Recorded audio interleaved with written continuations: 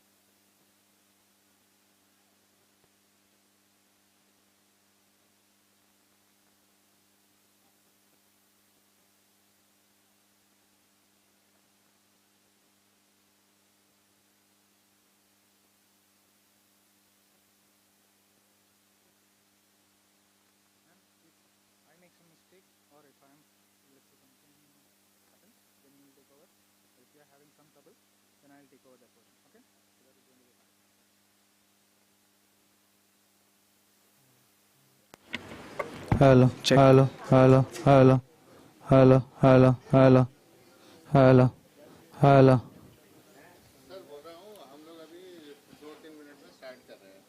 Hello, hello, hello, hello, hello, hello, hello, hello, hello, hello, hello, hello, hello, hello, hello, hello, hello.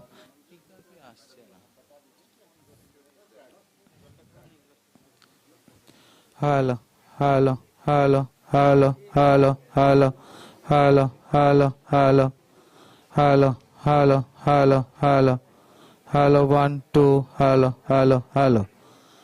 পাচ্ছ লালুদা? কতটা বেশি অনেক? হ্যাঁ? Hello, hello, ঠিক আছে।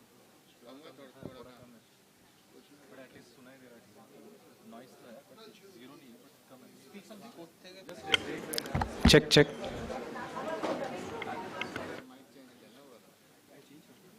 না মাইক চেঞ্জ করিনি, কিছুই চেঞ্জ করিনি।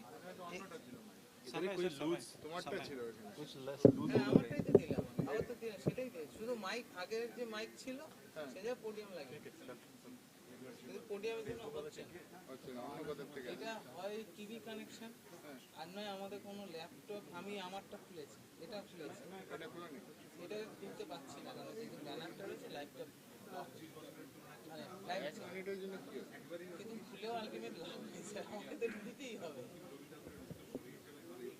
আমি ক্যামেরা ফিটে দিতে পারছি।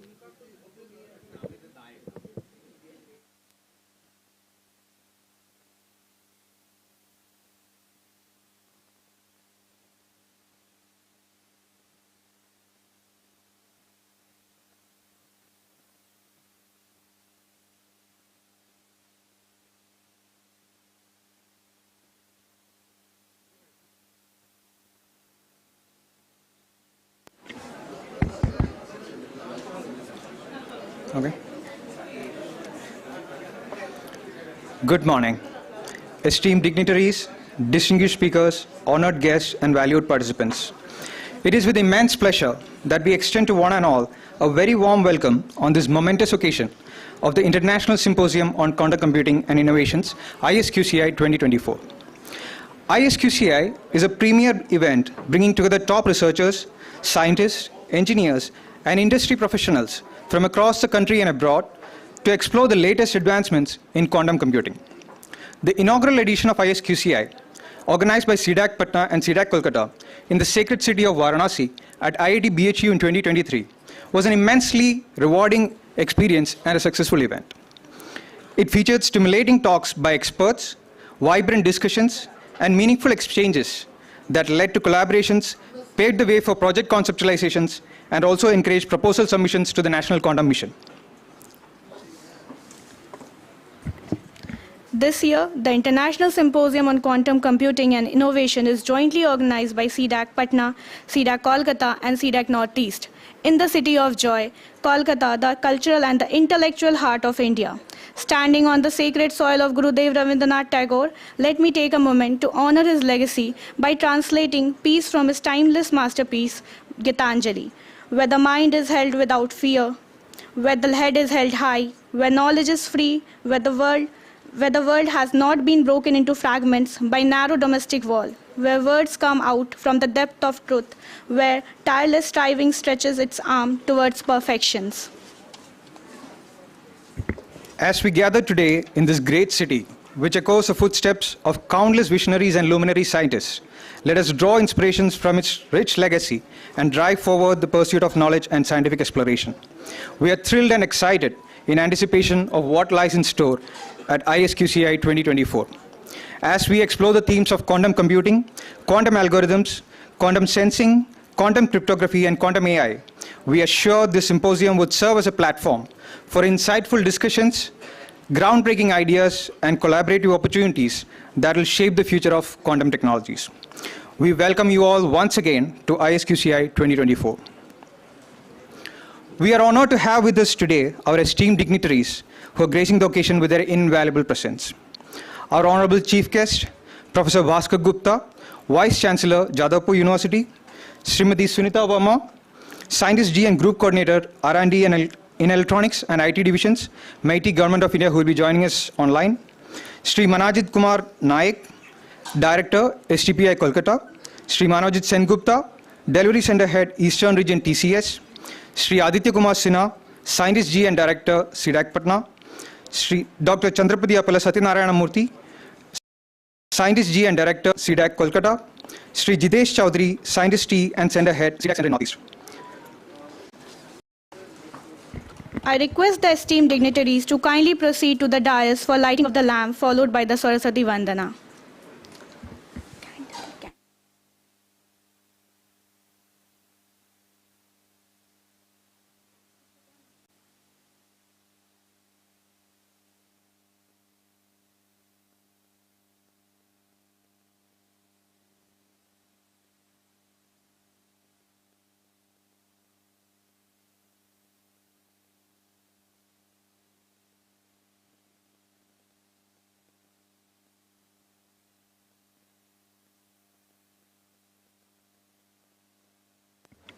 I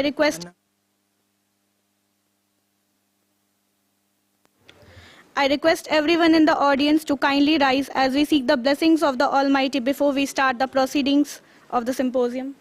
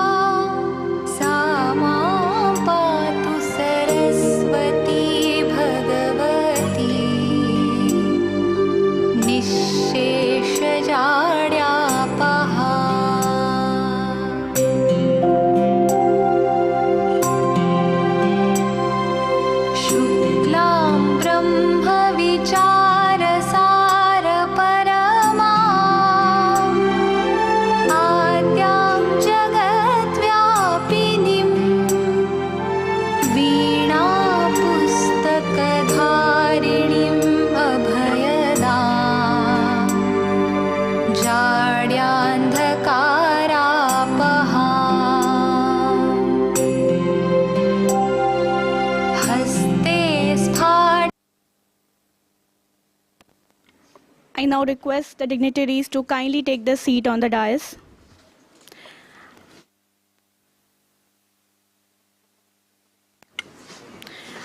Our motherland has gifted the world countless treasures of wisdom through its profound scriptures. Allow me to translate few lines from the Aritra Upanishad, which shall serve as a beacon of guidance as we embark on this journey.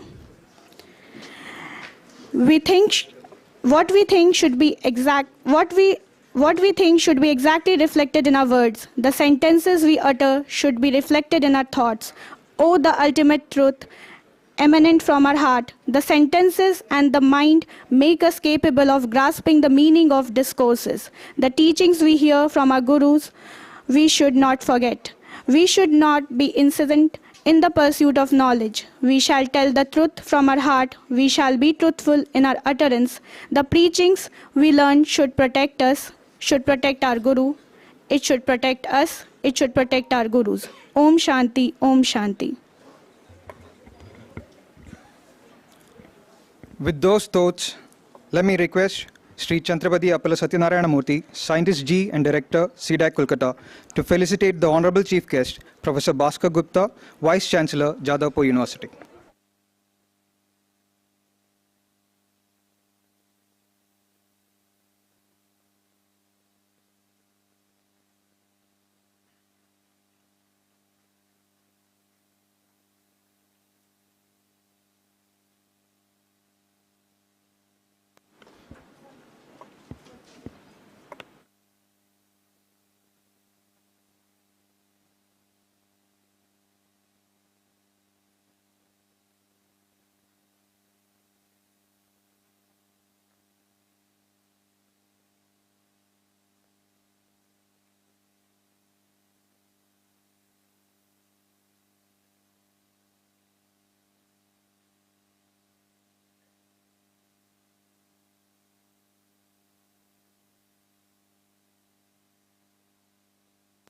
Thank you, sir.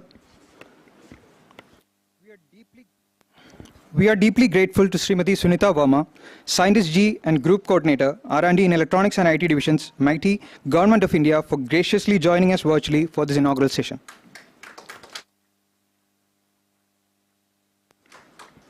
I request Sri Moti sir to now felicitate Sri Manajit Kumar Naik, Director, STPI Kolkata.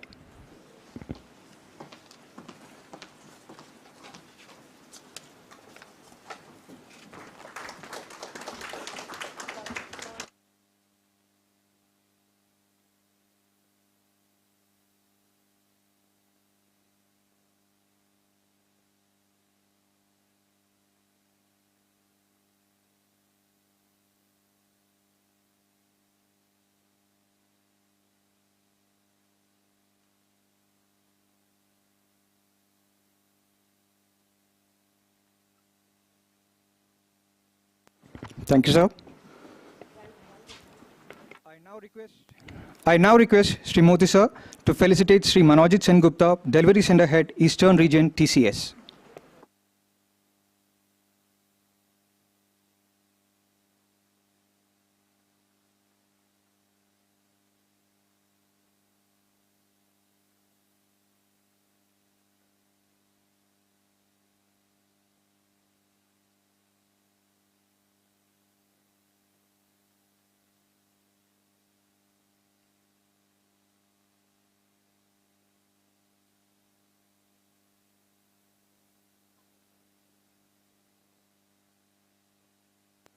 Thank you, sir.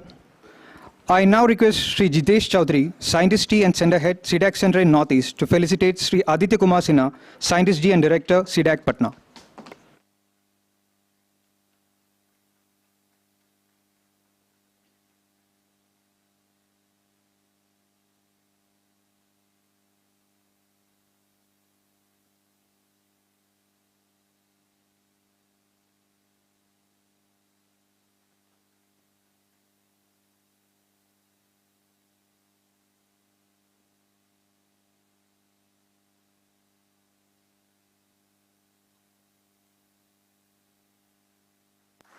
Thank you, sir.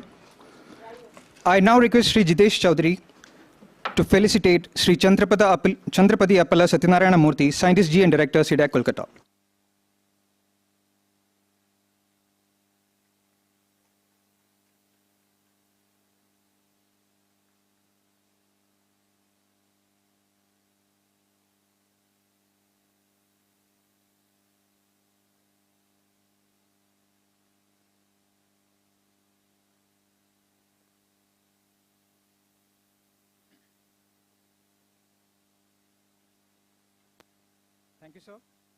Thank you, sir. I now request Srimati Meena Hitesh Kumar Desai, Scientist T and C-DAC, Scientist T C-DAC Kolkata, to kindly felicitate Sri Jitesh Kumar, Scientist T and Center Head C-DAC Center in Northeast.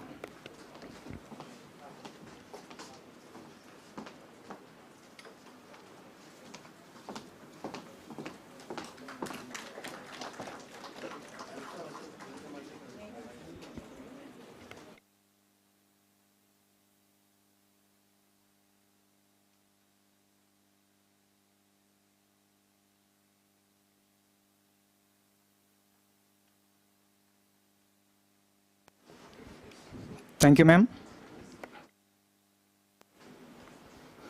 I now request Sri Chandrapati Appala Satyanarayana Murthy, Scientist G and Director, C-DAC Kolkata, to deliver the welcome address.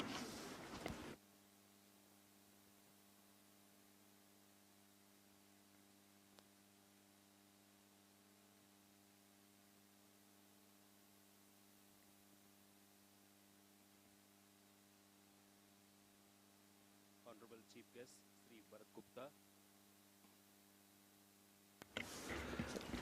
Honorable Chief Guest, Sri Bharat Gupta, Honorable Vice Chancellor, Jadavpur University. Madam Sunita Verma, Group Coordinator, R&D in Electronics and IT Division, MIT. And Sri Manjit Kumar Naik, Director, STPI. Sri Manojit Sen Gupta, Delivery Center Head, Eastern Region, Tata Consultancy Service. And Sri Aditya Kumar Sinha, Center Head, Director Partner, Sri Jitesh.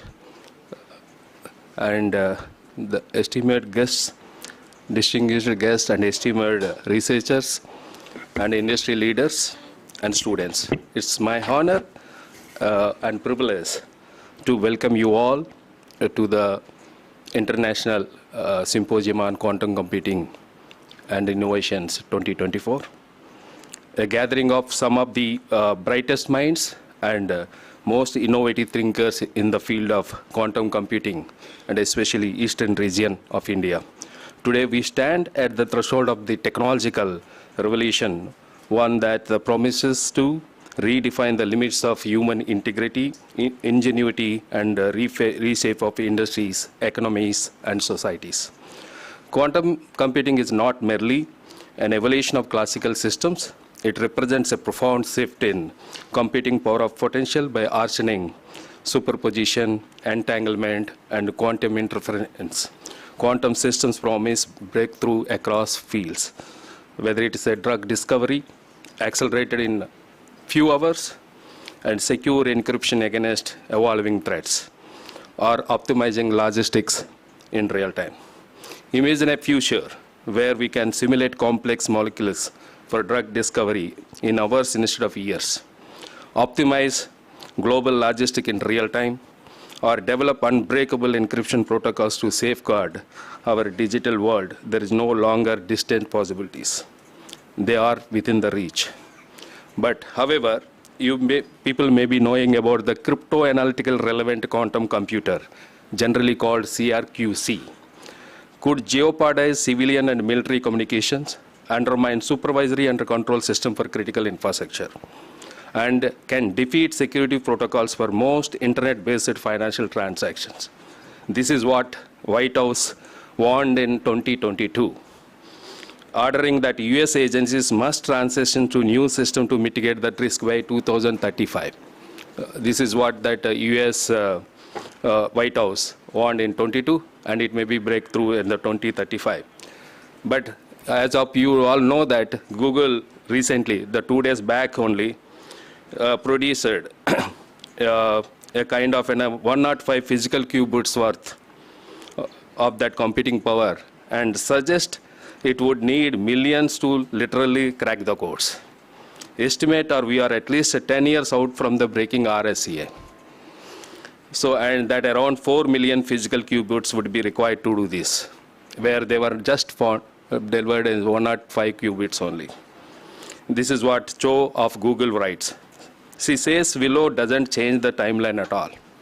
So that is where, so that One side is a kind of thinking of that we can break everything, another side is it may take few years.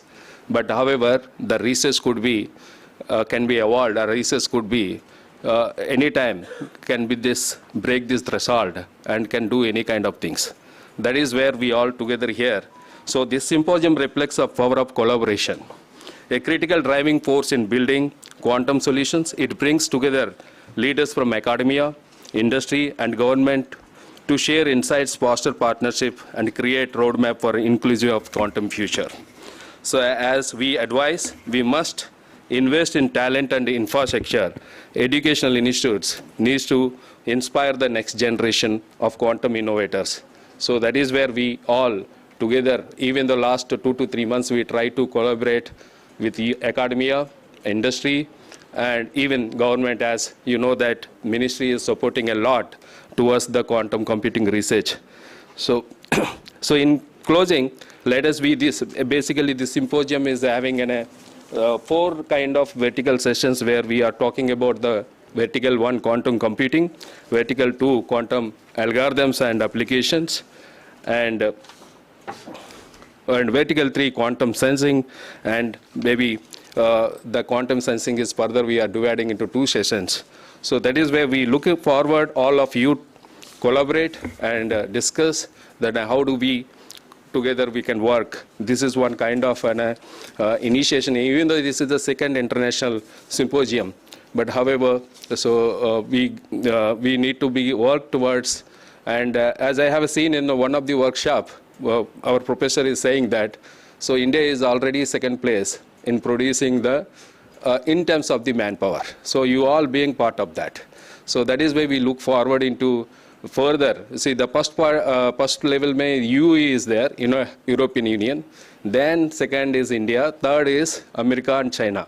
3rd and 4th places. So that is where, so we are already a little bit in advance in the human research side. But however, in the research side, we should become as a number 1 in future years. That is what we expect. So that all we together work together. And in closing, let us be, this symposium is just an event, but it is all called to action. So in the first symposium, we might have taken some decision, but now this symposium has to give some kind of an actions next 6 months and next 1 year and next 2 years, a couple of years, and maybe a call can be for a dream bigger, collaborate more deeply, and push the boundaries of what can possible. So let us use this platform to inspire one another or challenge conventional wisdom and envision a future where quantum computing unlocks new era of human progress. So thank you, and I wish you all a productive and inspiring symposium.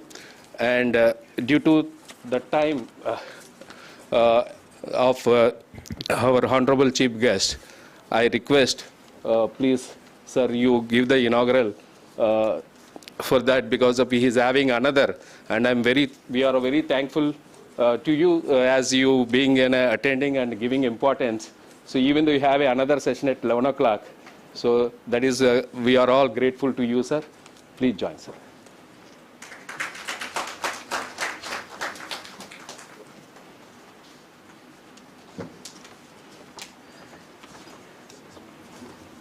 Thank you, Dr. Murthy. All the dignitaries on the dais and the learned audience. Well, you don't have to be thankful. It's rather my pleasure to be able to be present here and to address this August gathering. Actually, the relationship of Jadavpur University with C-DAC goes back to a long extent. In fact, in this city, Calcutta, C-DAC emerged from erstwhile ERNDC. ERNDC was that at the time C-DAC was in Pune only, busy with the supercomputer development, and then everything got amalgamated together, and we had been associated right from those days.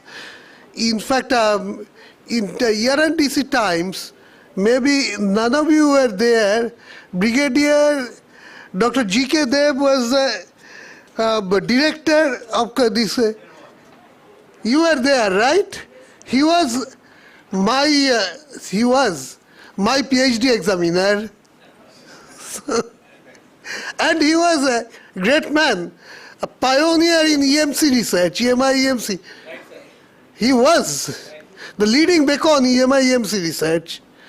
And truly speaking, ERDC, therefrom when C-DAC emerged, I've always found C-DAC to be at the cutting edge of research, leading rather, cutting edge of research.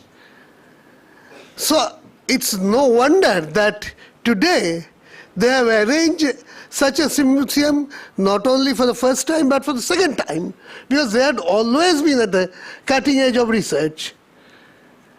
Not only in computing, in so many other domains, in signal processing.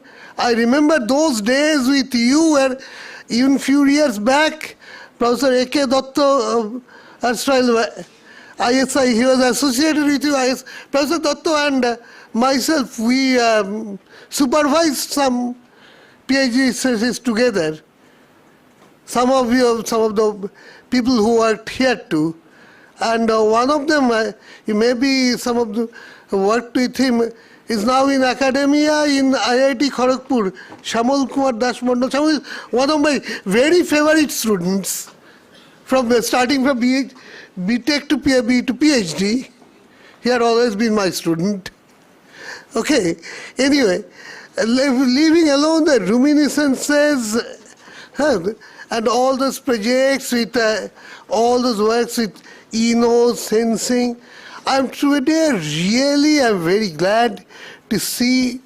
I know I always keep track of how C-DAC is thriving. Sorry. Can you just excuse me for a minute? It's a call from the governor's house. Sorry to. It's such a busy day for me. Sorry, just a little bit of interruption.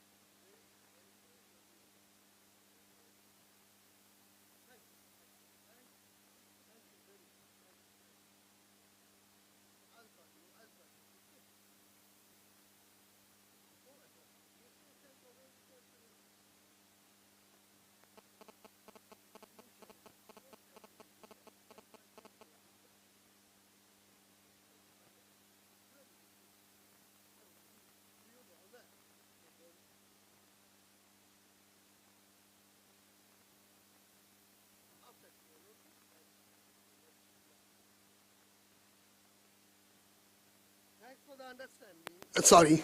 Thanks for the understanding. This is a problem of this sitting on that chair. Because of these urgent calls, as I said that I am in a program. I would call you a little while later. Then, anyway, I had to, because I must give priority to this. What I was saying, I don't think that I should delve much on the history, because you people, many of you have been associated all through. In fact, I had some very close friends also here. Some of them, like Dr. Amit Chaudhuri, they're no longer on this earth, no longer here. Very good friends, very close friends. Anyway, but C-DAC is growing. C-DAC, those people have come and though they have gone, okay, but C-DAC not only remained, it did not remain static. C-DAC is growing. It gives me immense pleasure to be associated with their pursuit for excellence. I have seen the topic of today's symposium truly great. Quantum computing. This is, yes, obviously, quantum computing. In fact, this is an area which can lead us, which is so to say, a game changer, which can lead us to a new era, usher an altogether new era, with the development of functioning quantum computers. The computing power that is ushered was naturally unheard, unthinkable in those days I was talking about. Because earlier, our computing was also essentially deterministic. Well, just digitally moving between 1 and 0, but nothing in between.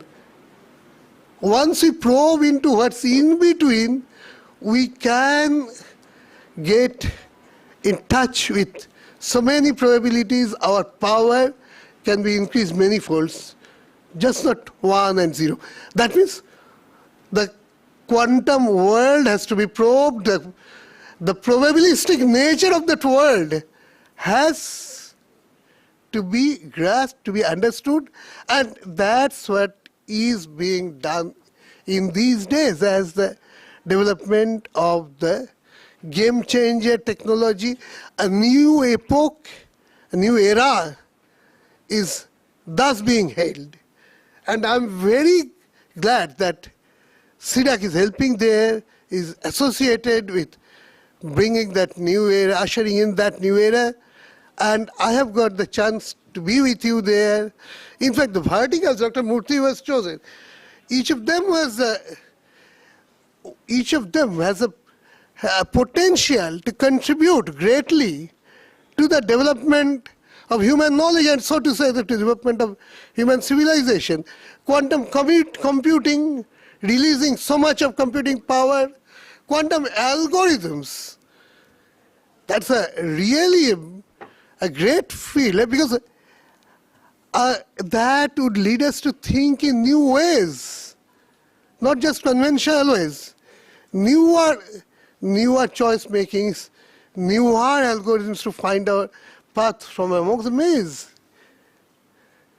where we don't know the answer, but the algorithms can lead us to fantastic, probably new solutions, probable new solutions. Quantum cryptography, well, that's at the same time, that is offering us a great opportunity and great challenge. Because with these probabilities, many people argue that's a weakness of quantum computing too, because data security is becoming a real concern. But on the other hand, this has happened in many times in the history of science and technology, that what has initially been considered as an Achilles heel has come to be ushering in newer horizons, giving us great opportunities. Data security would be led to a new domain. So that's a quantum cryptography. And quantum sensing, quantum AI, all these can truly bring in that new age, truly lead us to a new horizon. That's why I believe that this symposium has a great role to play, particularly in the interaction between industry and academia. I see a great academician, like my younger brother, Professor Amlan Chakraborty, sitting in the front row. He has a lot to contribute, and you people have roped in him with the industry. That's what is needed. You know, we people from academia, we often do not understand what you need, and you don't understand the language we speak. bridging is required, let the bridging start right now. Okay? Let us devote ourselves to that bridging and let this symposium perform its role towards achieving that goal. Let it be a grand success. Wishing that, I conclude my lecture. Once again, thanking everybody for giving me patient hearing. Thank you.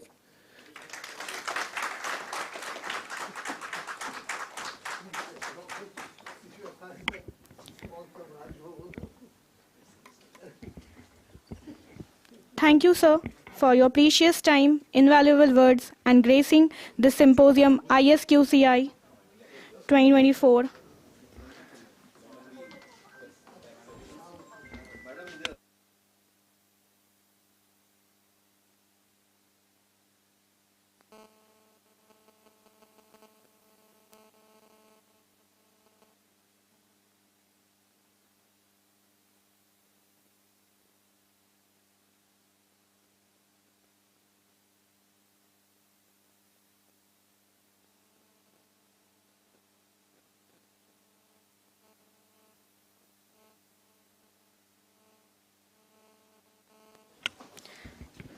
Thank you, sir, for your precious time, invaluable words, and gracing this symposium ISQCI 2024 with your presence, organized by C-DAC Kolkata, C-DAC Patna, C-DAC Northeast, and in collaboration with University of Kolkata.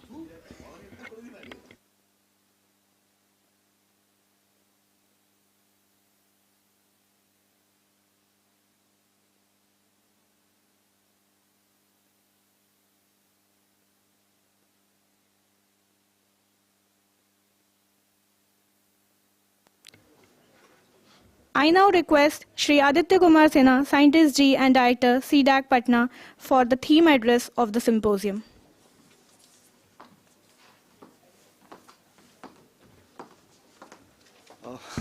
Good morning to all of you.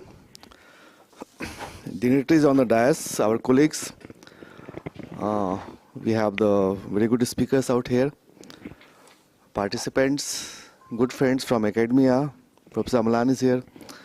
And so नमस्कार आप लोगों को इस symposium में आने के लिए.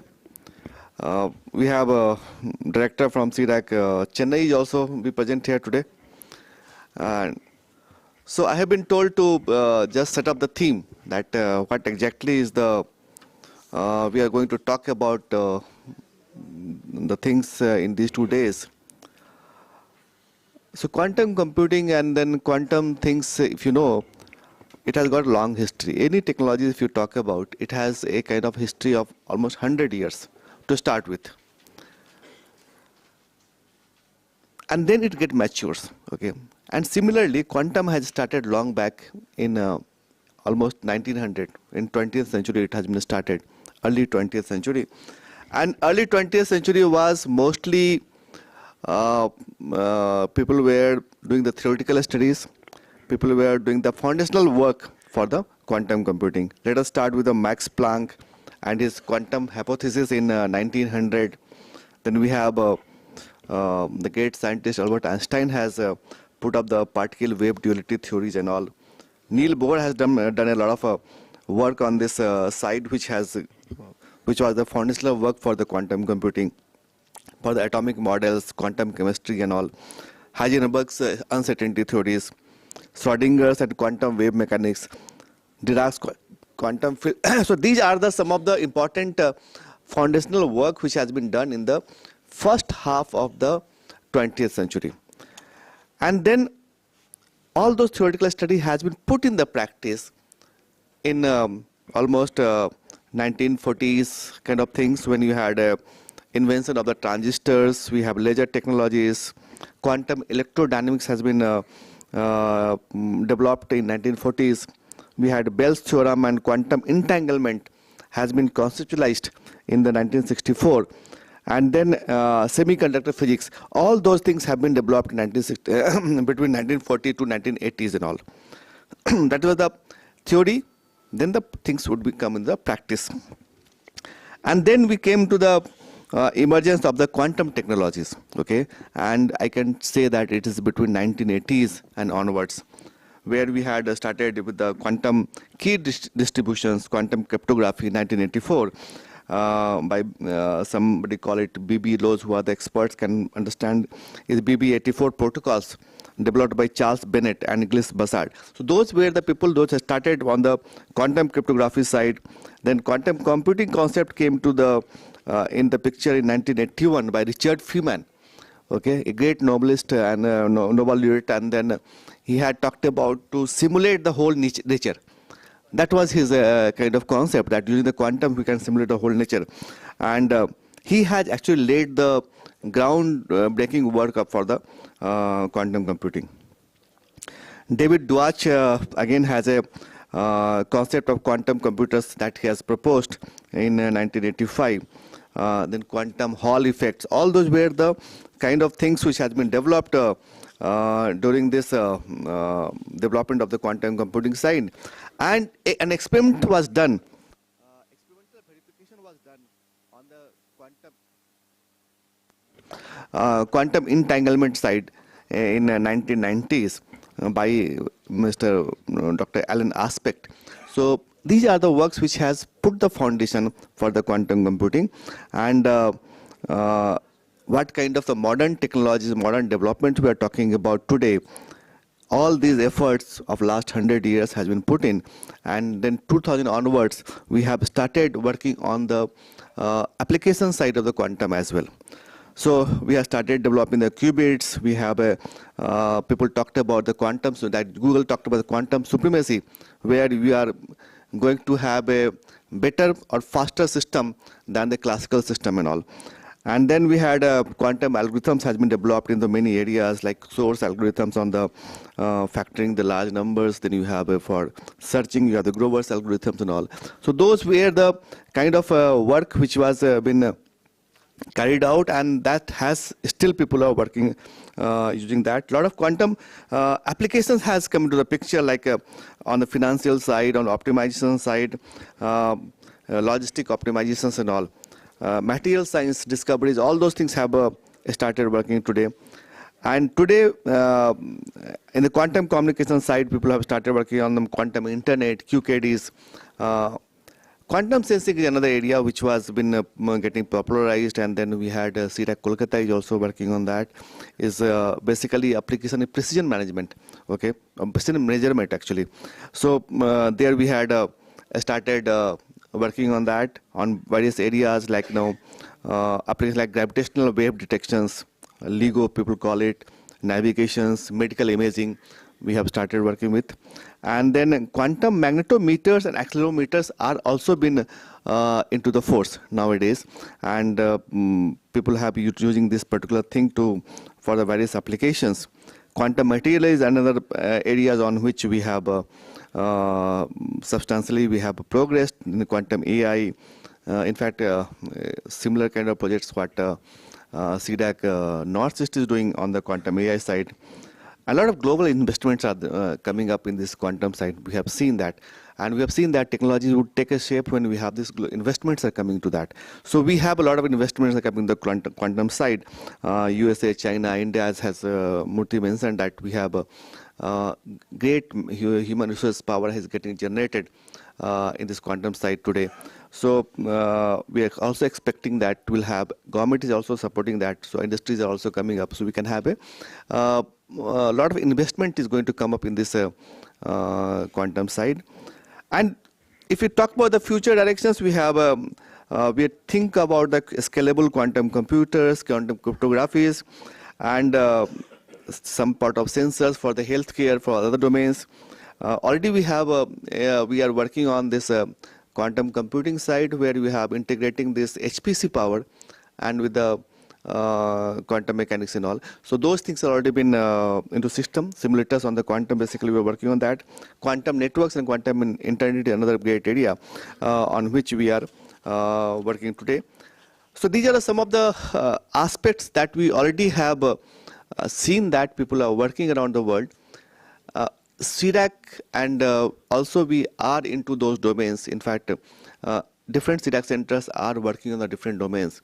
Like I said, that sensing is a part of the Kolkata. Then quantum computing, we have a Bangalore, Pune, and C-DAC Patna is working on that. AI is a part again, quantum ML, and also we have C-DAC Science Center is doing and all. We have Pune is also doing, Bangalore is also doing, and Patna is also doing that. So we have different centers are almost 50 plus manpower today is actively involved into the development of the things. And we are also training more than 50 people on the quantum side. So these kind of opportunities are very rare where we have a chance to interact with the people of this particular region. So Dr. Murthy has rightly mentioned that we have to develop certain things on the quantum east kind of things because we have to tap the kind of expertise which is available in this particular region. They don't have to travel all the locations. We can have linkages with them so that we can start working together. And we also would like to connect with the industries. Like TCS is very much into that quantum computing side, and then we can also try to integrate with them also. Other institutions are there. IBM is already been there. So we are actually looking forward to have more and more people coming here and to support us, and we work together. We have the professors from IIT. Jawarji is here. Basically, he is working a lot on this quantum side, working together on certain projects on photonic side. Okay, we already been working that. So looking forward that this 2 days interventions would be a kind of, one level is understand each other first, and second, how you collaborate, how we network together and take these things further on. We have to help each other basically. And this is the first technology which I have seen that I have observed, because we have seen the computer technologies over the period of time since I come to the computing side and all 35 years back, and seen that this technology, every country has developed their own.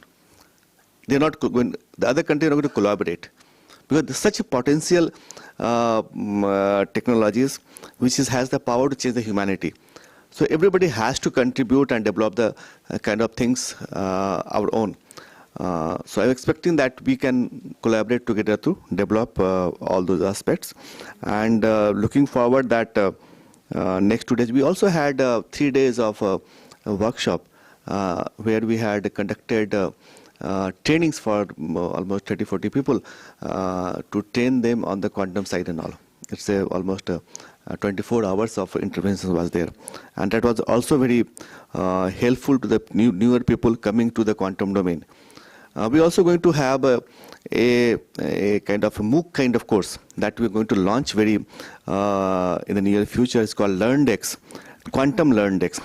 And that is basically the experts from the different domains can put up their material there, and they can be accessed by the learners. So all those aspects happenings in the quantum side would be the part of that LearnDex.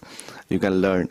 So those things are coming up very fast, and looking forward that we can make this particular interventions of the quantum computing very successful event.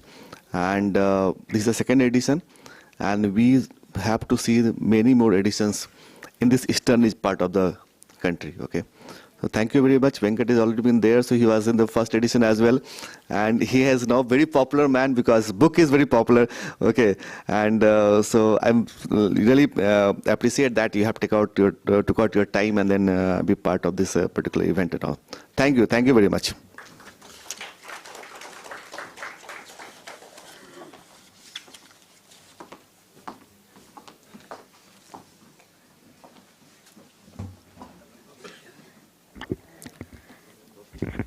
Thank you, sir, for your insightful word at the symposium jointly organized by C-DAC Kolkata, C-DAC Patna, C-DAC Northeast, and University of Kolkata.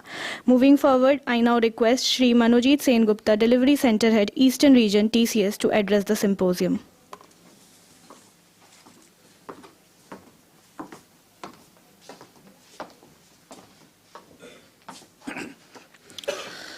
Good morning, everyone.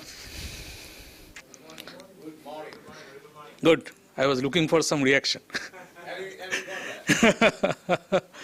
So first of all, a big thank you to the organizing committee to invite me here, and being in this august presence of all of you.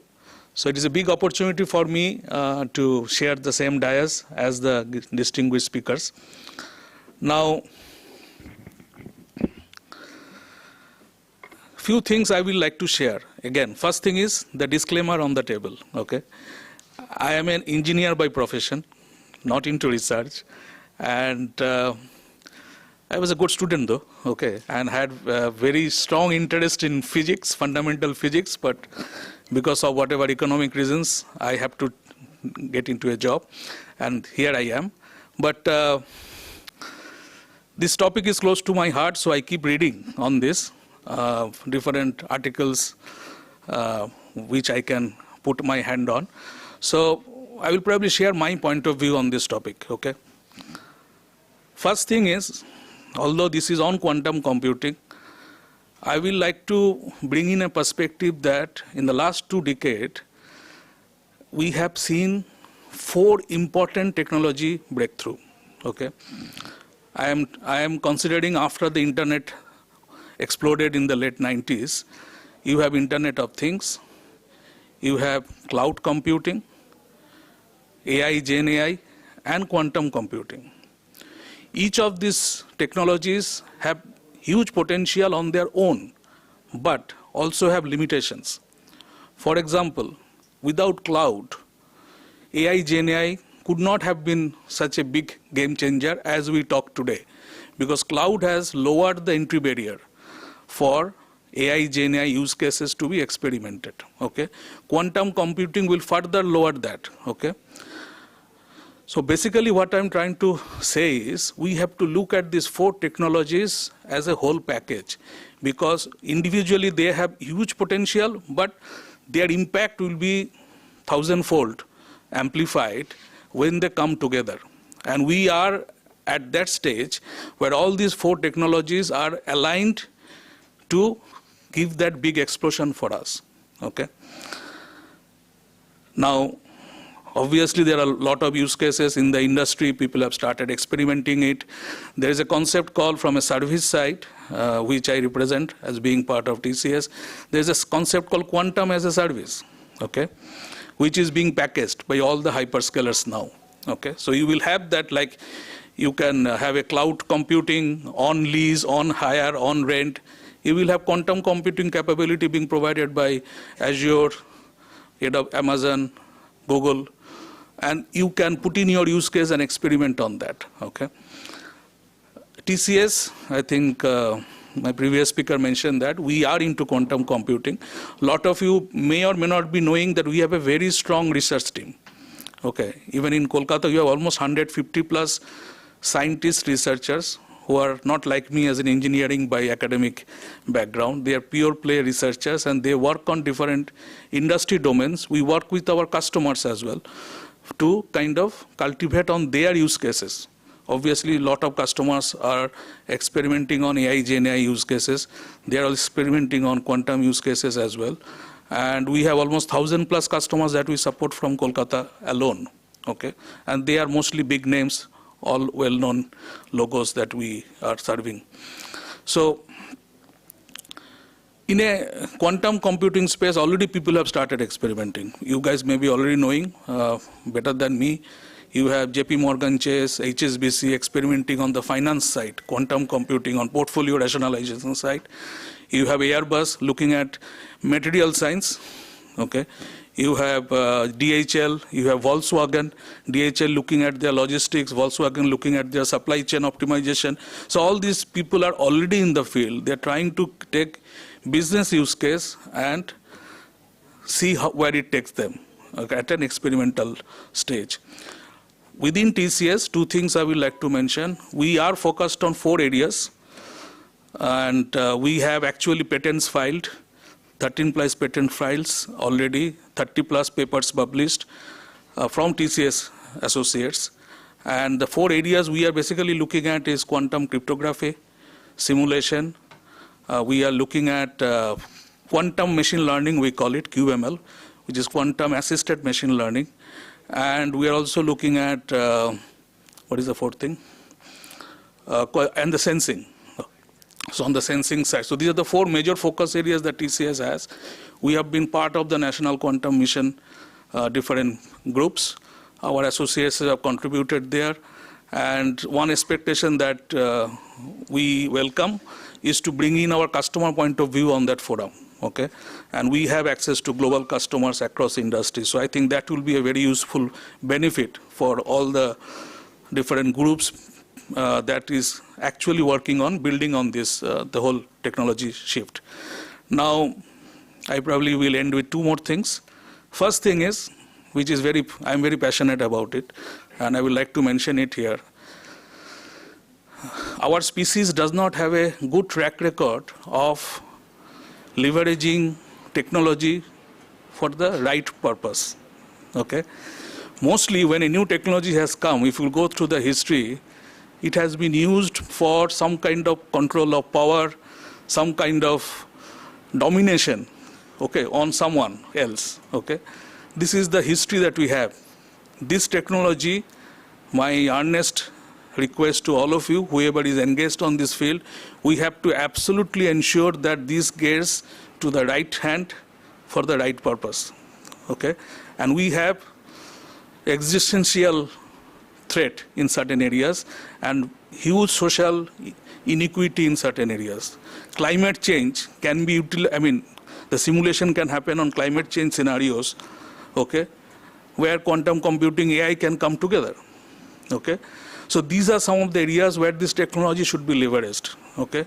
Not for domination, not for a kind of control of X nation taking over kind of economically or on another Y nation. So the 2 things, the Sustainable Development Goals, and again very, very close to my heart, the 17 SDGs and climate, which is also part of the SDGs, is something that where you should leverage this technology. Leverage quantum and AI and cloud all together, and Internet of Things, obviously. So all 4 technologies can be leveraged for the right reason, for the betterment of humanity. I think I will end with this request to all of you. Keep that as a priority rather than just academic pursuit and then you don't know what happens. Okay, we don't need another Oppenheimer scenario building up for us in 30 years from today. And I wish all the best to all of you. Hope you have 2 good days collaborating, syndicating, and as a great learning platform. Thank you, guys.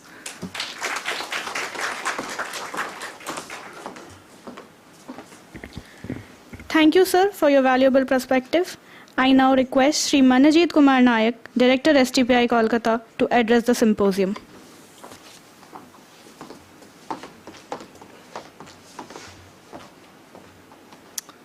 Good morning, other dignitaries on the dais, Mr. Murthy, Mr. Sinha from C-DAC, and Mr. Chaudhary from Northeast Sinha, and Mr. Sengupta from TCS, of course, the other dignitaries from of the dais, and ladies and gentlemen, it's my proud privilege to be part of this seminars today. Basically, focusing on the quantum technology. Already my previous speaker has told many things about how the global scenario is changing day by day, and we are now focusing all emerging technology. And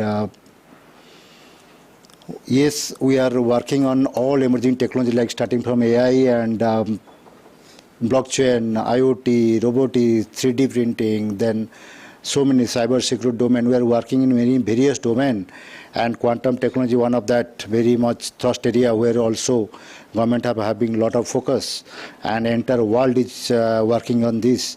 What the report says that starting from the China to USA, everybody is working on this, and so many patents are already filed. I'll give you all the details about this. However, looking to this, the quantum technology and all, as you know, all of us, it's a work on qubit, right? We're trying to be more of the processing speed, right? So we have to create the systems which can process very fast, so that because today we are working on the real-time basis. Looking to this AI-driven market, it is all data-driven, and we are all waiting for the single seconds for the reply or the action has to be happen. So looking to the vast data in blockchain, AI, and all, so it's required definitely a fast response at any single point of time. And so looking to this, definitely this technological revolution is there, and we are also, everybody is keen to how to be make it a success journey. So this quantum technology definitely having a great role to be play in these total technological revolutions. And as you all of us know, everybody is here interested to working particularly in this domain. If I talk about certain data, then global data, China is having putting a lot of investments in more than $15 billion of investment in quantum technology, and he has also developed one 504 cubic that quantum computer already he has unveiled. And secondly, then USA having planning to invest $3.75 billion US, and they have the paper publication already 13,489 paper. I've just gone through some statistics report from there. Actually, I've collected, so I thought I will share. And India is already allotted more than government is allotted more than 6,000 crores. It's roughly 0.75 billion US for the quantum missions. And we say we are in the 10th globally, we are ranking.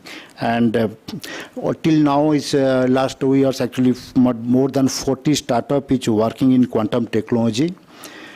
And if you talk about the overall growth of the quantum technology, definitely IBM also has produced one machine, so which is proven to be 100 plus cubic processing. And so so many companies are working, like Intel also working on this, Google also working. They are also doing a lot of R&D for putting the investment in the particular hardware segment development.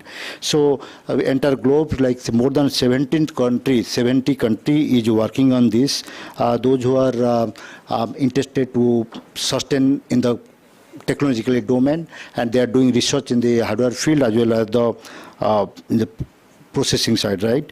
If you talk about the Indian mission, that is the National Quantum Mission, which was approved in April 2023, of the budget outlay of 6,003 crores of rupees from 2023-24 to 2030-31, that is a plan. And the key area is where they are want to plan actually, that is to development the intermediate scale of quantum computer with 52,000 qubits, that is the plan, and to establish secure quantum communication over 2,000 kilometers within India. Then creating the 4 thematic hub of quantum computing, then boosting research and development in quantum technology, then promoting the innovation and startup, where I already told the 40 startups are working in this quantum technology. And then supporting the national priority like Digital India, Make in India, and Skill India, that Government of India is already planned, and to be make a product nation and to be a Make in India product. So we are also focusing by this National Quantum Mission Plan to develop our own systems, right, to compete the entire competitive globe. So in this way, the government is also having a lot of vision towards the growth of the quantum mission, and particularly C-DAC is working on this, and we are glad to know that they have already started working on this. And I think as I heard that they are doing today's second symposium today, and we'll 2 days program, we'll get a lot of opportunity to learn from them. And also we have interact session, so many experts are here. They will also deliver their key thought and what is the movement is going on. So I hope entire 2 days sessions will give us a lot of input, and and it will be a positive movement towards the future goal of the government as well as our country's visions. So I hope whoever the delegates are present here, they should take the positive output from this today's seminar, so that it will definitely help. With this, I think I will not spend much time over this. So many key thought processes are there, dignitaries are there, they will deliver. So this, thank you for the patient sharing. Thank you all. Good day.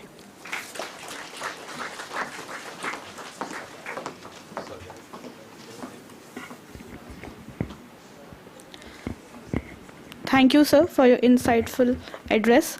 Now I request Srimati Sunita Verma, Scientist G and Group Coordinator, R&D in Electronics and IT Division, MIT Government of India, to deliver the inaugural address.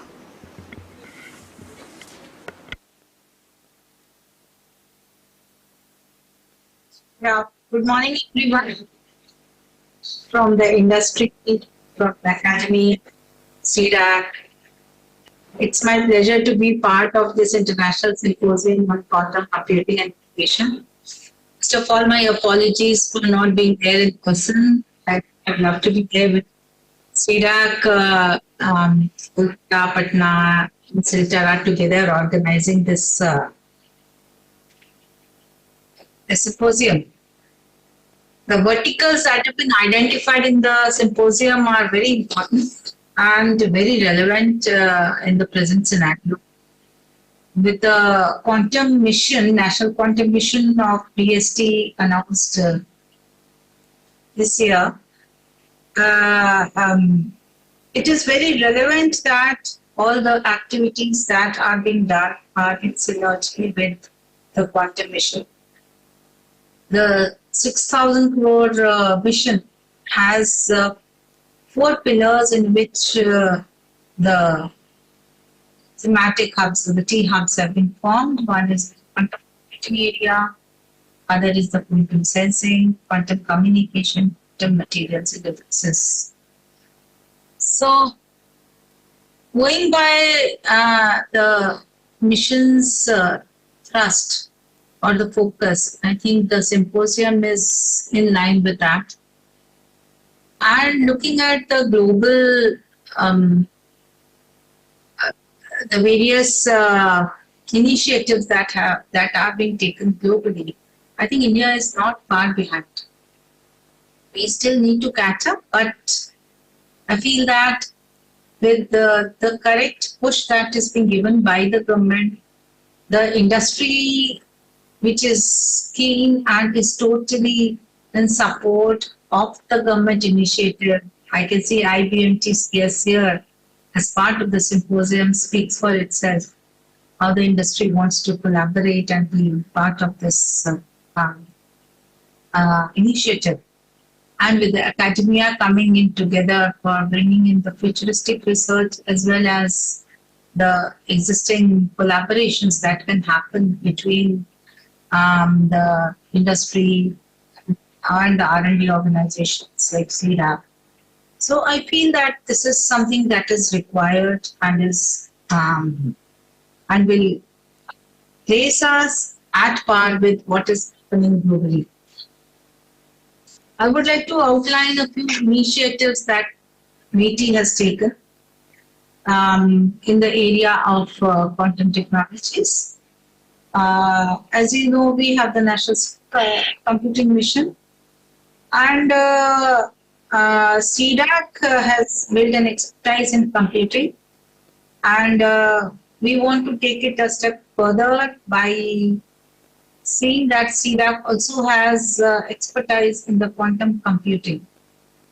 The various centers of C-DAC have been working in this area.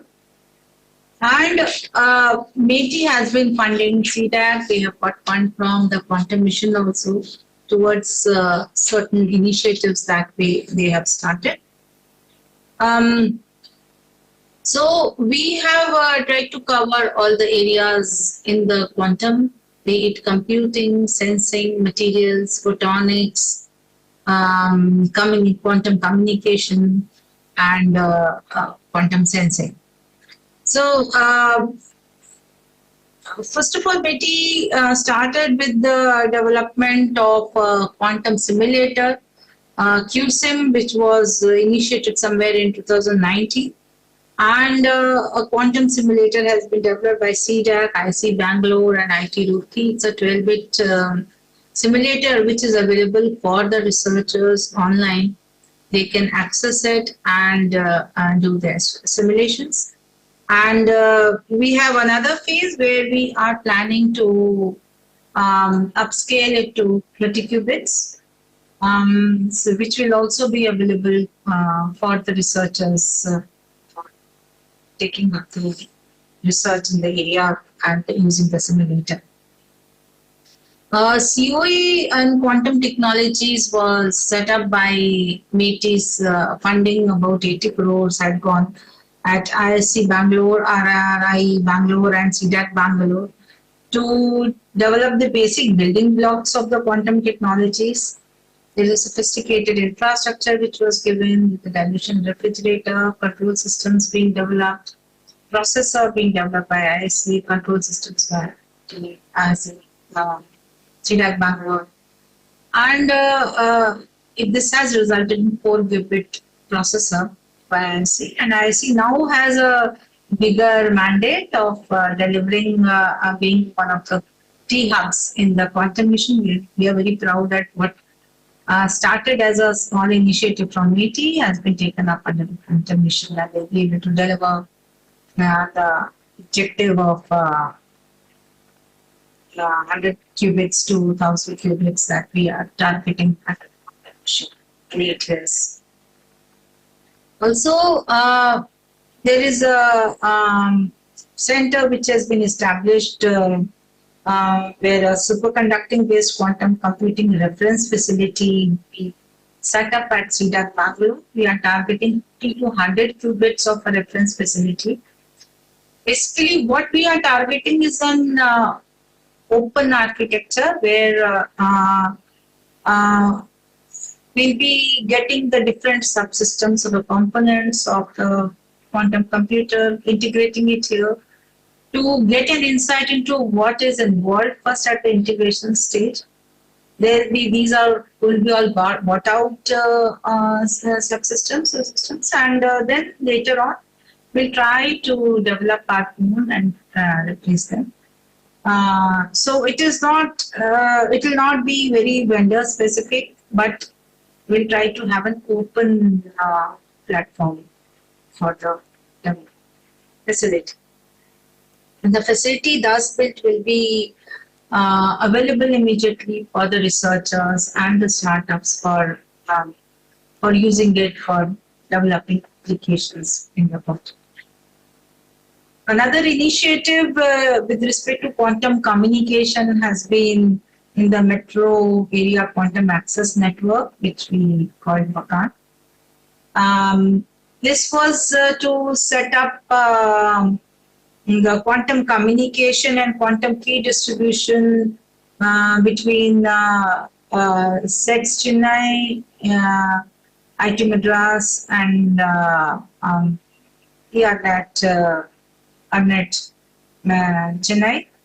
And there was a demonstration of about 11 kilometers communication, which was successfully demonstrated under the project.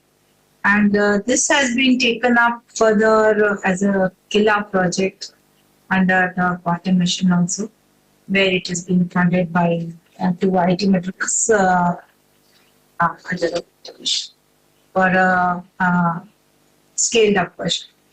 This art project. C-DAC is also working on agile and ad hoc free space open quantum communication using drones. And this is a potential candidate for aerial mode of free space quantum communication. They are closely working with the SAC ISRO, where the quantum communication will be seriously looked at for applied and for applications in space.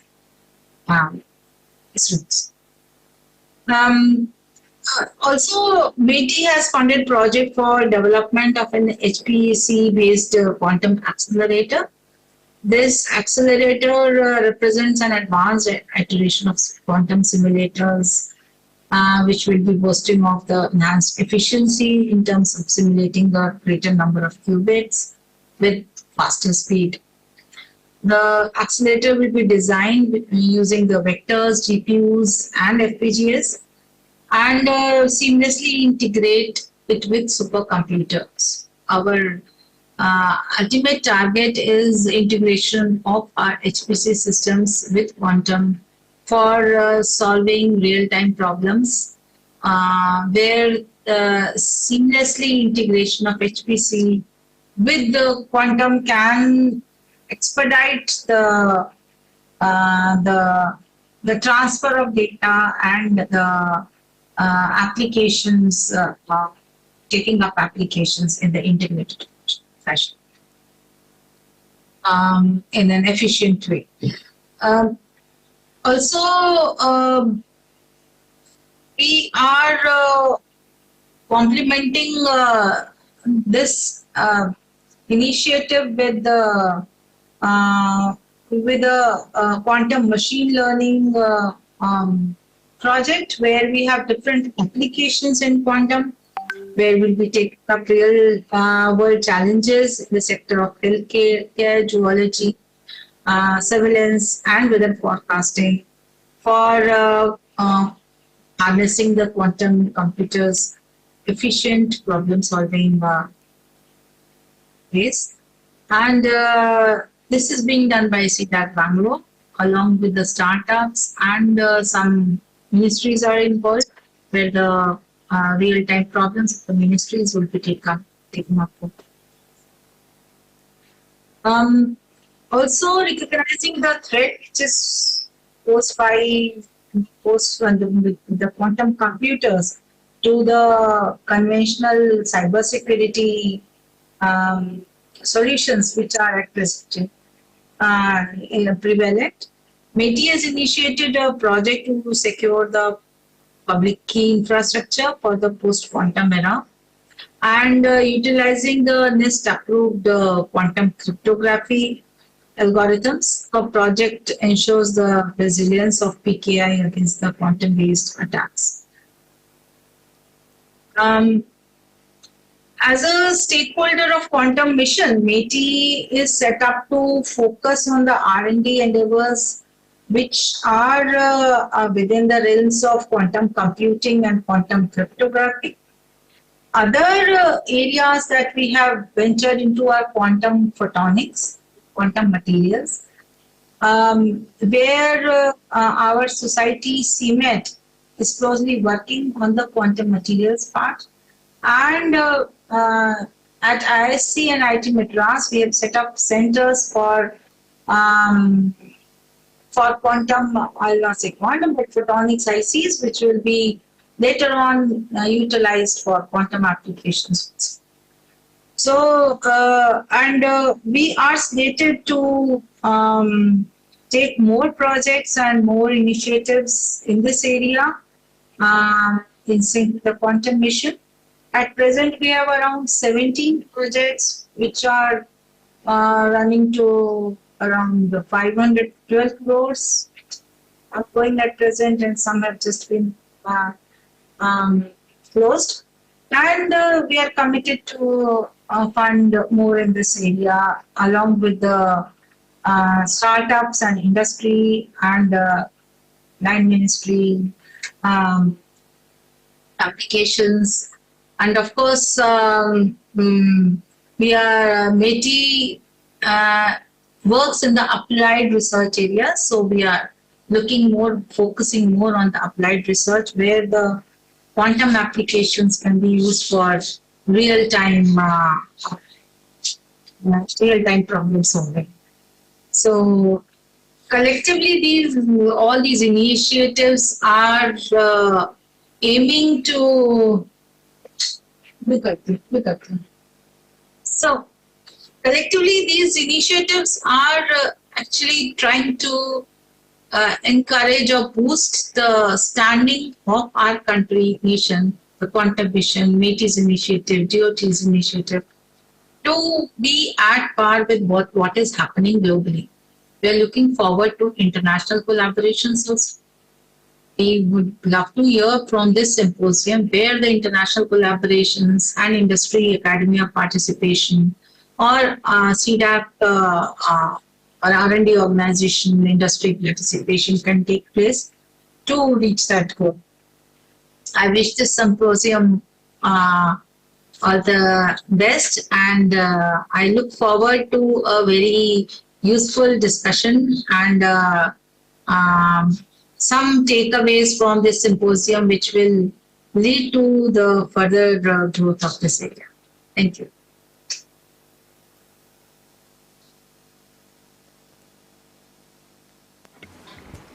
Thank you, ma'am, for your words of encouragement and for detailing the various quantum initiatives in support by the government across the country. Moving forward, now I would like to request Shri Jitesh Chaudhary, Scientist E and Center at C-DAC Center in Northeast, to deliver the vote of thanks.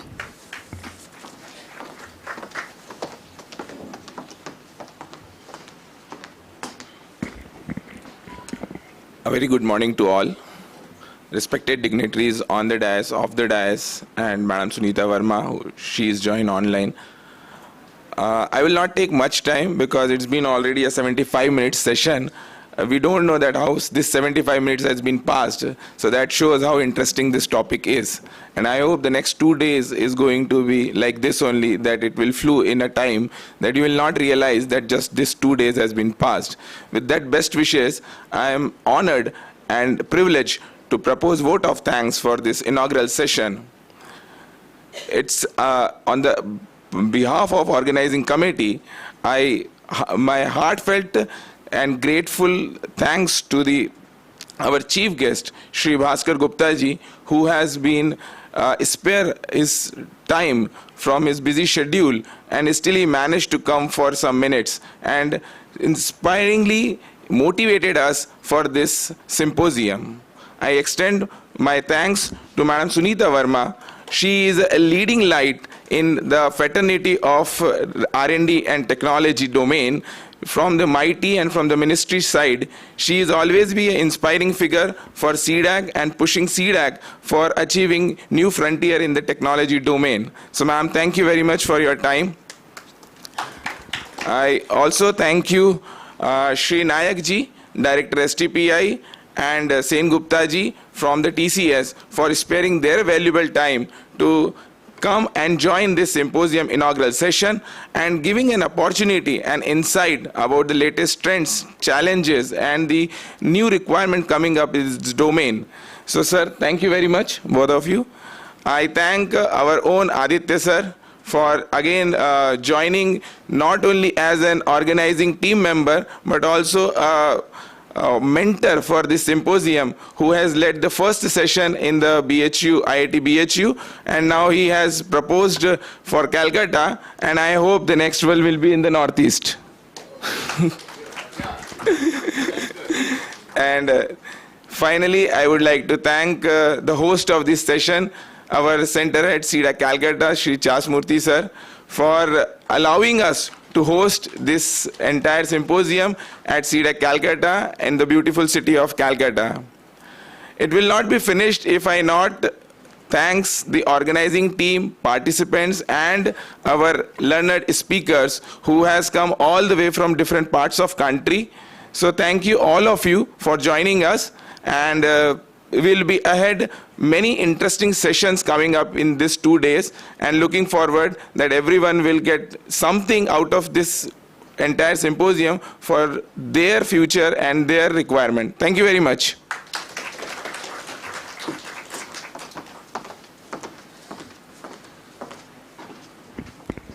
Thank you, sir. And thanks for letting us know the next destination, that is in Northeast. We are awaited for it. But for now, I would like you all to take a break of 20 minutes for tea and proceed to the lobby. And we will start the technical session in next 20 minutes.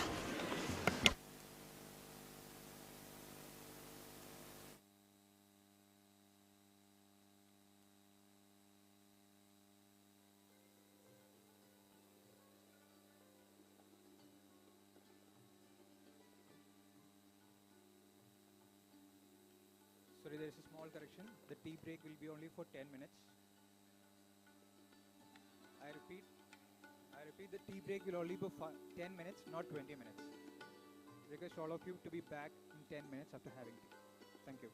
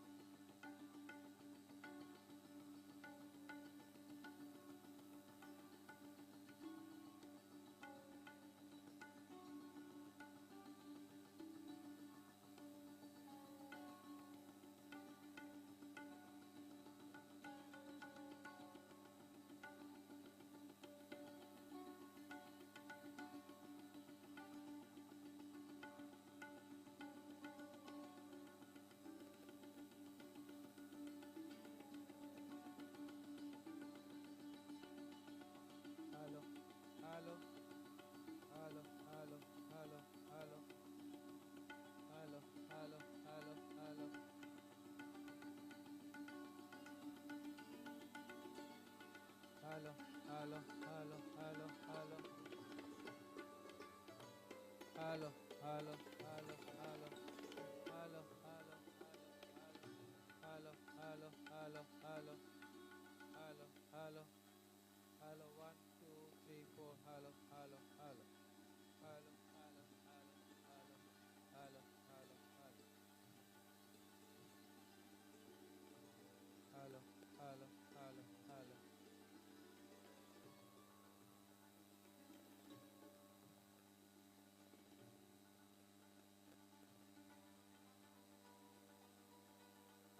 Hello, hello, hello, 1, 2, hello, hello, hello, hello, hello, hello, hello, 1, 2, 3, 4, hello, hello, hello.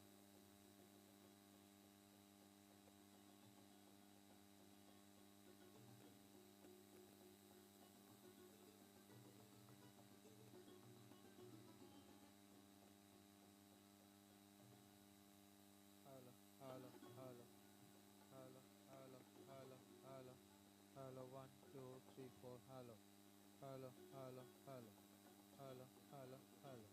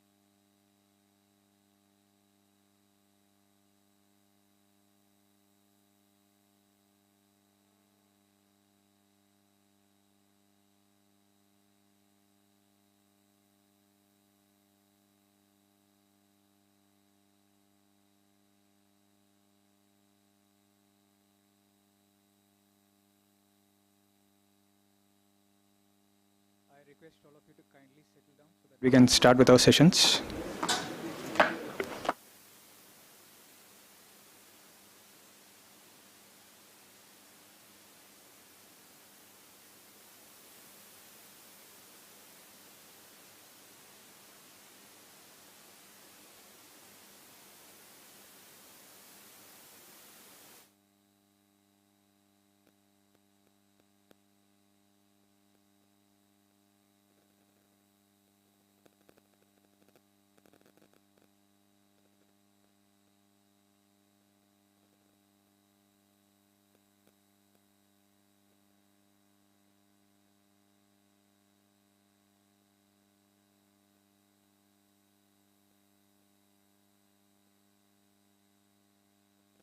Thank you all. We shall now begin our exciting journey exploring the world of quantum with a keynote address by Professor Arun Kumar Pati. Professor Arun Kumar Pati is a distinguished Indian physicist celebrated for his groundbreaking contributions to the field of quantum computation and quantum information. His seminal works, including the proofs of several quantum no-go theorems, such as the no-deletion theorem, no partial erasure theorem, no hiding theorem, and the no-masking theorem, are fundamental in differentiating quantum information from classical information and have profoundly shaped the contours of the field. With research having far-reaching implications for quantum computation, quantum cryptography, and quantum communication, Professor Pati has earned himself the well-deserved title, the father of Indian quantum computing. Having started his career as a scientist at Baba Atomic Research Center, he has over the years served several roles such as EPSRC Fellow at Bangkok University, UK, visiting scientist at Indian Institute of Physics, Bhubaneswar, and a professor for more than a decade at Harish Chandra Research Institute. He has also served as a head of Center for Quantum Science and Technology at IIIT Hyderabad and is currently a professor at the Center for Quantum Engineering Research and Education at TCG Crest, Kolkata. Professor Pati is consistently ranked among the top percentage of quantum information scientists across the globe and has over 170 research papers to his credit. He is also a recipient of numerous prestigious awards and an elected fellow of the Indian Academy of Science Bangalore, National Academy of Science Allahabad, and has also received the J.C. Bose Fellowship by the Department of Science and Technology, Government of India. I now request Sri Aditya Sinha, Director, Scientist G and Director, C-DAC Patna, to kindly welcome the keynote speaker to the stage. I request you to kindly come to the dais.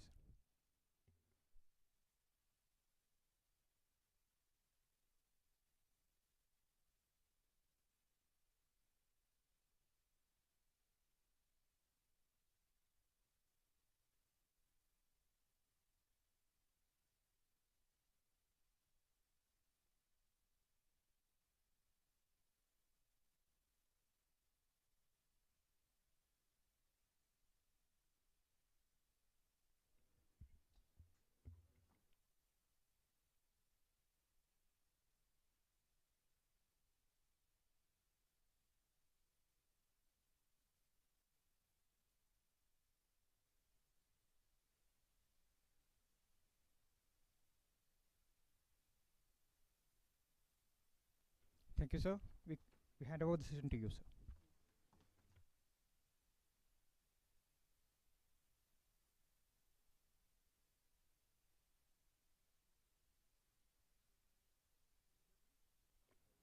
Thank you for your kind introduction. Can you hear me, all of you? Okay. Okay, so very good morning, everyone, and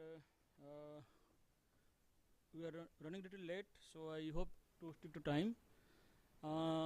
So, as you see, I choose this title, Quantum Computing and Quantum Technology. So my plan is to give a overview of this field and tell you how this field has developed and why this is exciting and why over last 7 to 10 years several industries, several private companies and academic and government taking so much interest in this field and what you can do in future.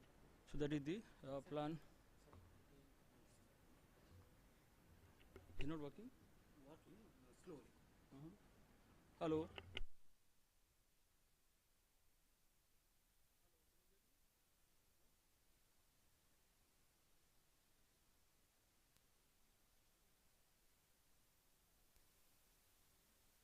Okay, now? Are you able to hear me? Okay, maybe this is better. Okay, so yeah, so with a brief introduction to quantum computing, I will talk about quantum communication and this topic about quantum technology, what this is all about, and then future of quantum information. So just to motivate all the young students and young generation, so I will start with the basic thing that you are already familiar. When you talk about classical information, essentially we think of the basic unit of information, that how you store in zeros or string of ones, okay? And all the present day device that you have, they store information either in 0 or 1. That means you identify two distinct physical states, either up and down or on and off, and that you can store a single bit of classical information. And then you can do various tasks using classical laws of physics. When you think of classical laws of physics, it could be Maxwell's equation, could be Newton's law that you are already familiar in your college days. But then you never find this kind of classical bit in combination of these two logical states like 0 and 1. Okay, that is the first thing that you see when you go to quantum computing. The first demarcation or first difference that you see. Okay, this pointer is not working somehow. I don't know. Is it working? No.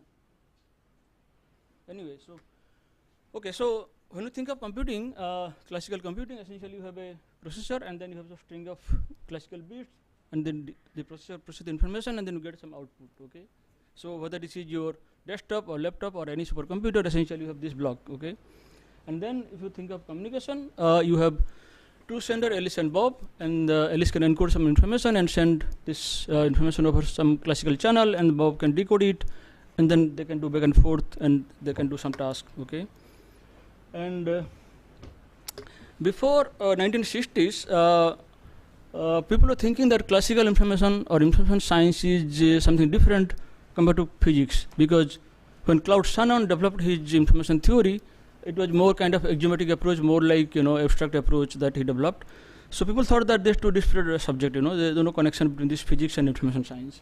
But then Rolf Landauer, a great physicist, he realized that any computation that you think of essentially is a physical phenomenon happening inside a physical system. Okay, so once you have this insight, that leads to a profound implication that people started thinking that information is not something abstract, but it is physical. Okay, so this is a very famous slogan due to Rolf Landauer, that information is physical. Okay, and that leads to the view that physics of computation, and in fact this view is kind of laid a foundation to develop theory of reversible computation by Charles Bennett and others, and that ultimately led to help actual formulating theory of computation, quantum computation later on. Okay.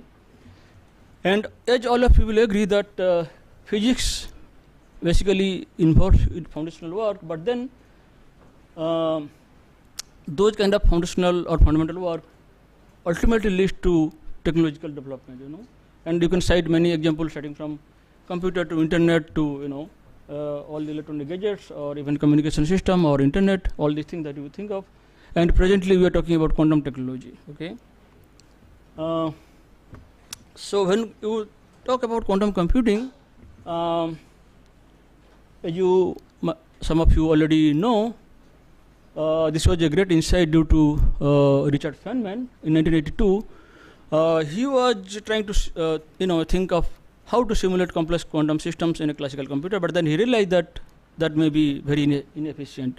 So he asked the question, what can happen if you store information in quantum system directly? Okay, but then he left that question at that stage without further investigation, and that insight led David Deutsch to think more deeply about this notion, and he realized that if you use quantum mechanical superposition that you already familiar with quantum level, quantum world, that can lead to a different way of storing and processing information. Okay, and a quantum computer is basically a device that performs computation using principles of quantum theory. That is the ultimate theory of nature that we know as of today. And there is another motivation due to Moore's law that all of you know, that number of transistors, their that gets doubled every 24 months, and that has been a guiding principle for so many years. So if you look this trend, by 2030, you will see that you need transistors, which are or which may be about atomic distance. So once you reach the distance, you know that classical physics will break down. You have to apply quantum mechanics. That is another motivation, but not the only motivation. Okay. So coming to quantum bit, what exactly it is? So as you know, classical bit can remain in 0 or 1. So if you think of quantum system like single electron or single photon or single atom or single ion, you can identify two distinct quantum states. Like say, think of a single electron, it has a spin up, spin down state. Okay. So once you have spin up, spin down, you say this is 0, this is 1. But then we know that in quantum mechanics, because of the wave particle duality, because of the superposition principle, we know that this same electron can also remain both in up and down, okay, with different complex amplitude. Like you can alpha up plus beta down, okay, over alpha beta complex numbers. So once you have that, that tells you that if you translate this this picture to logical language, essentially you have a situation where you have 0 and 1 simultaneously.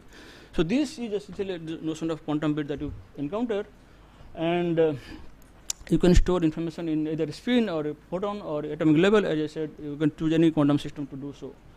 And once you have this kind of scenario, you have some kind of inherent parallelism that you assess simultaneously 0 and 1 in one go with different complex amplitude, and that helps you to do different kind of computing called quantum computation. Okay.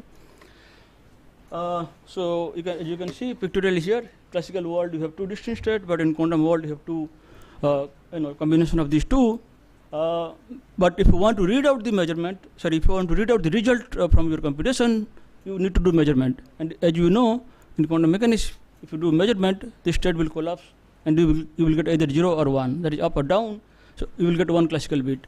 So that is one of the reasons that we say that in quantum information, even though quantum state or qubit has a lot of information stored inside it, which you cannot assess from outside, but if you do a measurement, you can extract only one classical bit. Okay. That has profound consequence. I will tell you a little later. So if you go to two quantum bit, as you can see, you can have up, up, up, down, or down, up, and down, down. So that has that has four different logical states. But then again, because of superposition, you can have all combination of all those four logical states. Okay, and that goes on. If you go to n quantum bit, you can have exponential number of logical states in one go. Whereas classically, you can have only in one of those exponential number of states. And as you can see, if you choose number of qubit to be 300, that is roughly 10 to the power 90, very large number, which can be more than number of known atoms in the universe. So you see, in quantum computing, what happens is if you exploit this vastness of the Hilbert space or the vastness of the quantum state space, which grows exponentially, and you do the computation in a much more efficient manner. So what can you do with quantum computing if you have the device, or if you have the really, latest technology in that direction? So you can do many things which are not possible in classical world. You can do complex calculation, you can do simulation, you can do many things. And in early 90s, there are only three important algorithms people have discovered, starting from Schwartz to Grover to this Joja. And as you know, Schwartz algorithm is one of the prime, one of the most important revolution that has happened, and that you can use to factor prime numbers. And Grover's algorithm is something you can do to find one mark item, out of n entries. And the Joja algorithm is one of the first algorithm before these two, which tried to reveal that quantum computing is really something powerful, because that kind of decision, classical computer will take exponential number of steps, whereas they can do just in one step. Okay, just to show the power of quantum computer. And as you might have seen, all of you, over the last 7 years, there is global race to build quantum computer, and if you can build those kind of device, you can have actually that has potential to change the future computing ability. And as all of you already know, you can have plethora of applications starting from healthcare to defense to even finance, even quantum chemistry or material development, or software. Many things you can think of. And the speed and power of the quantum computer essentially lie in the fact that quantum system can remain in multiple states in one go. And we need to bring these kind of devices to commercial reality, and we need extended team to to put the effort. And if you think of global race, already we have seen that starting from IBM, they had the 5 qubit in 2016, and slowly they went on 17 qubit, and then as you can see over the last so many years, they have grown like from 65 to 127 to 433, and recently over just last year they had 1,000 112 number of qubit. And more details you will come to know from Dr. Vekant in today's talk also. But you see how the trend is growing, when you think of quantum computer, you might have seen in newspaper or maybe popular article that quantum computer has achieved supremacy or achieved this and that. But what exactly that is? Okay, if you ask that question, then I will tell it in next slide. But if you look back a few years, in 2019, Google claimed that they achieved the supremacy over using some 54 number of qubit, which can solve particular task in 200 seconds, whereas a supercomputer can 10,000 years or so. Similarly, Chinese team, they also claim that they can do something in a few seconds, which is 10 million times faster than the Google processor even. So this is just to show that how powerful is quantum computer. This may not have any practical application yet, but they are really powerful. This is again some timeline, as you can see from IBM and from atom computing. So once you have this kind of devices, you can make them available for researchers, for developers, even for students also. And over last again 8 to 10 years, several companies have already started investing heavily in this. So as you can see here, I just tried to highlight these two phrases that are familiar from popular article: quantum supremacy and quantum advantage. They are kind of similar, but slight subtle difference. That is, if you can claim that your quantum computer can solve a problem where no classical computer can do with feasible amount of time, whether it is useful or not useful, don't worry about that. But if you can do that, then you say that you achieve supremacy. But if you can demonstrate that you can do something faster than compared to classical computer, that has quantum advantage. Okay. So now, if you ask the question, what are the big challenges? Why you are not able to build, a desktop quantum computer or laptop quantum computer? Okay, there are big challenges to do that. So few of the major challenges are actually how to maintain quantum coherence in a quantum computer, because coherence is something you have to maintain your superposition. Okay, the amount of time for which you can maintain your superposition is essentially the coherence time, because if you lose that, then quantum computer become classical. Okay, so all your calculation you have to do within the coherence time. Okay, so that is most important, and how to enhance that is one of the biggest challenge. And next challenge is how to do error correction. Till now, all the devices that we have, they are not fault tolerant, so we have to build that error correction abilities. And next challenge is how to scale it up, to make it more number of qubit, more complex calculation, how to do commercially all these things available. That is one of the biggest challenge. And once you have this, that is not enough. You have to also develop practical quantum algorithm and to integrate with the existing classical device. It is not that if you have a quantum computer, you are fine. You have to actually have classical computer along with that, so that they can integrate the interface also and do something useful. So next, I will try to spend some time in quantum communication and why this is exciting. Before that, I have to tell you another weirdest feature of quantum world, that is to do with quantum entanglement.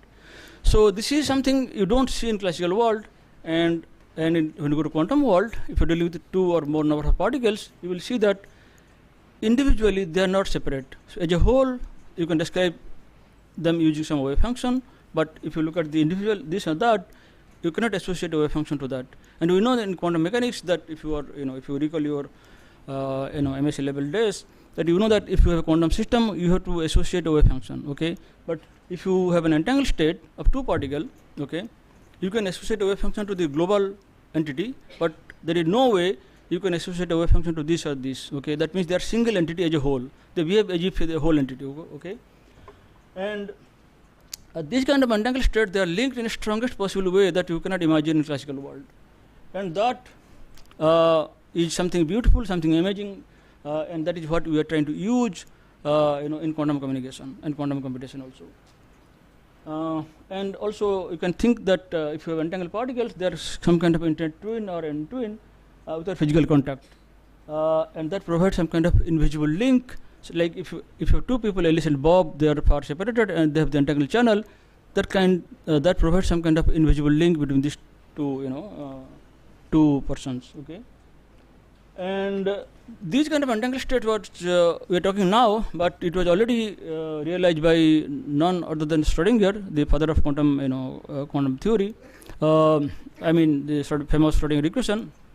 He realized that in 1935 that quantum theory actually allows this kind of strange states. Okay, and immediately in the same year, Einstein, Podolsky, and Rosen, they used these kind of entangled states to argue that quantum theory is something incomplete. Why it is so? Because why they did this? Because Einstein was something, I mean, a person who was not happy with the way theory was being developed. Because Einstein was more comfortable with a world view where everything is deterministic, everything is certain, everything is perfect, and so on. But quantum theory allowed you not only a deterministic evolution like Schrödinger evolution, but also allowed something probabilistic element due to measurement. When you do measurement on a quantum system, you know that system collapsed to one of the eigenstate with some probability. Okay, so that randomness, that element of probability with which systems collapse, that notion was not very comfortable with Einstein. So we try to argue using entangled state that something is wrong with quantum theory. But later on, as you might have seen, that John Bell, he tried to come up with his famous inequality. Here you see that Einstein was not really correct. Okay, there is a little bit background to that. And there is another interesting thing that happens with quantum information that I should highlight here. When you go to quantum information, it is not that everything you can do that you are familiar with classical information. Okay, there are some limitations, and those limitations are coming basically due to the structure of quantum theory. Okay, quantum theory has put strong limitations the way you can process information. The first thing is called no cloning theorem, discovered in 1982 by Wouters and Jurek. Okay, so what it tells you the following: that classical information you can make copy as you wish, like you copy file from computer to laptop to mobile and all these things. But if you have a quantum computer and you store some information, the person who has stored the information, only he or she can make a copy. Nobody else in the world or universe can make a copy. Okay, because to make a copy, you have to read it. Once you read it, you have to do measurement, and you do measurement, you lose the information. Okay, so that is basically the reason, but the proof is very simple. And these kind of things are telling you that quantum information is something like, they maintain the privacy, in the sense that if you store information in a qubit and somebody comes and try to reveal what is there inside, they are very shy. I mean, in that sense, they maintain the privacy in a stricter sense, that you don't see in classical world. And later on, in 2000, we discovered something called no deletion theorem that tells you that if you store information in quantum state like qubit, you cannot delete it. Okay, that means so no cloning and no deleting in that sense is telling you that you can neither create information nor destroy information. So that information is actually kind of conserved quantity. And there is also something called no flipping, because classical information, classical bit, you can flip like 0 to 1 or 1 to 0, but if you are given a quantum bit like that alpha 0 plus beta 1, you cannot flip it. And in 2007, we tried to prove another no-go result called no-hiding theorem, and it tells you the following: that suppose you have a quantum bit, and something happens to the quantum bit because you allow the interaction to happen, and at the end, this quantum information gets lost. Okay. But is it really lost, or it is going somewhere and remaining there? And then we prove that quantum theory rigorously proves that it's not getting destroyed. It is simply going from here and remaining in some other part of the universe. Okay, from there you can actually get back the information. Okay, in that sense, this is proving the information conservation of information in a more rigorous way. And not only we proved the theorem, but also we did experiment with Professor Anil Kumar at IISc Bangalore, and actually verified this theorem also. And very recently, a few years back in 2018, our group at HRI, we tried to prove another theorem called no masking. It is like this. Typically, you have this notion of quantum bit. Okay, that means you store information in a physical system. But then we ask the question: is it the only way to store information, or there is some other way? That is, suppose I have two particles, 1 and 2, one qubit and another qubit here. Is it true that I can do some kind of encoding where information not here, but in the joint state, that is the entanglement? That means if I look at here, I don't see anything. If I look at here, I don't see anything, but it is this spooky correlation. Is it allowed or not allowed? Okay. So it is like putting a mask. So I put a mask here, I put a mask here, I don't see anything, but if I look at the whole thing, I see the information. Okay. Is it allowed or not allowed? That question we try to ask, and we prove that no, this is not allowed. But then this is a twist that if you go to tripartite scenario, that is you have a qubit A, B and C, or A, B, C, D, and you want to mask it, then it is possible. That means you can put a mask here, mask there, not there. Or if you look at the information locally, you don't see anything, but if you see globally, you will see the information. Okay, that is allowed. But in bipartite setting, this is not allowed. So it puts a limitation how you can store information in correlation. Okay, and this has implication actually in quantum bit commitment and quantum secret sharing and many applications this has actually. And all these results that I try to highlight actually telling you that how secure is information, and they have deep implication in quantum computing and quantum communication. Okay, so what is the big goal in this field? What we actually trying to do? Okay, so if you ask that question, in short, my answer is something like this. One of the main goal in this field is how well you can store, process, and transfer information using the basic principles of quantum theory. Okay, and what you do is you try to exploit the features like superposition, entanglement, non-locality, and all non-classical features to do something practical, something amazing, something beautiful, which you cannot do with classical world. Okay, that's the bigger goal. And if you think of quantum communication, typical setting is something like this. You have Alice and Bob, and Alice and Bob, they share some quantum channel. Could be entanglement, could be physical sending of qubit and so on. And they also have access to classical channel. And Alice and Bob, they can do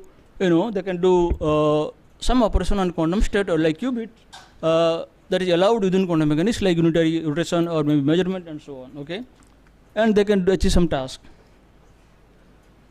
If you go to quantum communication, many things people have discovered over last 20-30 years, starting from teleportation to super dense coding, remote state preparation, quantum secret sharing, quantum cryptography, quantum internet. Many things you can talk about, but I will just try to tell one or two things. In teleportation, I don't know if you have seen, all of you have seen the sci-fi movies like Fly or other thing, but essentially teleportation dictionary meaning is you destroy an object in one location and recreate the same object at a distant location. Okay, that is the meaning of the teleportation. And before 1992, people were thinking that in quantum theory maybe it's not allowed, okay, because of no cloning theorem and other things. But then Charles Bennett and others, they discovered that if you use entangled state, then you can do actual teleportation, okay, without knowing the state, without knowing the full information about the quantum state, you can actually teleport. So what you do is you have Alice and Bob at two different locations, and somebody comes and gives a state to Alice, and Alice's job is to teleport this quantum state or qubit to Bob. Okay, so what they can do, Alice can do some measurement on this input and this half of the entangled pair, and she will get only 4 distinct outcome, because this is one qubit is another qubit, so total qubit is 2, and Hilbert's pair dimension is 4, so she can get only 4 distinct outcome. So she can send only 2 classical bit to Bob, and Bob can do some local operation on her or his particle and get the state. And during the whole process, you will realize that this information which is given to Alice is not going through classical channel, not going to quantum channel, but if you combine these two, then it goes to Bob without physically sending the object. So that is something amazing happens with quantum teleportation. But again, if you are interested in technical detail, you can read the original paper, but I'm not going to explain the whole mathematical details here.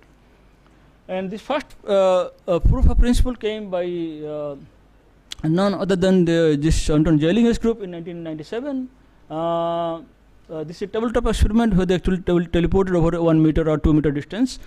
And this is one of, out of so many work, this is also one of the work for which he got Nobel Prize, in 2022. And over the last several years, we have seen how this field is actually developed, starting from teleporting over few meter to few kilometers. So I'm not going to detail again here. this is the next group in Denmark. They did the teleportation, and then Geneva group, they did teleportation over like some 1.2 miles, or maybe 2 kilometers, and then next the China group, they did over 16 kilometers and so on. And the Japanese group, they did over 100 kilometers, and then latest record, as you can see, Chinese group, they teleported over some 1,400 kilometers. Okay, this another protocol that I proposed in 1999, actually also in 2000 it got published, that is to do with remote state preparation, that is how Alice can prepare a quantum state at Bob's location, okay, without physically sending the object. And again, this is much simpler compared to teleportation, and it uses less communication compared to teleportation, and it is more economical in that sense. And the idea is something like this. So we have Alice and Bob, and Alice has some quantum state in her mind, okay, and what she can do is she can use only local rotation and local measurement of single qubit in 0-1 basis and send only one classical bit, and then Bob can do a local rotation and get the state that Alice wanted to prepare. So it is like this. Imagine that Alice and Bob, they are friends, okay. So I'm trying to tell you a classical analogy, okay, a situation. Suppose Alice want to prepare a delicious dish. What she can do, either she can prepare this dish and transport or make a courier it to Bob's place, and Bob can enjoy the dish, or Alice can make a phone call and tell to Bob, okay, you do this, and Bob can prepare it, right? But then Alice do a lot of communication over the classical channel, whereas here Alice has something in her mind, and using this entangled state, she can prepare a state without telling the whole description of the quantum state by just sending one classical bit, and Bob can get the state in his lab. So this is the idea of remote state preparation. And here, no state is given to Alice. Alice has something in her mind, and that gets translated to Bob's state, using entangled state and one classical bit. And people did also experiment and actually verified this. And we are also trying to discuss with Professor Joy Ghosh whether she can do, some experiment along that direction. So in India, we have not yet done it, but I think it will be very good to, do it in India. And next, also one of the important application is this quantum cryptography. Classical cryptography, all of you are familiar. So a similar thing people have already proposed way back in 1984 by Bennett and Brassard, and we have 2 persons, Alice and Bob, and they can have entangled channel, or they can send the physical qubit, and Alice can encode some information, and then Bob can do some measurement, and they can discuss over public channel. They can decide what key they are, the key they have shared at the end. Okay. Again, details I'm not going through. And quantum internet is another protocol, a proposal that has come up. Looks more promising. That you want to, what you want to do is you want to establish local quantum node and then distribute quantum information over quantum nodes by using teleportation or RSP channel and so on. And once you have that, you can store information locally and process it and store for future use. And you can connect by quantum channel from site to site. You can even distribute entanglement over an entire network. And later on, you can do it. You can use it to do computation or communication, depending on your choice. Okay, so it looks like this. You might have seen this kind of picture in some popular article. And quantum technology is something has a bigger goal, and it is a technology that has far-reaching innovations based on fundamental laws of nature. And once you have this quantum technology devices, that will make much smaller, faster, and much more powerful than the present day devices that you are familiar with. And as I said, that could comprise quantum computer, could be quantum software, or quantum communication like teleportation or RSP, or quantum internet. Not only that, people are trying to also devise quantum sensor, quantum atomic clock, and all this quantum key distribution. And all these technology once get developed, that will change the future aspect of human life or future life. Okay, so before I end, let me try to show this slide how this field is truly interdisciplinary, in the sense that to do something in this field, you don't just need people from physics background. You need people from not only physics, you need people from computer science, from engineering, from information science, from communication, from material science. Many things many expertise you need to do something in this direction. Okay, let me try to summarize now what I said. So quantum theory has been there, since last century, but this field of quantum computing, quantum information has emerged over last 40 years or so, The main insight that you see when you go to quantum computing is how your superposition principle allows you to store information in a new way, okay? And quantum information, as I said, is fundamentally different than classical information. Wanted to appreciate that. And quantum computer can perform certain tasks much more faster compared to classical computer, and that is why the global race to build quantum computer. And also I try to highlight why quantum information cannot be copied or deleted, or even you can hide or flip it or mask it, and that provides a fundamental reason why quantum information is more secure, unlike classical information. And quantum information allows you to do new way of communication, again not possible with classical information. I try to tell only two things, teleportation and remote state preparation, but there are many things you can do. And entanglement is very, very useful in doing all the tasks, because that provides some kind of invisible link between Alice and Bob. And how to build full-fledged quantum computer is one of the biggest challenge, and next revolution is going to be quantum computing and quantum communication and all the quantum technology. So with that, I end my talk here. So thank you for your attention. Okay.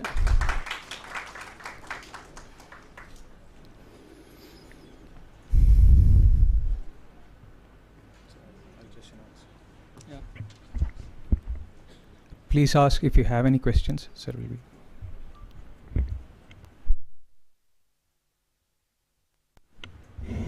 Yeah.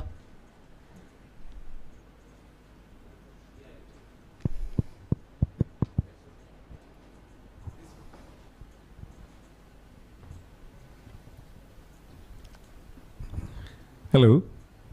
Hello. Thank you so much for this brilliant presentation. I really enjoyed that. Thank you. Fantastic. Thank you. Yeah. And as a technology entrepreneur, I have some very interesting questions, but for the benefit of time, I'll make this very brief. Some of the aspects that you mentioned in terms of the security part, cannot be copied, cloned, and all. So, what do you think about its applications in domains like financial technology, digital health? Because EMR, EHR records, I'm based out of the US. EMR, EHR records, and protection of those, security of those, safety of those, and supply chain logistics without any tampering. And the same for the financial world. And personally, my startup, Adyaksha Labs, we are using quantum in tandem with blockchain.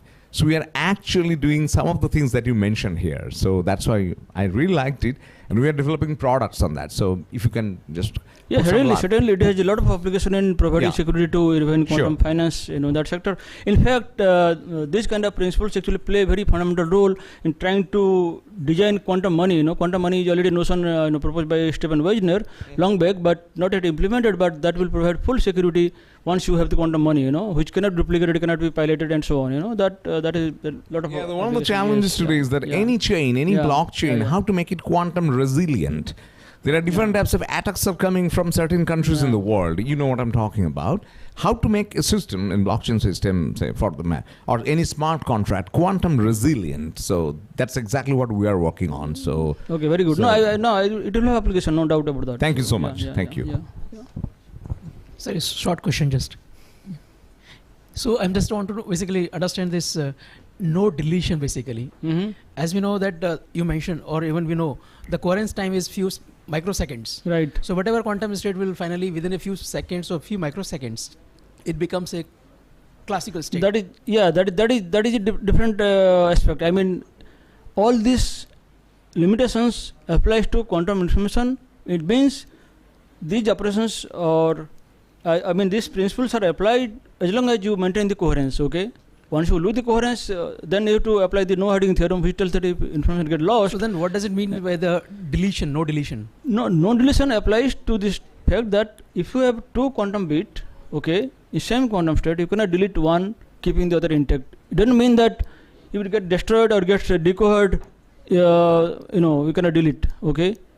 So these are the like no cloning. If it gets decohered, it becomes classical bit. Of course, you can clone it. Okay? Cloning is fine actually. Cloning, I appreciate. Understand. So all the limitations are applied or will hold as long as you maintain the coherence. Okay. If you don't do that, then it's not quantum, right? All right. Then not talking anything, right? So like classical, okay? Yeah. Then your logic doesn't apply, right?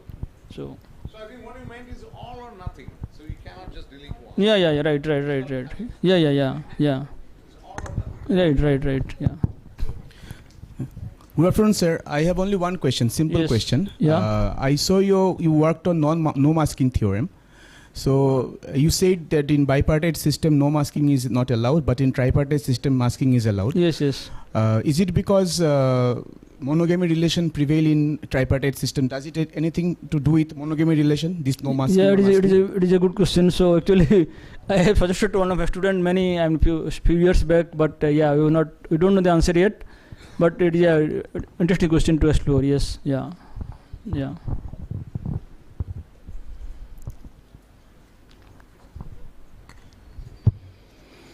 Okay, thank you all. Thank you very much, sir, for providing a comprehensive overview of the quantum computing world and explaining the several no-go theorems, remote state preparation, and cutting-edge quantum technologies. I'll now call upon the session convener for our first vertical on quantum computing, Sri Jitesh Chaudhary, Scientist T and Center Head, C-DAC Center in Northeast. Sri Jitesh Chaudhary, currently serving as a Center Head at C-DAC Northeast, brings with him a wealth of experience in leading technology projects with a system engineering perspective. Sir, I'll just give you a short introduction, sir, please. Chris. Thank you. In the interest of time, it's better to someone will read my profile on LinkedIn, right? So we'll start with our first session because we are already running late by almost 30 or 35 minutes. So our first session is on quantum computing. It's my privilege to welcome you all on the first session of this International Symposium on Quantum Computing and Innovation, which is one of the most transforming and rapidly evolving area in the technology arena. Quantum computing, once a theoretical concept, has now become a significant area of research and innovation globally. All the industry leaders like IBM, Google, TCS, they are investing huge into this domain to cater their business requirement, which can be solved by the quantum computing. So there is a great potential, as I think since morning we had already heard a couple of things from the multiple speakers about the quantum computing, their application, their use cases. Now it is time to hear from experts from this domain. What are the specific things that are happening in this domain? What are their challenges? What are the trends they are envisaging? What is the industry is doing? So this whole session is all about that. Under this, we will be hearing about the quantum advantage. We will be hearing about the commercialization of the quantum computing. We are also knowing something about the quantum communication, and maybe about quantum machine learning also we may get chance to hear. So as we moving ahead into this session, we have three brilliant experts from the domain of quantum computing. And to invite them, I request Rajesh to give a brief profile about the speakers, and we can invite them on the stage. Thank you, sir. We have three speakers in the upcoming vertical. So the first speaker is Dr. L. Venkata-Subramanian. Dr. L. Venkata-Subramanian is a distinguished technologist and leader at IBM, renowned for his expertise in quantum computing, artificial intelligence, data science, and enterprise solutions. As the head of IBM Quantum India, he is dedicated to advancing quantum computing as a leading area of research in the country. With a career spanning over 2 decades, Dr. Subramaniam has played a pivotal role in driving innovation and shaping IBM's research and development initiatives. His impressive portfolio includes 38 patents, over 150 research papers, and prestigious title of IBM Master Inventor, reflecting his significant contributions to the technology landscape. His recent book, Quantum Nation, India's Leap into the Future, which chronicles the journey of quantum computing in India, has become a bestseller within a week of its release. I welcome you, sir, to this talk.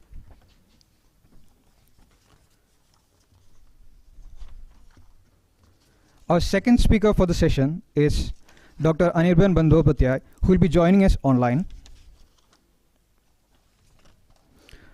Dr. Anirban Bandyopadhyay is a principal research scientist at the National Institute for Materials Science, Suzuka, Japan. He completed his PhD from IACS Kolkata in 2005 and served as an ICYS research fellow at ICYS NIMS Japan from 2005 to 2008. joining NIMS as a scientist in 2008. His exemplary work has led to the building of organic jelly-based artificial brain, quantum computers, molecular motor-based drugs, and brain-inspired computing systems, among others. He is also the author of critically acclaimed and widely popular book titled Nano Brain: The Making of an Artificial Brain from a Time Crystal. It explores the makings of an artificial brain, the science of decision making, and the intricate interplay of geometric shapes and music inside the brain. Dr. Bandyopadhyay has also served as a visiting scientist at the Massachusetts Institute of Technology, USA, and is a recipient of numerous awards such as the Hitachi Science and Technology Award 2010, Inomori Foundation Award 2011-12, and Kurata Foundation Award, to name a few. He has also published more than 100 research papers and 23 patents to his credit, and has edited over 18 books. I welcome him to the talk, and he'll be joining us shortly through online session. Our third speaker for the day is Dr. Joy Ghosh.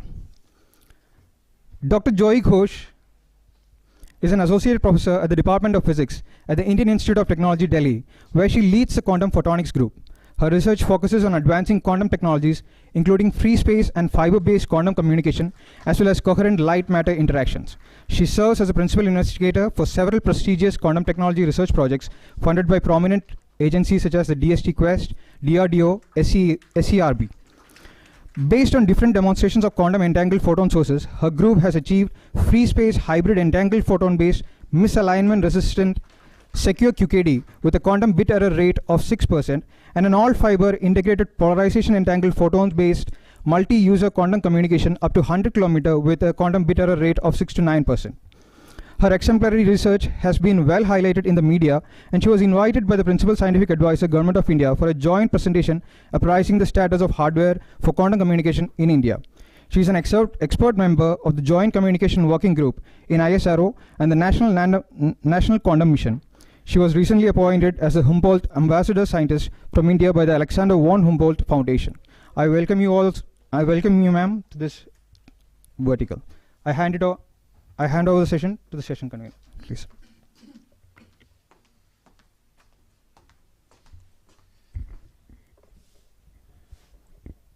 Welcome, Dr. Anirban. I hope I am audible.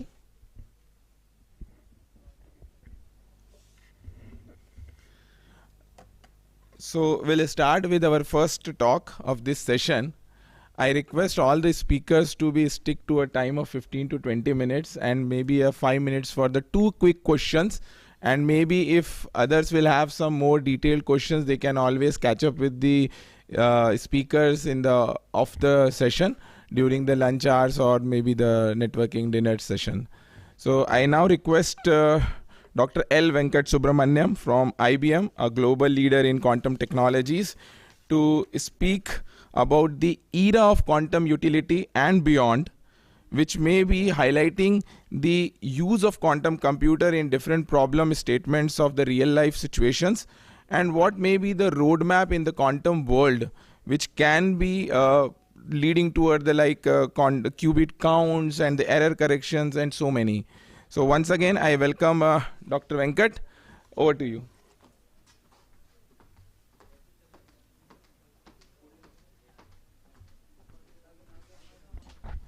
Good morning. So I'm going to start with a few questions for you. Okay, so how many people here have used a quantum computer? How many people know that you can use a quantum computer sitting here? Okay, so at the end of this talk, by the end of the day, each one of you should go use a quantum computer. Okay, so I'll tell you how you can use a quantum computer. Second question. So which country has the maximum number of quantum engineers? US. People who think it's US. People who think it's Germany, Japan, India. Somebody thinks India? Okay, very good. Okay, so these are some questions we're going to answer, and we're also going to talk about the roadmap of where quantum is headed and how each one of us can contribute, and what is the National Quantum Mission here to do as part of our quantum journey. So we're all gathered here to advance the field, and how are we going to make the maximum impact. So this is a, typically what do? You write a program to use a computer. What do? You write a program if you want to solve certain things, let's say addition, then you write a program in C, C++, Java, Python, whatever you like. And then what happens? You compile it. What does the compilation do? It converts it into machine code. And that machine code runs on the processor. In the case of classical computing, what is the processor? The basic unit of computation is zeros and ones. Okay, so you write a program that gets converted into this string of zeros and ones and the operations on them, and it runs and gives you the result. What happens on a quantum computer? So the same program gets compiled into a set of circuits which run on qubits, and then there are gates. So that's how the quantum computer works. Now, what are the languages people use? So I told you in classical computers the languages are C, C++, Python. What is the language in quantum computing? Again, yes, Python. So the library for quantum computing is called Qiskit, Qiskit. It's a Python library. So if you know Python, you can program.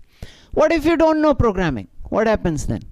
Can you use a quantum computer? Sorry? Yes, you can, because AI is there. What does AI do? It writes code for you. Anyway. Also, there are visual composers. So when I tell you the website, you can actually go and start using it on a quantum computer, using whether you know programming or you don't know programming. You can still use a quantum computer. So this used to be the most powerful supercomputer. It's no longer. We all know Moore's law. What does Moore's law state? Every 2 years, about 1.5 to 2 years, compute power doubles, right? But are there still problems that computers can't solve? What are those problems? So one of those problems is molecular simulation. You try to simulate a molecule of caffeine, which is one of the small molecules of nature. On a supercomputer, how much compute power do you need? 10 to the power 48 bits. Are we ever going to build a supercomputer that powerful? Yeah, it's very unlikely. And that's where quantum computers come in with just 160 qubits. We'll talk about what is logical there.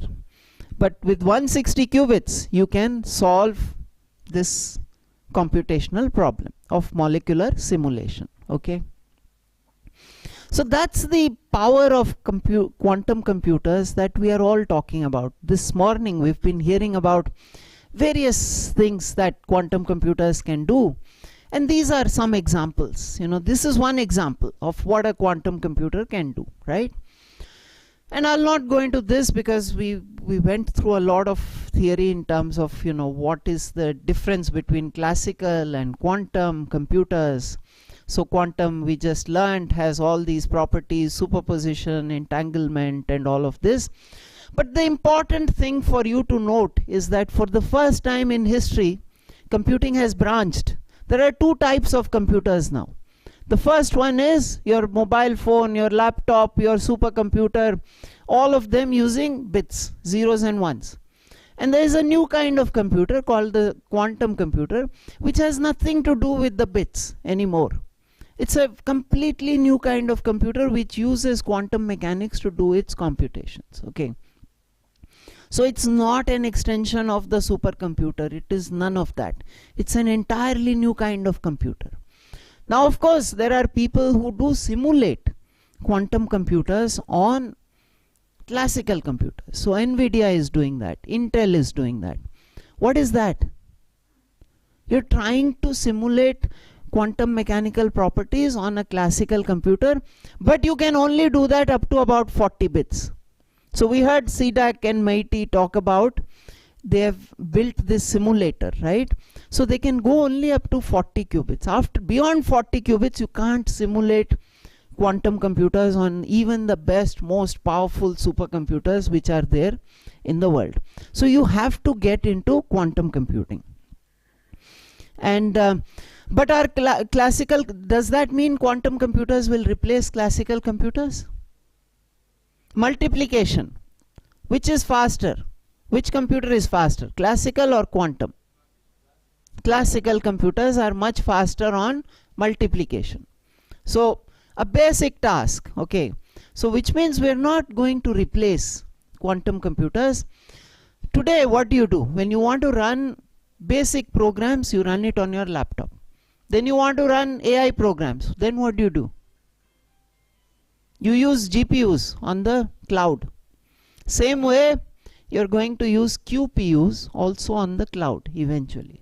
So these are another kind of accelerators for specific kinds of jobs. So you're going to, in the future, you're going to see this hybrid environment where you will use CPUs, GPUs and QPUs all working together. So that's what the future is about, okay. Now, so this one we just talked about. You write a program, it gets compiled, transpiled, it runs on a quantum computer. But in the future, as I said, CPUs, GPUs and QPUs are going to work together. So one example, you know, so we all know how AI works. How does AI work?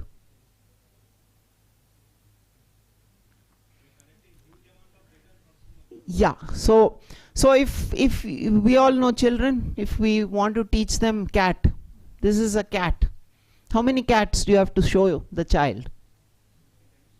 3 times. Okay, 3 times max. How many times do you have to show AI? Thousands. Okay. Cat from this angle, cat from this angle, cat with occluded face, black cat, white cat, all kinds of cats, thousands of cats. And what does that mean? What does that mean in terms of compute power? Today we have LLMs. Every time one LLM comes up, what comes up on the other side? A power station. So by the year 2027, you're going to have all the LLMs you want, but the earth is going to get filled up with power stations. So we need new kinds of algorithms, we need new kinds of processing power also. Okay, and that's where quantum computers come in. Cat problem. 3 cats versus thousands of cats. Where is quantum in here? It gets you closer, which means in terms of compute power, in terms of the kind of processing that you need, it is going to bring you closer and closer to sustainable methods in computing. And why does that happen? Why is it happening? Because the computational, you know, the computation is happening in a space where things are more clearer. The cat, how does the AI system work? It extracts some features, and then using those features, it then says, okay, this looks like a cat. So that kind of processing or understanding of the data is happening better in the quantum space, the Hilbert space that it's working in. Similar to how we humans are able to process the data. Okay, so I'm not saying it's the same, but there is some similarity in terms of processing power at least. Now, we talked about, okay, this is the roadmap. You don't need to see this, but just like Moore's law in the classical world, you also have exponential growth in the quantum world. Today we are at 156 qubits. The IBM system has 156 qubits. Google Willow, they just released it, 105 qubits. By 2023, there are going to be 1 lakh qubits at least. Okay, so that's the kind of exponential growth in the compute power of quantum computers that we are expecting to see within the next 10 years. And what does that mean? Okay, so last year we demonstrated quantum utility. What is quantum utility? Quantum utility is to show that there are, once you go beyond 100 qubits, you can no longer simulate. using the best supercomputers.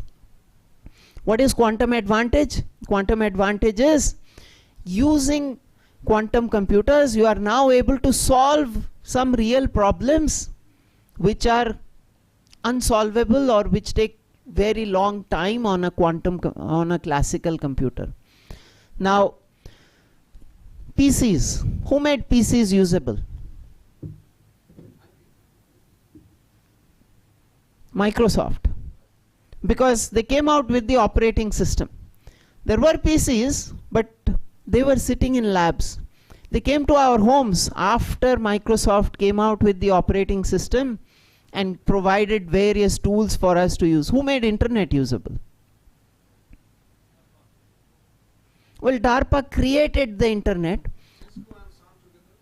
Sorry?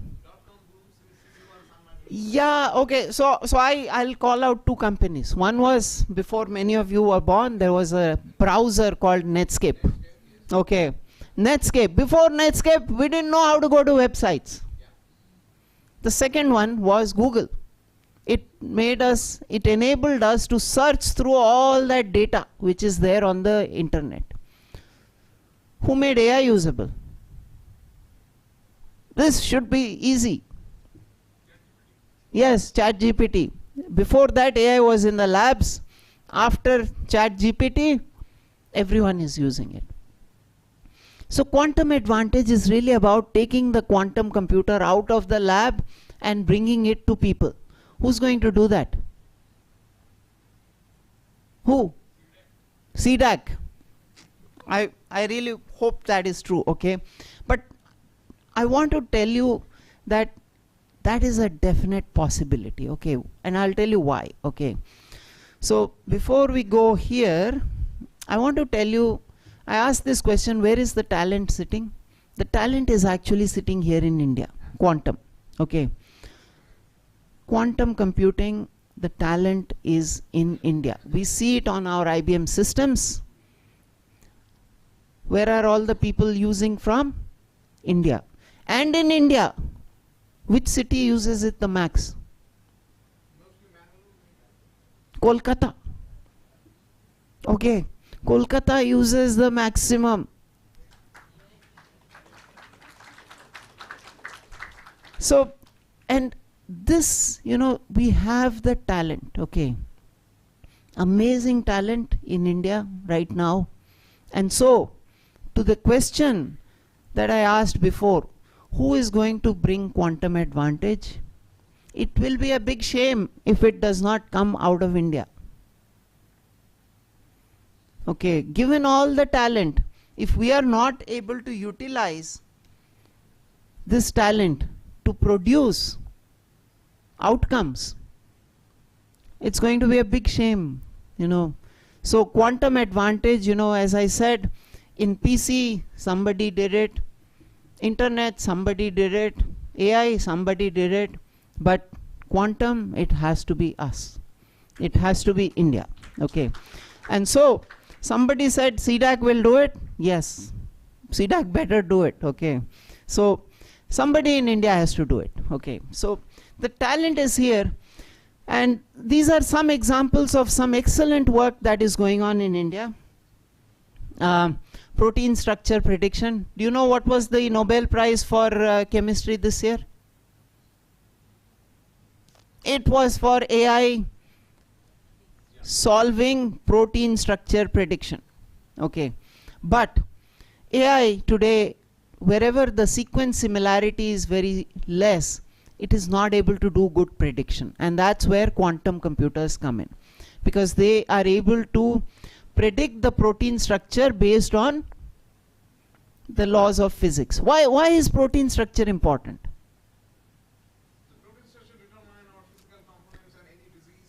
Yeah, exactly. Very good. Yes. Yes. So in the body, there are about 25,000 to 5 lakh proteins. Okay. Huge number of proteins. Protein 1, protein 2, protein 3, different shapes. Okay. Protein 1, shape goes like this. What happens? Disease. Medicine fits it and makes it correct. That's what medicine is. Okay. But medicine fits this protein, but it also fits other proteins in the body. Then what happens? Side effects. And that we are not able to predict. How do we do it today? We take the medicine to AIMS. 25 people with disease, 25 without disease. And then we check. Side effects, throw away the medicine, go back to the lab. But if the disease is very bad, like cancer, then you say, okay, we live with the side effects. It's okay. So these are some very important problems that are now getting solved out of India. And this is a very good, it shows the potential that this talent now has. And this paper, we have the author here, Mustafizur, okay. So it came out in Nature, Scientific Reports, and yeah, he lives in Kolkata too. So he's one of those power users of the quantum computers today out of Kolkata.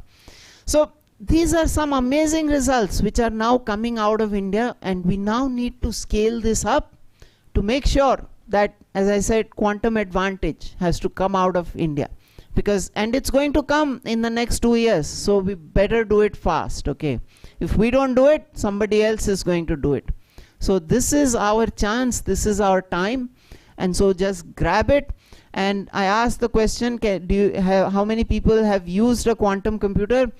Everybody has to use a quantum computer, okay? Go to IBM Quantum, create an account, and start using a quantum computer today.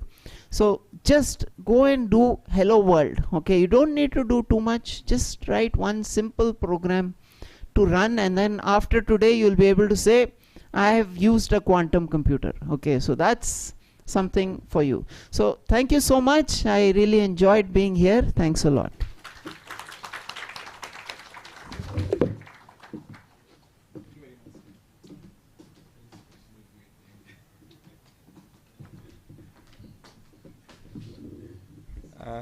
Thank you, Dr. Venkat.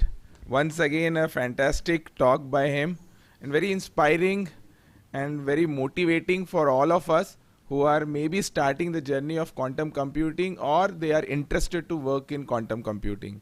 So once again, thank you very much for a wonderful talk. Now we have our second talk by Dr. Anirban Bandopadhyay from NIMS, Japan. He will be presenting his talk on on-demand quantum circuit for a quantum computer, where he may be talking about the customizable quantum circuits and fault-tolerant quantum gates. Looking forward to hear you. Dr. Anirban, over to you.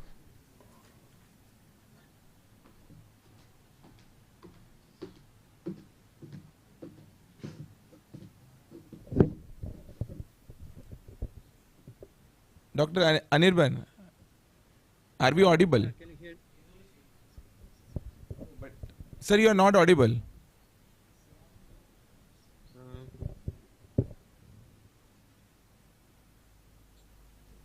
You can't hear me? Yeah. Now we can hear you. Is it okay? Yeah. Okay.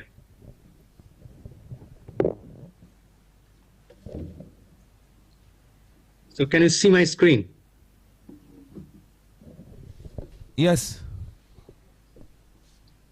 Okay, so I find that several of the topic has been already covered by my previous speakers, and you have whole day you have been hearing about quantum computers. So I would like to give a new flavor to this. So I want to introduce to a new type of computer, where instead of parametric and geometric phase or continuous variables are being considered now for quantum computing instead of bits and qubits. You see lots of research papers over there, and but we make a little change in that. The change is that you take geometric parameters or continuous variables, but you only look into recurring events. Suppose you don't know the whole data set or a big data set, and you create a computer that can read only the recurring events. Why recurring events? You can take, say, something is happening every day, then what do? What do? You just consider that you just consider that those events which are happening every morning, if sun rises, then that's a rule, and you consider that. So that becomes a could be an invariant or variables. So if we want to solve a problem or unknown problem, then what we do is we detect variables like E is equal to MC square. We take E as a variable, M as a variable, and square is an invariant. So if we can connect the variables and invariant in terms of equations, then it will be a representation of a particular phenomenon. So we can solve problems like that, extracting variables and invariants from the system of an unknown system. So this computing I started 20 years back when I joined NIMS. And since then we have been developing a computing system or computing protocol where we don't need too much or too many algorithms. Algorithms, of course, we need to run a computing system, but if I need to write every single part of a problem line by line instruction, even if it is a quantum computer, the quantum computer will lose every time you break entanglement and you need to take back the output and feed it back. You will have a problem. So you will be losing the speed and other advantages for quantum computing. So the new ideas that I would like to share with you, how to write a code, how to discover a new language that could be very useful for computing. So you see the person on the top left, the person has nothing inside his brain. So it's a cerebellum, CSF.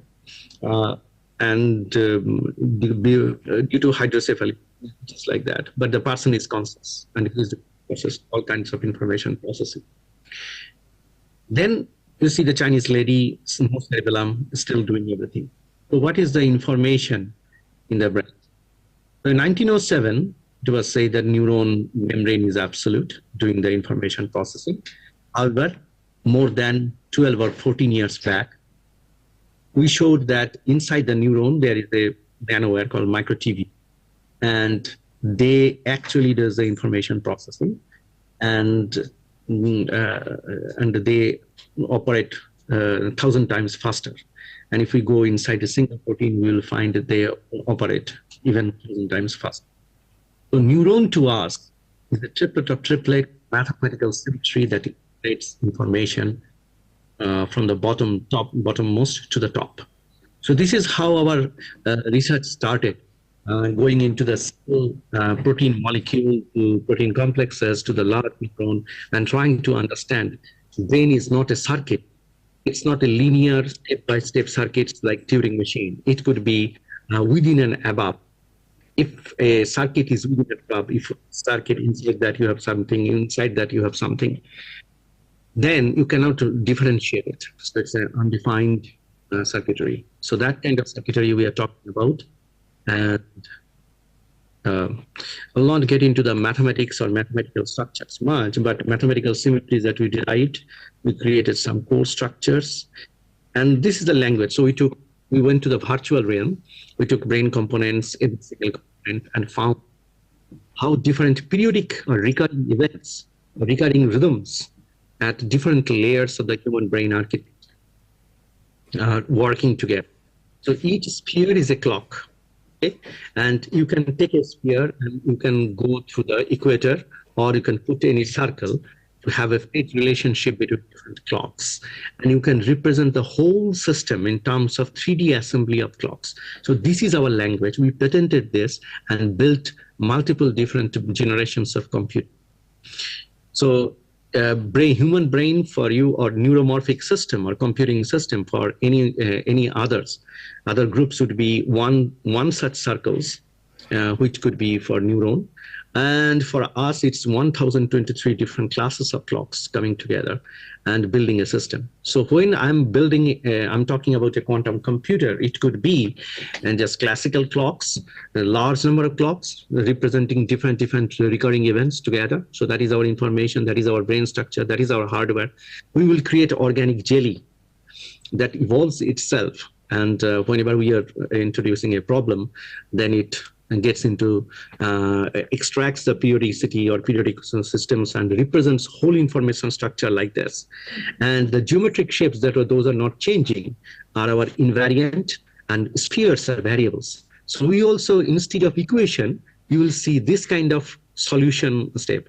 So the previous speaker before me told about the language. Language of a quantum computer, but this is our language. Okay, so I go through. So the basic concept is that we take the variables, we convert it into a 3D assembly, we put it in the organic gel, and gel has a helical nanowire. So instead of transistor or just normal type of qubit, we take a very special device. So we are inspired by the helical structures.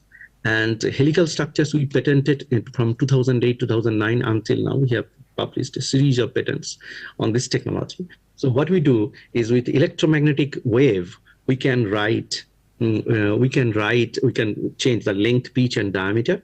And if we send light, then in the vortex, the angular momentum of the vortex could be changed. So basically, in our computer or quantum system, we will write using microwave. So no physical contact, and we will send light to read it.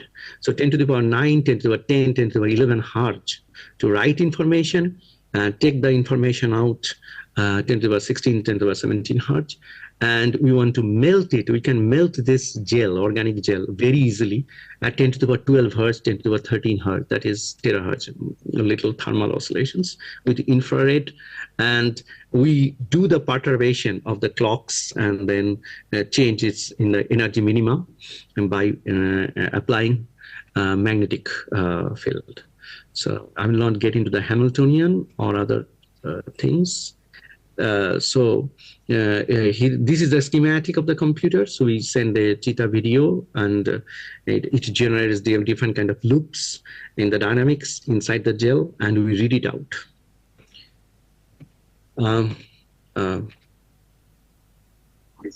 Invents Newton's law invariance. Okay, so the idea is that the cheetah enters cheetah video, and it goes through the to the organic gel, and microwave forms the nanowires. So on-demand quantum circuit means we will start from single precursor molecule, and the whole single supramolecule will be created. Every single molecule is a quantum system. So when we are saying this giant supramolecular system in room temperature, we have to create this. The problem, we need cryogenic quantum systems are very difficult and expensive. The reason is that in room temperature, how can we create it? But our body is made of molecules, and molecules are all quantum devices. So why not create the whole molecule as the quantum circuit, representative of a particular solution of a particular problem? If we can create it and melt it for the new problem again, melt it, recreate, melt, recreate, and if we want to store it, we keep the circuit, we do not melt it. So that is the kind of idea on which we have published papers also on this, and then you can build this circuits. These are the precursor molecules. These are molecular dynamics simulations, and it creates circles. And then when vortex comes, instead of cheetah, we see different kind of spheres. Each are variables and invariants. We can get it out. So we are not writing equations. Instead of writing equations, 3D assembly of clocks. So that is our language. So we solved many different kind of problems. Let's get into the technological details. So we create optical vortex of various different 3D geometric shapes to understand information.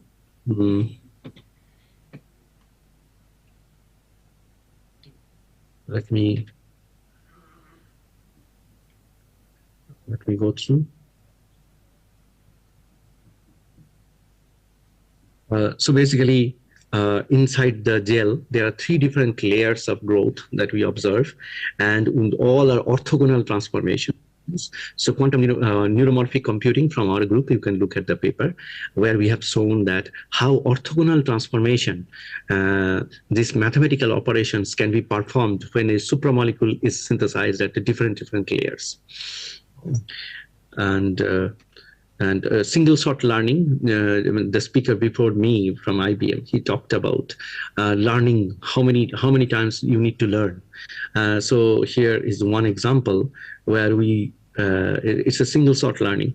So we train cheetah, and this is the output that we get. And after training the gel with cheetah, we ask for buffalo, and of course by training with cheetah, we can't expect it's processing humans, but it can process all 4-legged animals with some errors and some difficulties, but it can go through. There are several different kind of detection processes which it can solve. So we started solving problems for Fujitsu with detecting dogs, the different kind of dynamics, identifying workers in the factory who does not work but shows off, and many different kind of problems. So we took many Bollywood songs based on Yaman and Yaman Kalyan, 2 different ragas which are very close to each other, and Fokker birds pouring water, and diabetes genetic evolution of diabetes data, coronavirus evolution over 18 years. So we did this kind of thing. So any type of data, dynamic data, we find out the variables and invariants using the gel, and we do the computing. Now I would like to talk about the plan that we are doing in IIT Mandi, and can you see this this new screen I'm showing, precursor to gel? If someone could say yes. Yes, we can see. So precursor to gel is kind of a helical nanowire circuit to be created, and we have input controller. And the previous speaker told a very important thing, and I think in many people who are trying to build quantum computer misses this particular part, and that's why I'm giving this presentation. So input controller. So you have a you have a massively parallel graphic computing system. Then magnetic perturbation goes there. Then sustained adiabatic boundary. So the gel circuit that you create, it has to have an adiabatic boundary. So you need to manipulate that one, and that is automated control. So this is the hardcore architecture of a quantum computer. Okay. So optical output is analyzed, boson sampling is created, quantum walk by evanescent wave, and the geometric phase measurement, you do it. And so this is it. But to control this kind of computing, what you need to do is to build all master, all slave distributed supercomputing system. So just computer is not enough. You need a massive classical supercomputer at every single part. And you need to go a very unique type, because when you try to do quantum computing, the normal supercomputing, the language that you use to build the normal supercomputers, that won't work. You need to be silent, and all the multiple supercomputing systems controlling different parts of the hardwares and processing input output should go on single flash. And active, do it. Suppose quantum coherence survives, for an example, 150 nanoseconds, 50 nanoseconds, or something like that. You can't have continuous quantum coherence. It's very, very difficult. So 150 or nanoseconds or 50 nanoseconds, then you go for that time, and then get your information flashing around. So that is the kind of a thing that I wanted to talk to. And these are the kind of vortex that we generate, vortex systems with organic gel. You can have a look. And these are the kind of transformations of the optical vortex systems during the real-time computing, how the data looks like. And what we are trying to do now is to build a 1024 channel. So from each organic gel can do some processing, but we put some symmetry into it, and optical system, and then finally our target is to create 64 channels into 16. So different kind of organic gel, different kind of symmetries, try to create 1024 channel massively parallel computing system. So thank you very much for your time.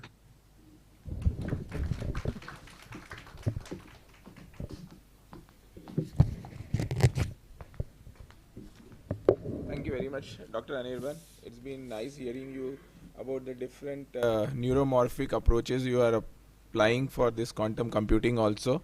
And I'm sure, although it's an advanced topic for us, but definitely it will be an interesting for our audience and for all of us. Thank you very much once again. Now, we have a time for third talk and the last talk of this session by Dr. Joy Ghosh from IIT Delhi. She will be presenting on the quantum communication and security, especially the satellite communication and the free space fiber-based systems. So over to you, ma'am. Thank you very much.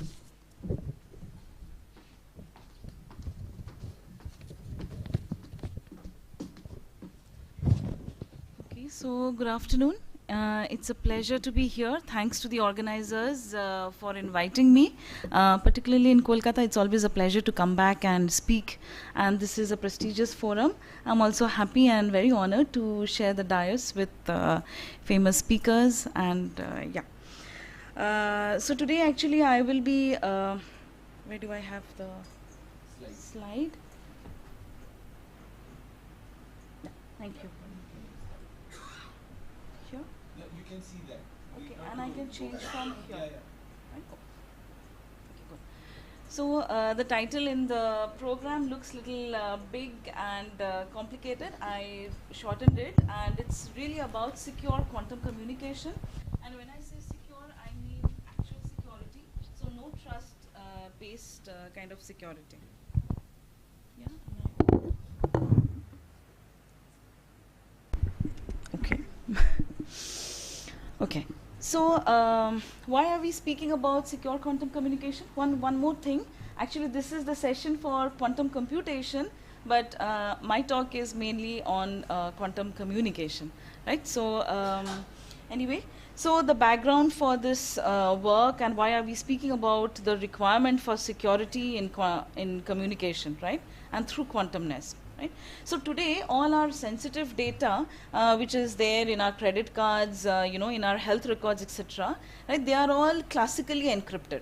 What do you mean by that? So encryption is done with the digital keys, and encryption is done. So classical sensitive data is encrypted together with the digital keys, and they are sent across optical fibers, cables, etc. And this encryption is done mainly with the RSA, encryption technique. Many of you all know it here. I don't need to elaborate, but the principle is it works on the factorization of very large prime numbers. The public key is sent as the product of two large prime numbers, and the private key between the sender and the receiver is there only with the factors. Right? So this is mainly the technique. So in this encryption technology, both the data as well as the key, they are sent as classical bits. What are classical bits? So they could be optical pulses, electrical pulses, right? And these pulses represent ones and zeros. And they are sent through channels or optical fibers. Now any hacker, any smart hacker can hack this information while these bits are in transit. Right? And therefore, they can copy this information. And not only that, with the invent of quantum computation, we are hearing about all of this since morning, right? I mean, everybody knows that a quantum computer is powerful, right? So it can, particularly this complex problem of factorization of very large prime numbers, right? This it can hack very easily. It can break that. It can solve it. And this is the Shor's algorithm, right? So therefore, the quantum computers actually pose a threat to cybersecurity, right? And therefore, quantum security is the need of the hour. Now, what is the quantumness in security when I talk about it, right? So, quantum security refers to the use of quantum mechanics to secure the transfer of data. And therefore, quantum mechanics provides a powerful tool for encrypting messages and ensuring their privacy and integrity. And of course, this entire thing, or the umbrella of quantum communication, it takes advantage of the laws of quantum mechanics. Particularly, it utilizes qubits or quantum bits to do this transfer of data. And these qubits could be realized by some physical entities like photons, electrons, etc. Right? Now, the beauty of these qubits lies in the fact that if any hacker now tries to observe these qubits while they are in transit, because qubits are also sent across, typically if photons are representing these qubits, they are sent across optical fibers, right, or channels. But if any hacker tries to copy that information or get something while the qubits are in transit, what happens, the state of these photons would collapse. The qubit state would collapse and you would lose that information, right? So any hacker cannot tamper with the information without leaving a telltale sign. So it will leave behind an information, and the moment that is there, the sender receiver would know about it, they would discard that particular chain, for example. Right, so the background for all of this is the no cloning theorem, the fact that measurement collapses the quantum state, or measurement is also irreversible, right? So these are all the background principles. This is something along the lines of the keynote speaker, Professor Pati, already talked about a few things. So made my life little easy, because I'll be just showing you pictures and just repeating some of those ideas. Now, just to compare a classical bit with a quantum bit, or the other way around, right? A classical bit is dichotomic. It exists in two states, 1 and 0. And in that sense, if you have n bits, there are 2 to the power of n states utilizing which computation can be done. On the other hand, a quantum bit can not only be in state 1 and 0, but it can be in any other superposition of 1 and 0, right? And this superposition gives it a powerful handle. Right, because now if you imagine that there are n qubits, so there are 2 to the power of n basis states, and in terms of those basis states, you can have any other infinite number of superposition of those basis states, right? And in that sense, quantum information processing utilizing qubits has this powerful handle, because it exponentially expands the state space for computation, right? So that is the part. Now, what are these physical things through which we can, utilize or encode qubits, do our, information transfer, or, also information processing and all of that? So we can classify them in two parts, right? Flying qubits, one that is mobile across space, because you need, in certain channels, you need information to go from one location to another. So there you need flying qubits that will transfer your information, right? So typically photons with their can be visualized as these flying qubits, and any property of photons such as polarization, orbital angular momentum is another very bizarre property. Polarization is like horizontal, vertical polarization, diagonal polarization. All these properties can be utilized in encoding the flying qubit. Now, similarly, there could be stationary qubits which can act as nodes or centers where information is processed, stored, utilized, whatsoever, right? So those are stationary nodes. So there are stationary centers such as two-level atoms, NV centers in diamonds, superconducting qubits. All those things can form your stationary qubits. So these are some of the examples of physical entities. The previous speaker also mentioned about very bizarre biological qubits in some sense, and there are other kinds as well. Now, what is quantum communication? So quantum communication we just spoke about. What is key distribution? So quantum key distribution actually is a first step for any quantum communication. It involves sending your encrypted data as classical bits. Encrypted data is still sent as classical bits over networks, while the keys that you require to decrypt them, which is just lying with the sender and the receiver, and it is the secret part, that is sent in terms of qubits or quantum bits, right? And there are different kinds of protocols. BB84 is a very smart protocol, and the next slide would actually explain more. So now if you're talking about quantum communication and key distribution, right, there are various types, right? So you can classify them as prepare and measure based protocols. So BB84 and several others, they are these single photon based protocols, the prepare and measure based ones. And these, most of the practical implementations that have been done, they have been done utilizing attenuated laser pulses, which are not true single photon sources, and therefore they are prone to photon number splitting attack, intercept, recent attack. Many people might be knowing here about these things. So those, there are loopholes in those, in utilizing those single photon or attenuated laser pulse based techniques. On the other hand, something that is more secured are the entanglement based protocol. Now quantum entanglement is a fully quantum mechanical property. It does not have a classical analog. So if you utilize entanglement in your QKD protocol, it's going to give you that extra advantage, the quantum advantage of ultra security. And why is that so secured? Because entanglement based protocols are based on true single entangled photon sources. Bell inequality violation is something that you should establish before, and this is totally quantum. The inherent randomness of the source actually ensures its high security. So these photons, they are very random, right? Neither the sender, neither the receiver knows which basis they are going to choose and go to a particular port of a beam splitter. So the entire process is inherently very random. So it's very difficult to know some kind of a prior knowledge of these things, right? So this also makes it trusted node free. So you don't have to impart any trust on your particular node. So it can just go. So there is no possibility of hacking a particular node to get out some information.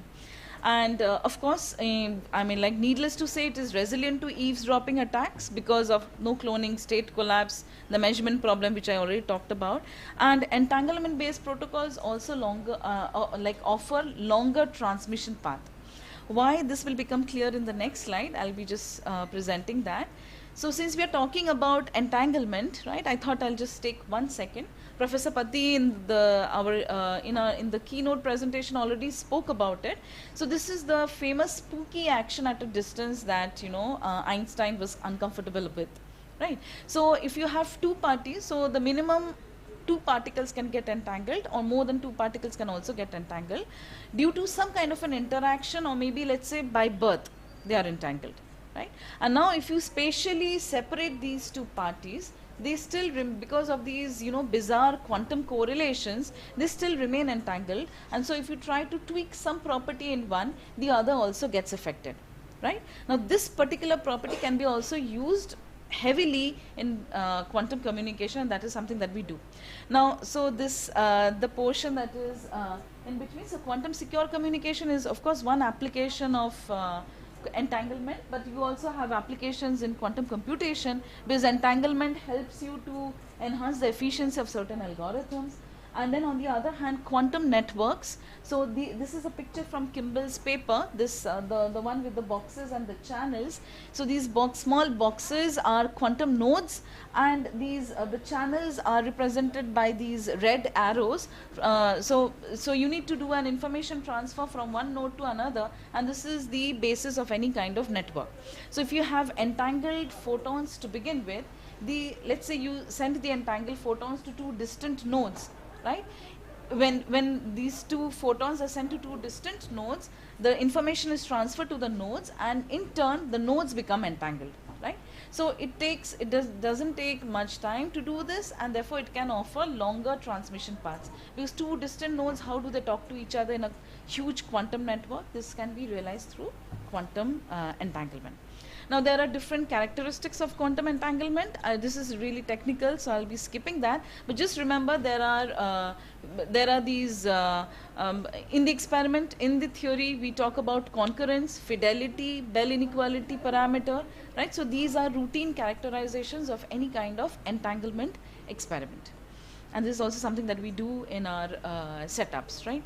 So for a larger quantum communication network, one has to understand that it requires widespread connectivity, right? So that can be utilized by multi-user communication. There is a requirement of scalability in any kind of quantum communication network or any kind of large network, right? So for that we require fiber integrated, compact, easy to deploy kind of, you know, entangled photon sources, which can be also multiplexed. So there could be a multi-user kind of a scenario. And not only fiber based sources and, you know, setups, we also need free space interconnect, especially for regions which are not connected through fiber. For example, between two moving terminals, between two satellites, or ground and satellite, fiber connection is not possible, so you also need this free space quantum communication. So both free space as well as fiber interconnects are required for any larger quantum communication. Now, since we are talking about entanglement, so SPDC, or spontaneous parametric down conversion, is actually one workhorse technique to generate these correlated and entangled photons, right? So this is a nonlinear optical technique. I could skip the technical details. If there's a question, maybe I could come back. Only thing, the take-home message from this slide is that the result of this technique anyway cannot be classically explained. So it requires a full quantum mechanical explanation for this. And the outcome of this particular process is a signal and an idler photon which are correlated by birth.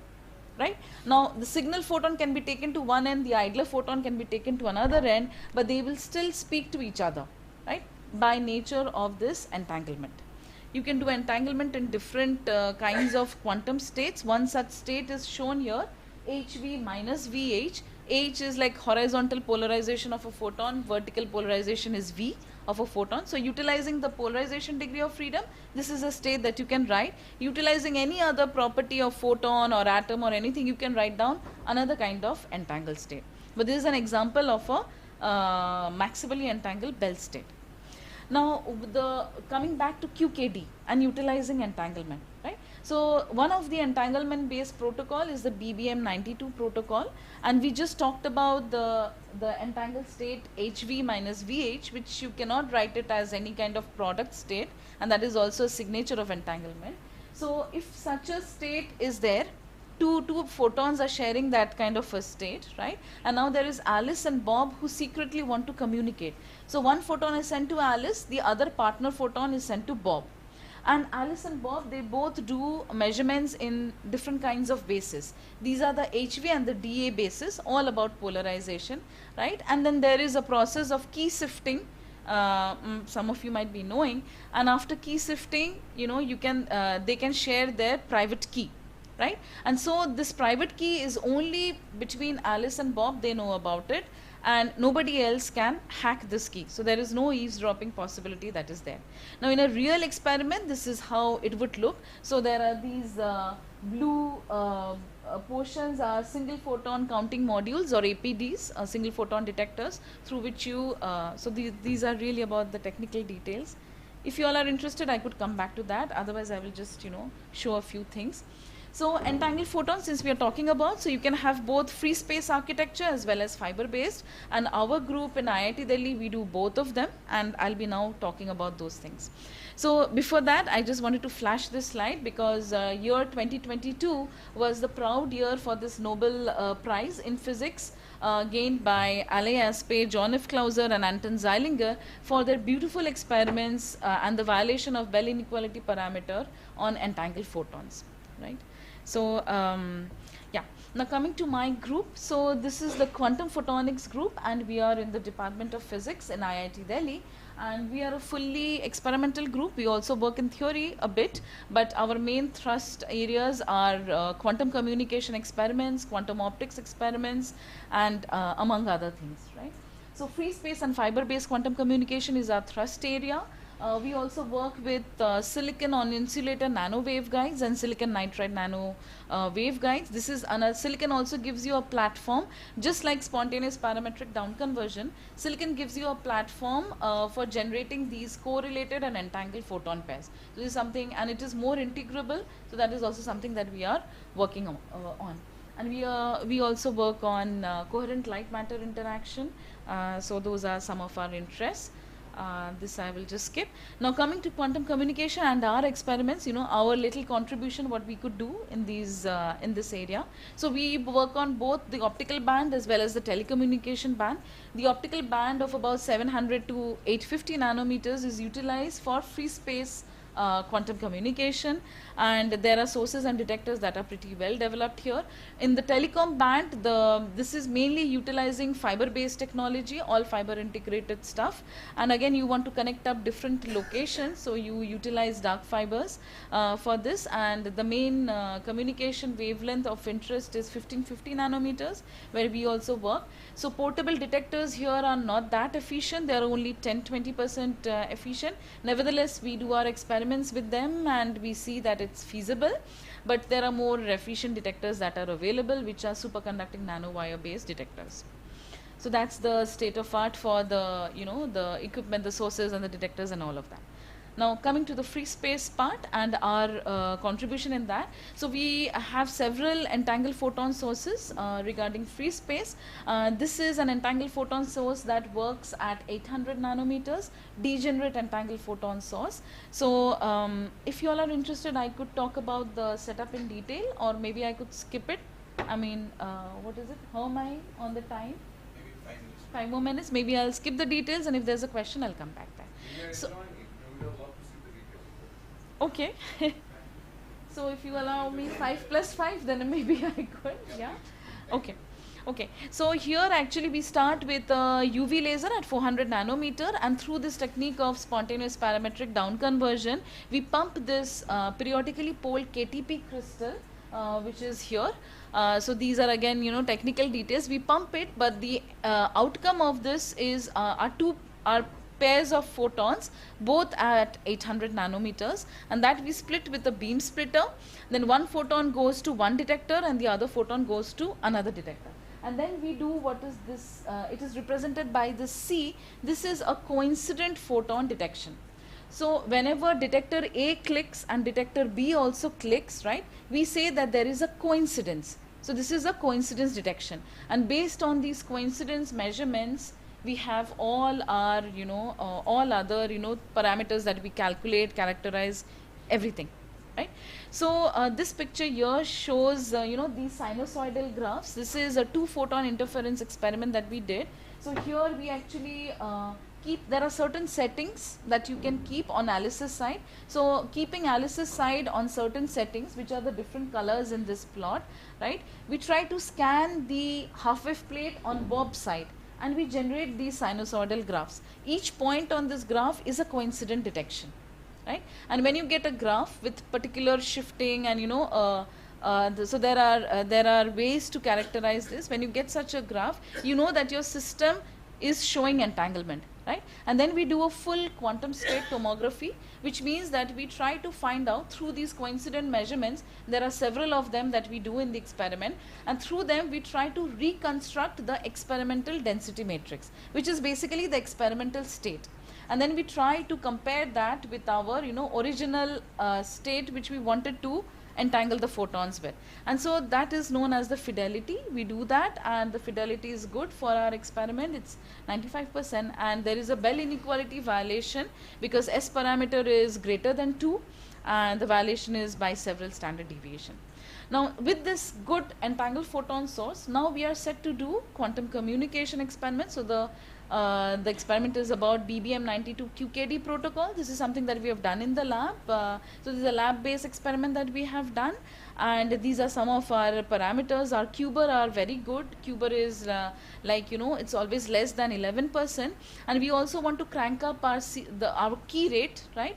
So there is a balance that you need to do between the Kuber and the key rate, and so if we go up to powers of 30 milliwatts for that input laser, then we remain below a Kuber of 11%, which is good and good for a QKD protocol. So we can take this setup and go on. And with that same having done those experiments, we wanted to apply this for a very smart kind of a technology.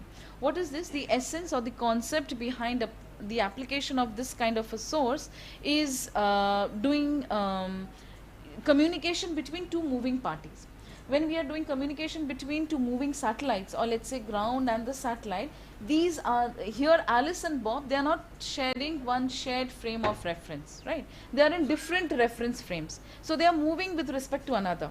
So if you send polarization qubits which requires you to respect your horizontal and vertical directions, right? If you send qubits encoded in polarization, there will be an information distortion, because by the time it goes, the other party has moved. Let's say if it's a moving satellite, it has rotated, right?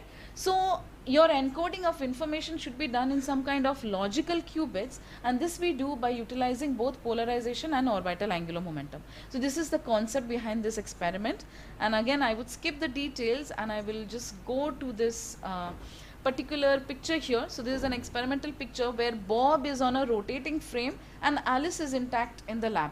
So here, and Bob is in a rotating frame. Now as a function of that rotation of the Bob's angle, we see that this picture in between here tells you the blue dots are actually for utilizing these hybrid qubits, the logical qubits utilizing polarization as well as orbital angular momentum. They remain intact irrespective of the rotation angle of Bob. But if you encode in polarization and try to do this QKD protocol, then the fidelity actually goes down and the QBER goes up. So this is an application that can go on to satellite-based quantum communication. This is something that we have now applied for patent, and the work is under review in a very good journal. So we are hoping that it will be out soon. Now coming to fiber-based quantum communication and what we did from our group in that. So we have several actually fiber-based quantum sources, all entangled photon sources. There are narrowband sources, broadband sources, all fiber integrated sources. And these sources emit entangled photons at 1550 nanometer. One such source is a multi-user source that we have developed in the lab, and it's a very powerful source. Okay, so it is based on polarization entangled photons, and recently we have seen long distance fiber-based QKD up to 100 kilometers utilizing this powerful source. So instead of a single Alice and single Bob doing communication, now you can imagine that there are multiple Alices and there are multiple Bobs. So Alice 1 will send an information to Bob 1, Alice 2 to Bob 2, Alice 3 to Bob 3, and so on. So in a large quantum communication network, you will need this multi-user kind of a setup, right? It is not enough to do just one-to-one information transfer, right? You need several one of them, and all of them should be entangled. So this is something that we have shown. We have shown 14 pairs of entangled parties that can do this communication, and 14 is just to begin with because our source is much more powerful and like it's broadband. So in principle we can do 40 pairs of entangled parties and entanglement based protocol QKD between these parties. Just to show you a few characterization, maybe this I can skip. So anyway, I just to tell you the main architecture behind this is a fully fiber integrated source. We do a C-DAC interferometer. We pump the crystal from two directions, again utilizing this spontaneous parametric down conversion, and the photons that come out, they come out in this state which is HH plus VV. H and V are again your horizontal and vertical polarization. It's a different entangled state, but this is what we generate in this particular source. And then we multiplex the source. That means we channelize the source and we create these 14 to 40 pairs of entangled parties, one-to-one parties. Now this is a characterization of the broadband entanglement. If you think of a broad Alice and a broad Bob, all of them. So this is a fully entangled source, and this is your characterization of two photon interference and all of that, the quantum state tomography. And this is the paper that was published after that. And this is a characterization of our single channel quantum entanglement, showing that every channel, so we could characterize 14 pairs of channels, but in principle our source can actually deliver up to 40 pairs, or in fact more than that, I would say. And if characterization is possible, then all those parties are available, right? So I will skip this again. It's a powerful source. 10 to the power of 8 is actually its brightness. And very recently we have shown long distance entanglement distribution up to 100 kilometers utilizing optical fibers and this particular source. And this table shows you some of our numbers. So we have a very raw key rate, we can say, which is the raw coincidence rate of about 120 per second, which like we use solid state, APDs, the portable ones, which are only 10% efficient. But let's say if you could use much more efficient detectors like SNSPD, superconducting nanowire detectors, which are like 95% efficient or so, this could lead up to a secret key rate of about 2.7 kbps or so. Right? So this is in just one channel, and there are like 14 such channel pairs. Right? So this is just about one channel, and you can, in principle, you can also do 40 channel pairs. Right? So this is something that we wanted to actually deploy, so it can easily connect up a metro area kind of a network. So there will be several kinds of end users. There could be financial companies, banking sectors, hospitals, etc. Right? They are all end users of this Bob. Let's say Bob 1, Bob 2, Bob 3, and there could be communication between all these Bobs and Alice's, and this kind of a communication network can be obtained with such multi-user quantum sources. And now we are trying to actually take this, do a field deployment of this particular experiment, and we are trying to connect up different portions of IIT campus, IIT Delhi campus, utilizing this particular source, and everything is all fiber based, so utilizing also dark fibers which are available in our campus. This is something that is in progress. And I just wanted to just flash one more slide, that we also work on silicon photonics. So everything integrated, silicon on insulator or silicon nitride kind of platform. And this utilizes the process of spontaneous 4-wave mixing, something that is similar to spontaneous parametric down conversion, but this utilizes a third order nonlinearity. And utilizing that, one can actually again emit entangled photon pairs, and this is an article that was also the editor's choice, because for the first time we had shown that with our designs on silicon, one can directly generate an entangled photon pair utilizing such architectures. Right? So this is our group in IIT Delhi, and we heavily collaborate with Professor Vivek Venkatraman in the Department of Electrical Engineering, and this is the group of students and researchers who are really the workhorse behind any of these experimental results, be it the fiber base or the free space quantum communication, and even apart from that. Yeah. Thank you. Questions? Is there any questions, we can take one or two. Just one quick question. Fantastic presentation. I just have one quick question. You mentioned the silicon photonics. Yeah. I was wondering if you're working on creating any IP or... That's fine. You can hear me, right? Yes. All of you can hear me? Okay, thank you. The question is, you mentioned about the quantum photonics, and which I'm really interested. I mean, the presentation was outstanding. I really loved it. Thank you. Thank you. Yeah, and I really like the experimental sector. So I was wondering, is there any work going on with a goal to come up with a real product? Like, for example, the SOI technology and quantum photonics, they are great candidates for a few. Number one, like embedded memory, embedded SRAM. Any kind of SRAM, either as an IP or an individual product. You can think of that. Or say, any kind of deep learning powered accelerator or deep learning accelerator, or like an AI on chip. Simple words. Any such thought, either memory or smart chips, if you can. Right. So silicon photonics and everything integrated on platform, right? I mean, so there's one very direct application of that. One is linear optical quantum computing, apart from quantum communication, which I talked about. So this is just a source to generate entangled photons. But this entangled photons can be utilized for linear optical quantum computing. Then you can also use them for any kind of quantum networks, which I think is the heart of any this deep learning or anything, right? So at the heart of it, you would need these nodes and quantum channels, right? So you can have everything on chip. And then also the accelerator thing that you mentioned, I think silicon SOI technology is also used. So utilizing these kind of architectures, not maybe the same design, but there could be other design, and there are electro-optic modulators and other things that are being, tried out. So we are mainly now working on the designs for entangled photons and heralded single photons, which can be utilized for any kind of quantum information or quantum communication or quantum computing. That is something that we are focusing on, but yeah, we have to think about other things as well.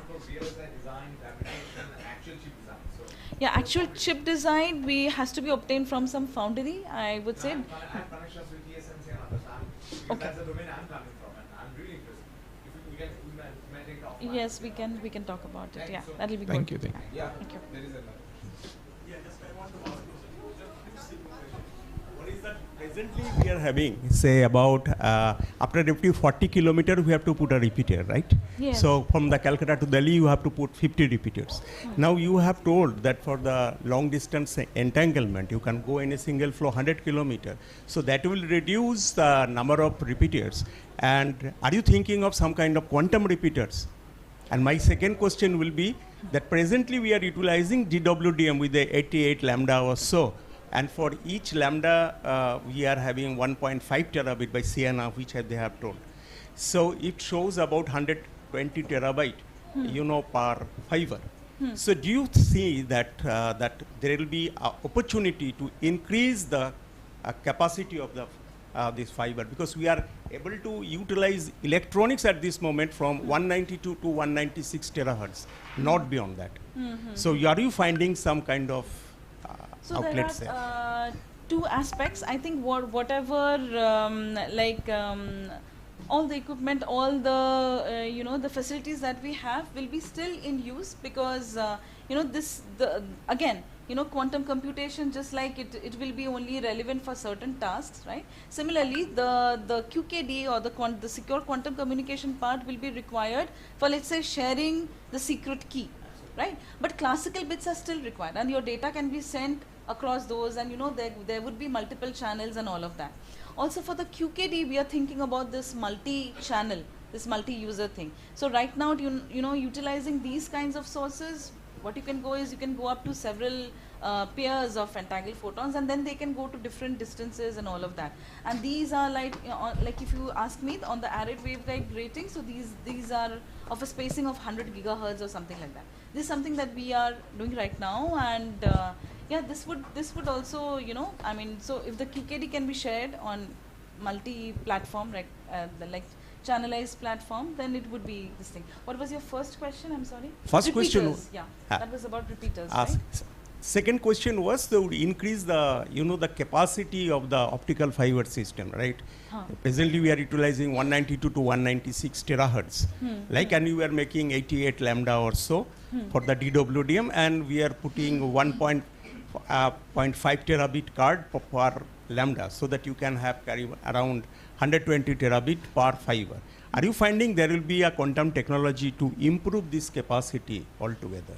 I'm not an expert there on the thing right now, but what I keep hearing now, that through the same fiber, that we can send the quantum channel as well as the classical channel, right? So there could be some development there. But yeah, I will not be able to. And are you doing something on the 5G core and the 5G RAN? Are you going to make some kind of quantum safe kind of thing, so that the things the communication channel can be protected over there? So for protecting the communication channel is my so talk, right? So you are going to make this 5G core and 5G RAN, or the 6G core, 6G RAN quantum safe? Did not understand this fully. My question maybe in the interest of time, but I would like to answer the repeater question, right? So the 100-kilometer experiment that is done in fibers, and it is in one go, starting from the source of entangled photons, right? And in one channel basically, right? So we could go up to 40 channel pairs, right? So 40 of those channels you can imagine, and you can do, each of them you can do 100 kilometers of distance, and this is in one fiber. So for 50 kilometer, I think the fiber has a loss of about 13.6 dB, which tells you how many photons we are remaining with, right? So the key rate is not very high. That table showed you that key rate, but if you have very fast detectors and very efficient detectors, of course you can go up to higher rates. So we are good enough with the fiber for 100 kilometers, and that's why we are aspiring, or the ambition is to connect up to metro area kind of a network, right? And these are things that have been also some portions in various other architectures. People have done fiber based communication for kilometers distance, right? So that is not a problem. Now coming to free space connectivity, there one would require repeaters, because the number of photons would die down after some time, and there will be losses in your path even for free space communication, and it will be good to have repeaters from one point to another to take on that. So instead of that is like an amplification of the quantum data that you have, right? So okay, thank you very much, ma'am. Thanks a lot.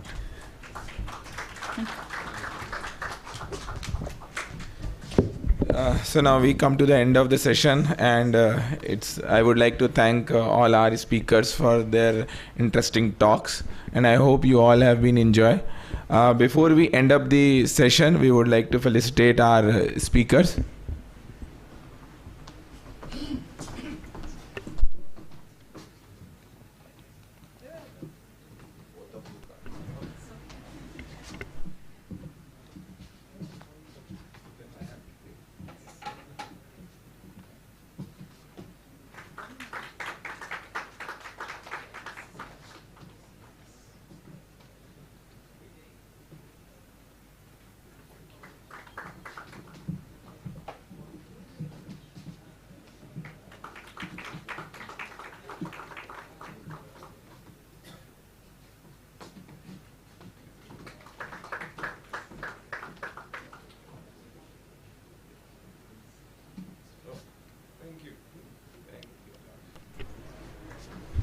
Thank you, sir. So just one second. I request Sri Ritesh R. Dote, scientist T, C-DAC Patna, to kindly felicitate the session chair.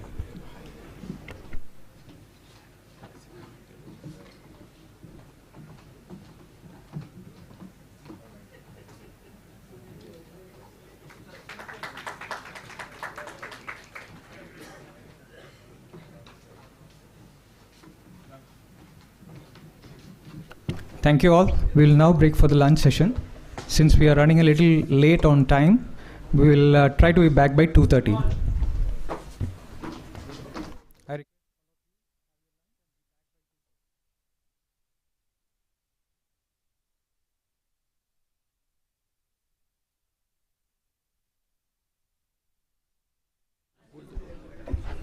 Sir, thank you for joining us online, sir. We are very Professor Anirban. Thank you so much, sir, for joining us online and attending throughout the session. Thank you so much.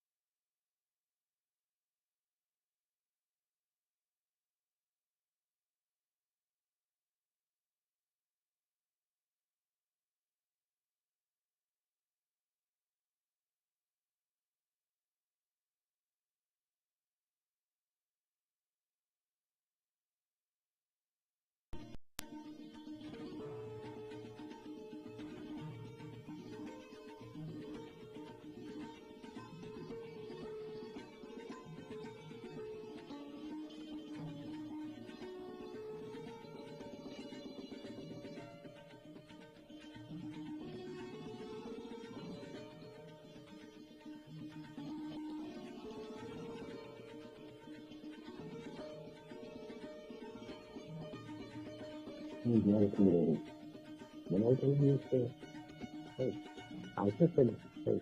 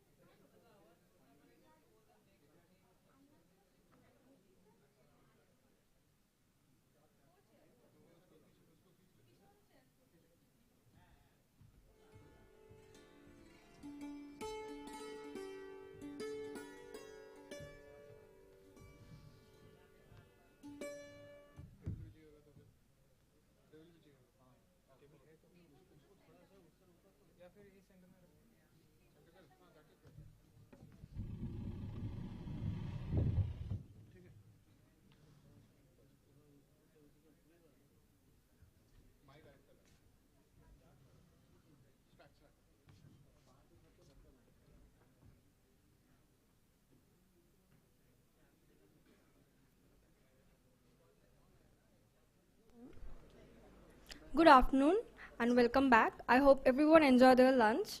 Now we will start our next session, which is on quantum algorithm and applications. For this session, our session chair is our Dr. Ethirajan sir, Scientist F, Director C-DAC Chennai. I request sir to please come up on the stage and deliver the opening remarks.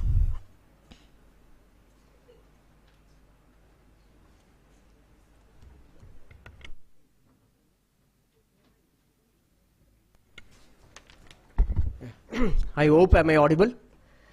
Right. So I'm just welcoming for this the next session, but it is very unfortunate after whenever we are having a session after lunchtime. So we are in the mood of sleeping and other things. right?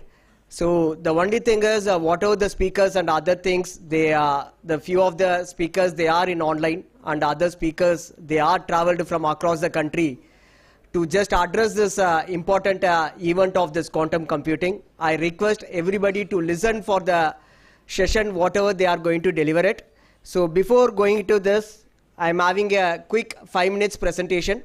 So after that, I like to hand over to the speakers so that they are going to take from there.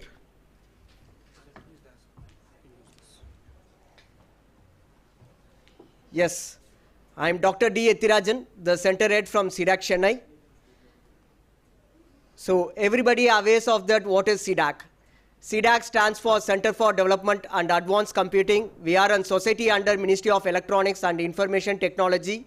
We are having 13 C-DAC labs across the India.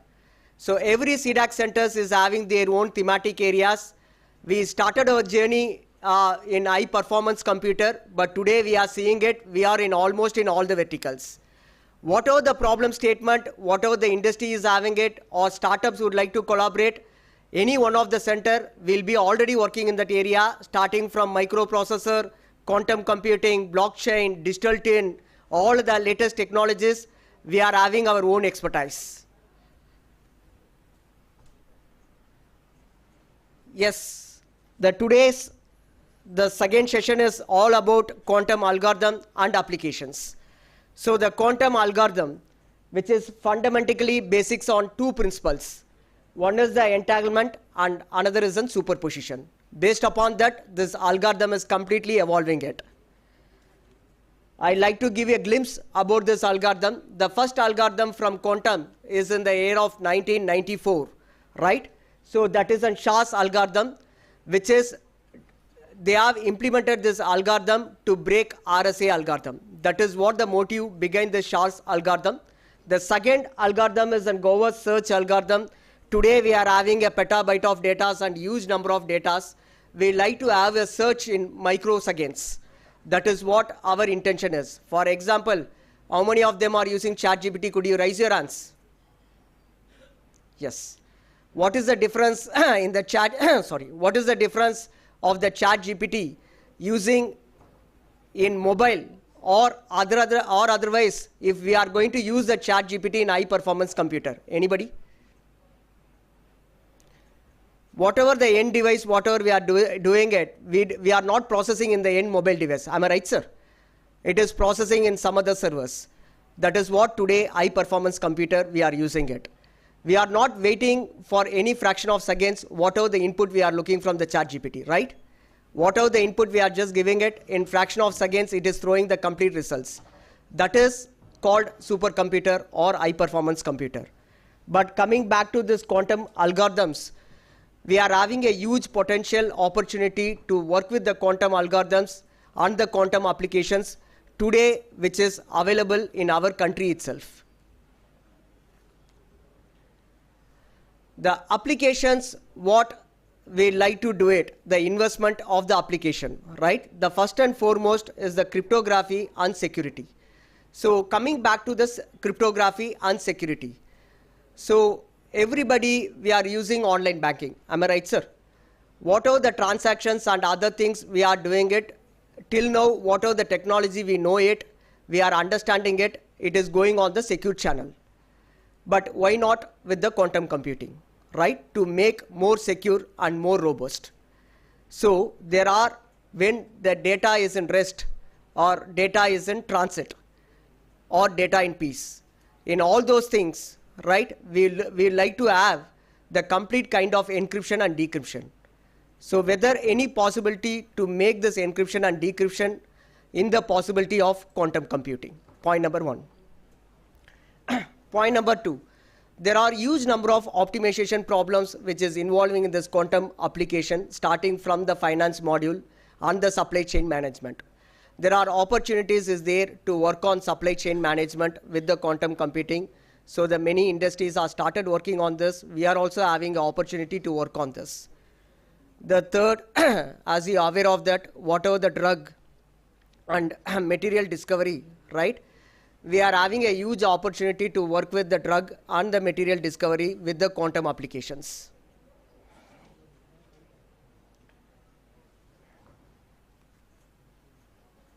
Okay. Whatever the data classification and other things with the quantum machine learning, the many startups are trying to do this with the data classification with the quantum machine learning. The climate modeling and simulation, which is also the another possibility where we'll work together to make the another beauty of quantum computing what we are thinking it. The last thing is the quick search in the big data and the analytics. Okay. As a C-DAC, where we are with this quantum application, right? I am happy to announce the first kind of quantum application. C-DAC partnered with the industry, and we done the rollout of this quantum simulator, right, to one of the military engineering college in Secunderabad. So the 1,000 army officers are using the quantum computing in India, right? This is the first success what C-DAC done it. So what exactly we done it, right? It is a military engineering college, whether whatever the confidential data, whatever they are going to access it, they should be accessing it with the complete kind of random key generation. So we have supplied the 300 secure Bharat operating system solution. BOSS is nothing but is an indigenous operating system from C-DAC. It stands for Bharat Operating System Solution, which is the ardent Bharat operating system solution, which is we given as a secure laptop to this military engineering college, where they are connecting to a secure Wi-Fi. By using the secure Wi-Fi, by connecting to their internal server, they are using the quantum key generation. For every fraction of the seconds, we are randomly generating the key. If the hacker would like to compromise the system, right, within a fraction of seconds, the key will dynamically change. This is where we have adopted the quantum key generation and quantum application as part of this implementation. It is one of the example what C-DAC done successfully with the quantum application. Yes, we are having a huge opportunity to collaborate among ourselves. As a C-DAC, we are looking for a problem statement for the research, and we will go to the ministry for the funding. We are looking from the ideas from the startups, and we like to have the healthy collaborations with academia and industry. By joining all our hands, we will make sure that India will be first in this quantum computing mission, right? So I like to give as a complete background. Now I like to call for the dignitaries to come on the dais, right? So I think Professor Prasanta sir is joining from online. I'm from online. Welcome, sir. Okay.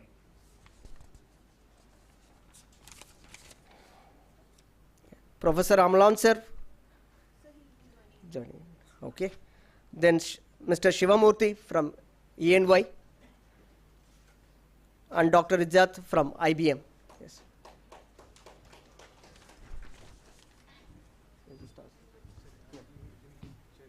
I'll take the chair. You just do the complete.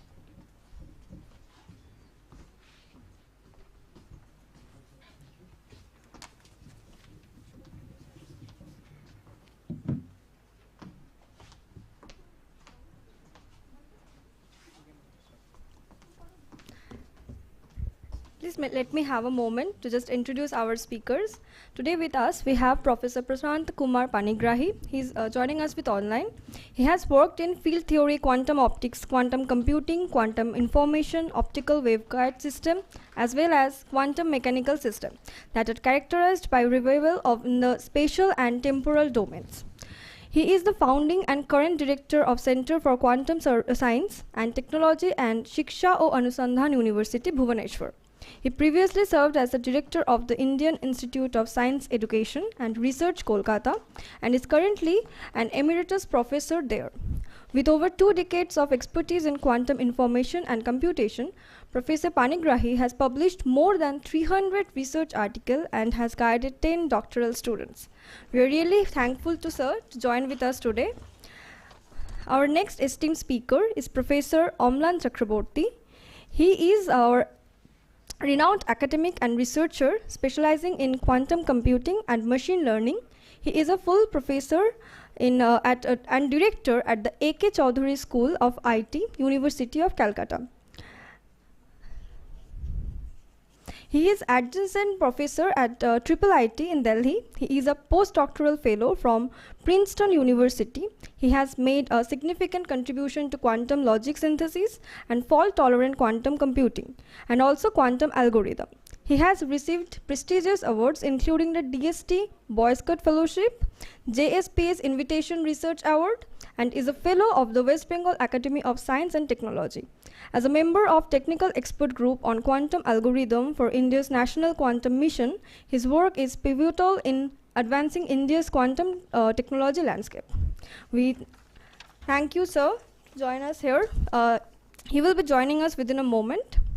Next, we have our esteemed speaker, Sri Shivkumar Murthy. He is the digital public infrastructure leader for Ernst Young's government and public sector India practice, with over 28 years of experience in driving digital transformation for national and international governments. He played a key role in conceptualizing and implementing the Skill India Digital Hub, currently part of India's C-DAC, and has been instrumental in scaling digital public infrastructure programs across India, particularly in education field. He has contributed to the World Economic Forum's Education 4.0 version. He is also co-author of a report of the market potential of digital public infrastructure, with his insight featured in UN Today. And last, we have our esteemed speaker, Dr. Ritajit Majumdar. He is a research scientist at the Quantum Algorithm and Engineering Team, IBM Quantum. His primary focus is the enablement of both internal and external researchers to help them achieving utility scale results using IBM quantum devices. He obtained his PhD from Indian Statistical Institute. During his PhD, he was a long-term visiting scholar at IBM Thomas J. Watson Research Center, New York, with the Fulbright Nehru Doctoral Research Fellowship. His research interests are in algorithm and error mitigation for near-term quantum computation and the design of middleware of quantum computers and quantum electronic supercomputing. Prior to his PhD, he has an assistant professor at BP Poddar Institute of Management and Technology affiliated to Maulana Abul Kalam Azad University of Technology and remained a visiting faculty during the PhD tenure. He is a recipient at gold medal from the University of Calcutta for his master degree and was awarded the prestigious DST Inspire Fellowship. Currently, he is also an adjunct faculty at the Department of Computer Science and Engineering, University of Calcutta. We're really thankful to all our speakers to join us today, and we request our session chair, Dr. Panigrahi sir. Okay, I request our Dr. Ethirajan sir that if we may just start our session. Yes, sir. Yes, sir. Yeah. So the one-day request is my flight is around 5:30. So I'm requesting whoever the speakers, whoever is going to speak, please be restrict with the time so that I'll able to catch the flight. So every speaker I like to ask to request to restrict with 15 minutes so that whatever the crisp point they would like to intimate to us, they will just explain to us. The rest of the parts, anyway, we'll just have the another detailed session. Anyway, Aditya sir is sitting in front of me. We'll have a detailed session so that practically we'll have something more. This is only a session as a brainstorming and the eye-opener what we are doing it. Thank you. So we request Professor Prashant Kumar Panigrahi sir to share his presentation and start the session. Thank you so much, and it feels really good to be invited to this workshop. And as Dr. Ethirajan pointed out, we should actually do a bit of brainstorming only, leave it the details to later discussion and discussions among us. You can already see I have my collaborator, Dr. Subir Dev, who is already in C-DAC Kolkata. That's the reason I have included him here, so that any questions you have, you can ask him. Now, this workshop, and prior to that also, there is a sensing, algorithm, many things maybe. So the thing I am going to talk has relevance for sensing and also communication, as you will see. But one thing I have not mentioned here, you will be amazed to see that right now, Dr. Ethirajan mentioned about coarse algorithm for factorization. Now, if you see a Google search right now, you'll find out the so-called Gauss sum. Gauss sum provides the best quantum factorization available experimentally. And this thing what I'm going to talk about, it has exact relevance for this. So therefore, factorization is something you can learn from here. It's a very general kind of sum. So it has, as I proceed, I point out only the relevance of this. If you are curious, you can pick it up and communicate with us. The knowledge is right there. So this starts with optics, long time back, the so-called turbo ether. You can see from the very beginning, light wave is coming. There are 4 entry points, and it goes into it. It's a waveguide kind of thing. Of course, it was Talbot who observed it in the most observable, and you can see it has been reported quite some time back. Okay. Now, 1836. So what we observe is that, you can see the carpet kind of thing. But as you will see, we start with 4 of them, and we do see revival. At the end, there are again 4 of them. Obviously, there is a lot of interference going on, because light is propagating. And because of the interference effect, you see, there are clear optional levels. In between, you see, there are some places where there are, more than 4 peaks. Then again, there are some almost 4 peaks and full 4 peaks. So almost, it's actually something like a fractional level. That's what you observe. It was quite some time long. Why does it happen? And this happens in the so-called paraxial domain. And he reported it. And this is what I'm going to talk about. You can see this field, there is a quantum version of it. This field saw revival very recently. And you is a party to it also. I'm showing what the relevance of this to modern day quantum mechanics, modern day quantum technology. So, again, just to provide you a brief out, there are, so this is the observation of, you see Talbot, very profound, color separation, and then different colors, what happens, very detailed study of this. But main point, remember, light is coming at 4 sources, definitely because of interference effect. Things are getting revived. There are multiple peaks in between. After some distance, capital L, it revives. All 4 are appearing. So now this is called fractional revival. Okay. It took a long, quite some time to understand it. The first understanding came thanks to Lord Rayleigh. So he pointed out that what length, obviously because of interference, you can see what you are looking for is that you might have seen this Bragg scattering, that 2 pi kind of thing. So phase plays a role. So exponential I kz, that kz factor comes from there, minus mu1z is 2 pi. So obviously it looks like Bragg scattering where the peaks come in. But this kind of, this is not exactly Bragg scattering. So he, Lord Rayleigh calculated. But you can see interference sequence. Because I kz, plane wave exponential I kz, 2 pi factor, somewhat like your Bragg scattering, maximum minimum comes. So this is what it is. Now at this, in that capital Z where it divides, you can see wavelength lambda is involved. B, the distance between these 2 slits, that is also involved. So that is expected because there is nothing else there. So it was Rayleigh who first pointed out what length it will revive, and it was paraxial limit. Paraxial limit. So paraxial limit, you can actually consider one-dimensional kind of thing. Now this thing was observed, and it was sustained as self-imaging in waveguide. Again, you take this waveguide, which I know, C-DAC, Moon group is also studying. So for example, here it's like a channel. Inside the channel, again, you throw light, and you do see 1 kilo comes in. There's a wave packet. Wave packet comes in, and I'll show you that it's like a Gaussian wave packet that comes in. This revive. In between, you see 1, then 2, then 1. This is fractional revival. Fractional revival. So it is, and you see it has exactly beautiful analog with quantum mechanics, particle in a box.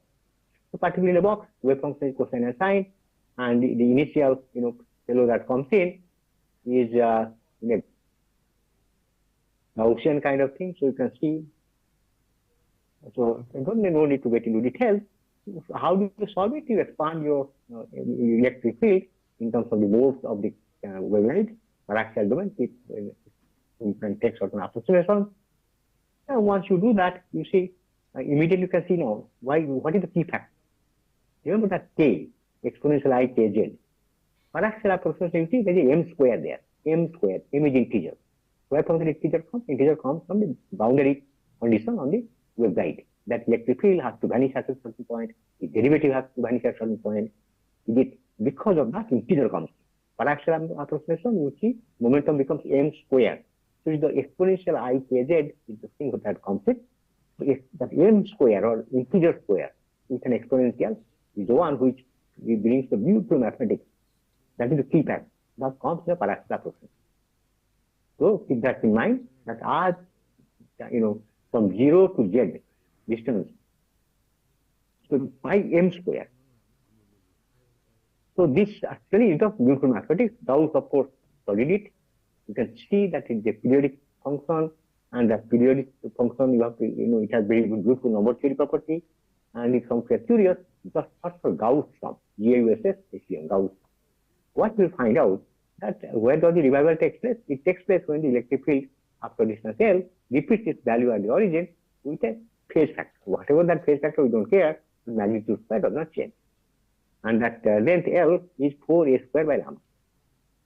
Okay, A is the transport expansion, lambda is the wavelength. So you see that is how, for example, that m square, keep that in mind. So then, for example, you may ask, why am I studying self-imaging now? Because you see now you are going to single photon limit. When it comes to quantum communication, you have to go to single photon. And this photon wave function is same electric field. And except that number are only 2. You have to observe it for a long, long time to see the two photon interference in a ring core kind of fiber was studied, and they saw wave self-imaging in 2020. Now, if you are curious, as I told you, search for Gauss sum. Particularly, I remember, there was this very beautiful talk and review article, and you can check easily that so far the best limit on factorization experimentally is by Gauss, the best number. Now, so and communication, of course, you can see. So this is a beautiful experiment we have designed. So this kind of thing, sure, would now come into the domain of paradox and the fiber. Now let's proceed.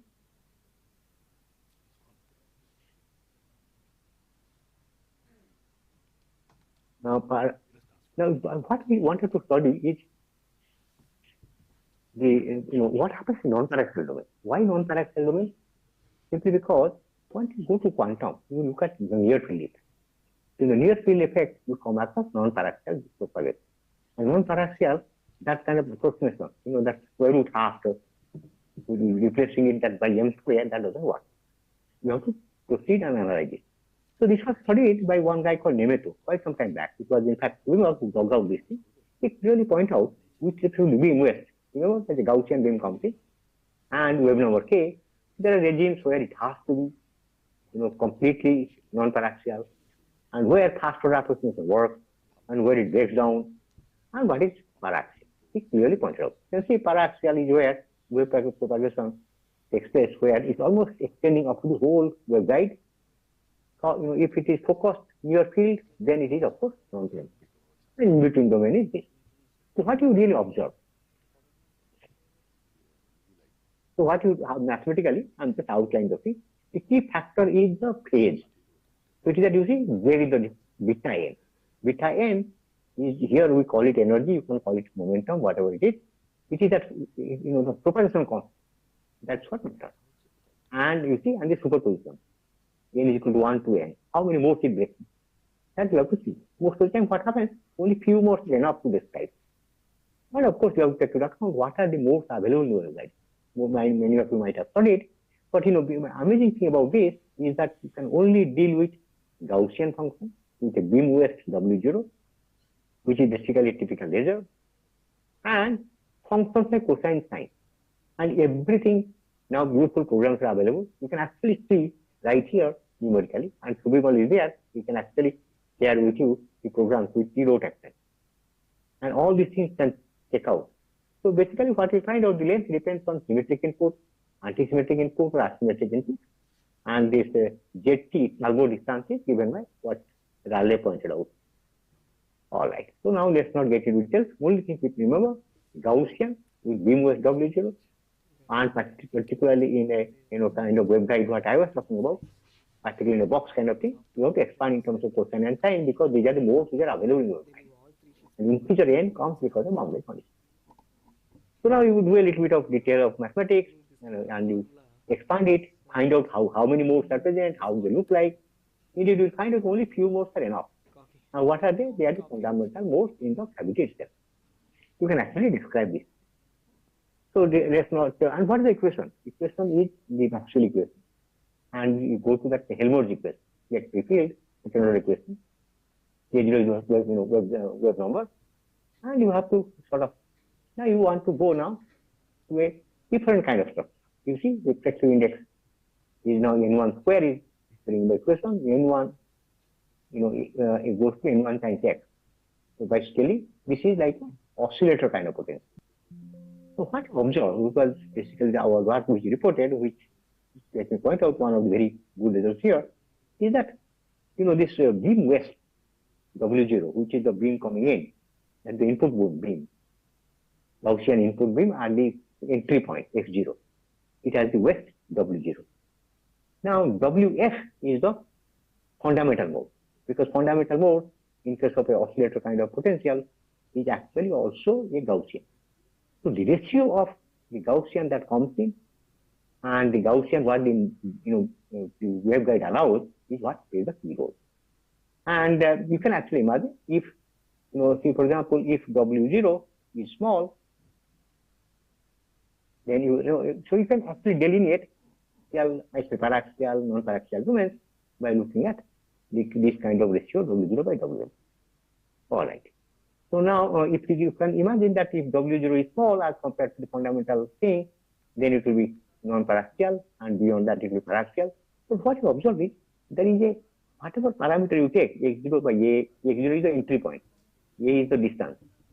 Different kind of ratio. There are some points which will allow you look at it more carefully. Where there is that any when you W0 is fixed, WF you are changing, and A also you are changing at certain points. You see 3 points here. That's a constant. Nothing happens. What is the physical meaning of that? That was extensively analyzed until read by Chulnol, who is right there. You can talk to him. Look at it very carefully. Exactly what happens there. Since the time is only 15 minutes, let me highlight. It's quite robust. Exact process. For A is the entry distance. So let us see when there is crossing. That means, and does it happen only for that kind of waveguide where it's like there is a refractive index constant plus? Does it happen so-called parabolic index? Parabolic index like an oscillator. Refractive index goes like x square. Now n square is the thing, so it depends on space. Now you can check out different kind of width, and you do find exactly the same thing, except that the mode what we are expanding is like you say harmonic oscillator. And many of you might have studied quantum harmonic oscillator is exactly the same kind of mathematics. So there, the modes are different. It's no longer cosine sine. Cosine sine was in a free waveguide. Here it is harmonic polynomial. But you do see that same kind of thing appears with robustness. Namely, you observe at certain point of the ratio, if you change A and the X0, nothing happens. Same thing happens here also. Now let us look at what happens. First you see is that in the non-paraxial domain, there is revival. You can see it's almost close like a ribbon. It goes to the boundary, gets reflected. Goes to the boundary, gets reflected. At certain point, it adds up to high intensity. So if you change the parameters, it changes what the physical picture remains. Now in the parabolic paraxial domain, you can see almost like flow of river of light. But again, at that point, there is no change. In that we have to ignore. So then we are certain, ratio. That's the main principle of this result I'm emphasizing, that whatever input Gaussian and the mode, what is the fundamental mode, that ratio, that 0.76 is what is found. And that actually is the one where you change everything, this thing remains robust. Why is it useful? Because see, that's what you have written. Remarkable robustness of self-imaging distance. Now you want to send light to a certain point. So exactly you have to send, and you are sending it by self-imaging. Why is it? Because by refraction, by you are using wave profile.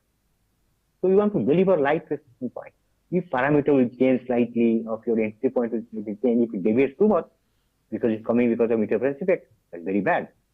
So this is robustness what we control, and that has, not only paraxial domain. Paraxial domain, of course, is good, but it's also valid for non-paraxial regime. It also, now we have shown, is valid not only for this kind of refractive index, but many other kind of.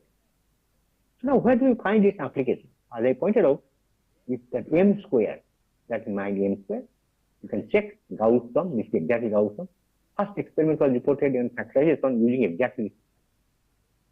Now, sensing, since this workshop is about sensing, let me also point out that exactly same kind of effect was used for sensing purpose. Lambda by 130, this kind of, fiber coupled dual mode waveguide, exactly this kind of mathematics. Now, our PRL colleague, Dr. J. Banerjee, who was supervisor, they could actually detect that kind of principle. Lambda by 130 principle. Where from the principle comes? They change the mirror. You see the picture, the size change in the mirror. Because that was changing the width. L was remaining fixed, width was changing, and that kind of change they are able to detect. You see? That is quite amazing. And mathematics is exactly so. So Srinivas work which was reported with a very appropriate kind of combination, you can actually go up, make it much more sensitive to the extent of lambda by 1000. You can check it with him. So my purpose here is, I would not get into details. All I want to point out that this phase, which is very crucial for refractive index and propagation constant, plays a very crucial role. And remember the exponential factor. Exponential factor points out that any small change will be amplified. Now you can see here that in that propagation constant, this A comes in. A is sensitive to A, lambda 0, 4, refractive index, cladding. So suppose you change the cladding, that is good for sensing. You can immediately see there will be change. And this thing will not be too much of, like fluctuations will not be affected. The robustness is there. So therefore, with a robust way, you can find out small change in the cladding or distance A, because that object with any sensitivity.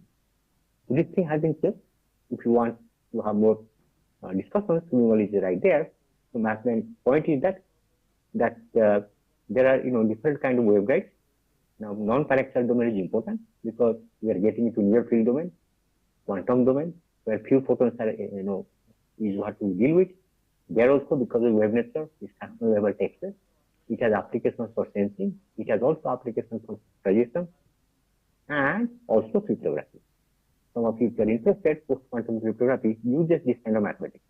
The key for this is that object, exponential I n square times parameter. This is related to theta function and very beautiful mathematics. So let me not get into it. So you can play around with it. And mathematics is very simple. It has Schrodinger equation. It has also Helmholtz equation. Structurally they are same. In Schrodinger equation, the integer comes to quantization. In case of Helmholtz equation, it comes to boundary condition. So mathematically it is like this. Some of you are curious, you can take a look at Michael Berry's work, who was contributed profoundly.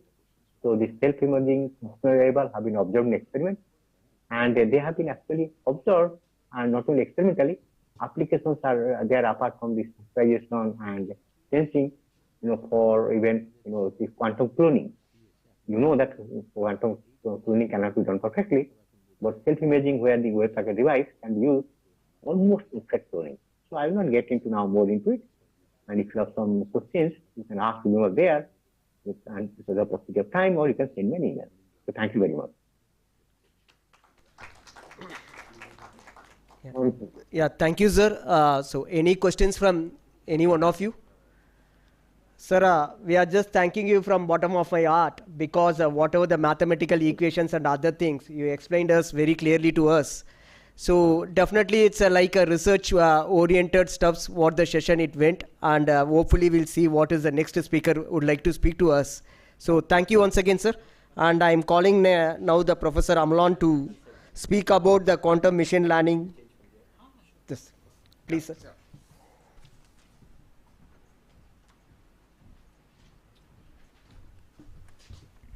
So very good afternoon to all. Thanks to the session chair. Not thanks okay, for limiting our time, but I know that okay, it is a request, okay, and I will try to be on time.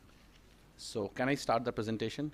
Yeah. So this is my talk. Obviously, this is obviously a talk, okay, around 30 to 45 minutes, but I will try to cut it short. Okay. So what I try to pitch here is that what are the basic recipes, okay, by which you can plan a machine learning, okay, computation or a machine learning model on a quantum computer, right? What are the things you need to do, right? And how you can, okay, try to get best out of the quantum computing machine, okay? So I will skip all the, yeah, so these were the, okay, these were my, okay, the things what I thought to discuss, but I will skip a bit of the fundamentals now because due to the time, I'm just skipping a bit. So this is very important to understand, okay, whenever you try to do quantum computing. This is called the state space of a qubit. Okay, qubit is the smallest quantum system possible. Okay, so a state space means that there are certain parameters which define the state of a qubit. Okay, and this is what are the two parameters. One is the parameter theta and one is the parameter phi. Okay, so this space is defined as a Bloch sphere, okay, which is an unit radius sphere. Okay, and any quantum state can be defined as a point on the surface of the sphere, right? And the quantum state can be considered as a vector which goes from the origin to the particular okay, qubit state which is defined on the surface of the sphere, right? And this vector has two state parameters. One is the theta, which is the angle on the between, okay, with the z-axis, and the phi, which is the angle with the x-axis of the projection of this vector. So these changing of this theta and phi will lead to the qubit update. So if I want to change the state of a psi, what it means that I am shifting. Okay, I am shifting this point. I know when it's working. Okay, so I'm shifting the point on one point on the surface to the another point of the surface, and to do that, I need to have the theta and phi to be changed. Okay, either both of them or one of them, right? And that is the what I show here is that what are the different states you get. What are the different most common states of a qubit you get? Okay, when you have a different values of the theta and phi. Okay, so I move on from here. Okay, I will just skip a bit. So when I tell the gates, the fundamental gate for a single qubit quantum state are the rotation gates, right? And rotation gates are nothing but they are actually defined by the rotation across the three axes. We saw the Bloch sphere. So Bloch sphere has three axes, which is x, y, and z axis. So we can have the fundamental rotation operations across these axes, right? And any particular movement of a single qubit on the Bloch sphere can be defined as a combination of these rotational parameters. Okay. So these are the axes what I actually say, right? And also there is one thing which will come heavily when I come to the machine learning part, the measurement of this particular qubit state. So how we measure this qubit state. Okay, so the measurement of this qubit state is actually across the z or across the x or across the y basis, okay, which are the axes of this particular three-dimensional Bloch sphere, right? And it depends not on which particular axis you are measuring. Okay, based on that, the vector is projected on the axis, okay, right? And you get, okay, right? And that depends on the probability. Okay, that is defined as a sort of probability because the vector has two components across the axis. Okay, so when we say a single qubit state, it has two basis states. One is 0 and 1. Okay, and there are two amplitudes associated with that, alpha and beta. So this alpha and beta gives us the measurement probability of this vector depending on the orientation of the vector in this particular state space of a qubit. Okay, what I will expect in measuring, okay, this particular qubit, right? And then I just move on this particular conceptualization that, hey, so what I will have to do, so computation means update of the memory state. If you go to the fundamental Turing machine, okay, we know that, okay, that means a computation means that we start from a state of a system which is defined by its state register, right? And we do a computation means we have some logical steps to update this memory register, right? And come up to the result state of the system. Okay, so what we do, we fundamentally do certain logical operations, okay, certain arithmetic operations. So all the logical and arithmetic operations in a classical computer can be fundamentally, okay, decomposed into these gate operations, AND, NOT, OR, XOR, or can be NAND, NOR, whatever you can say. Similarly, in the case of a quantum computer, okay, the qubit state can be modified by single qubit operations, as I already said, the rotation operators, as well as there are coupling operations, okay, which can occur okay, across 2 qubits. Logically, these coupling operations can occur around multiple qubits, okay, but physically, if we try to say in terms of the physical quantum operations or quantum primitive operations available in the present technology, we have the operations coupling 2 qubits. So these are the fundamental operations, and this is what we all have as a primitive operation in the quantum system. And these all changes the state space of a single qubit, and then when we have multiple qubits, the state space is a tensor product of each of the state space of each of the single qubits, okay? So this is a quantum circuit, right, which actually taken from IBM Qiskit, and this is how we try to visualize it. So try to remember that a quantum circuit is an evolution of the quantum register itself. It is actually, we try to initialize the quantum register, which is shown here at the qubits Q0, Q1, Q2, right? And then over the time, we try to update the state, either the individual qubit states or the entangled qubit states, okay, coupling qubit states, with certain operations which are either single qubit operations or 2 qubit operations, right? And ultimately our result is something what value we get, okay, after this state evolution, which is your algorithm, which is converted to a circuit where we can operate on the qubit states, okay? So you try to measure the qubit state, right, and get some values, and that values can lead you to a result what is expected, right? And those values can be stored as a classical data in classical registers, okay? Only the thing is that this axis across the x-axis in a quantum circuit is a time, which means it is the continuous time evolution which happens in a quantum system, right, is being done as a discrete time evolution using the quantum gate circuit.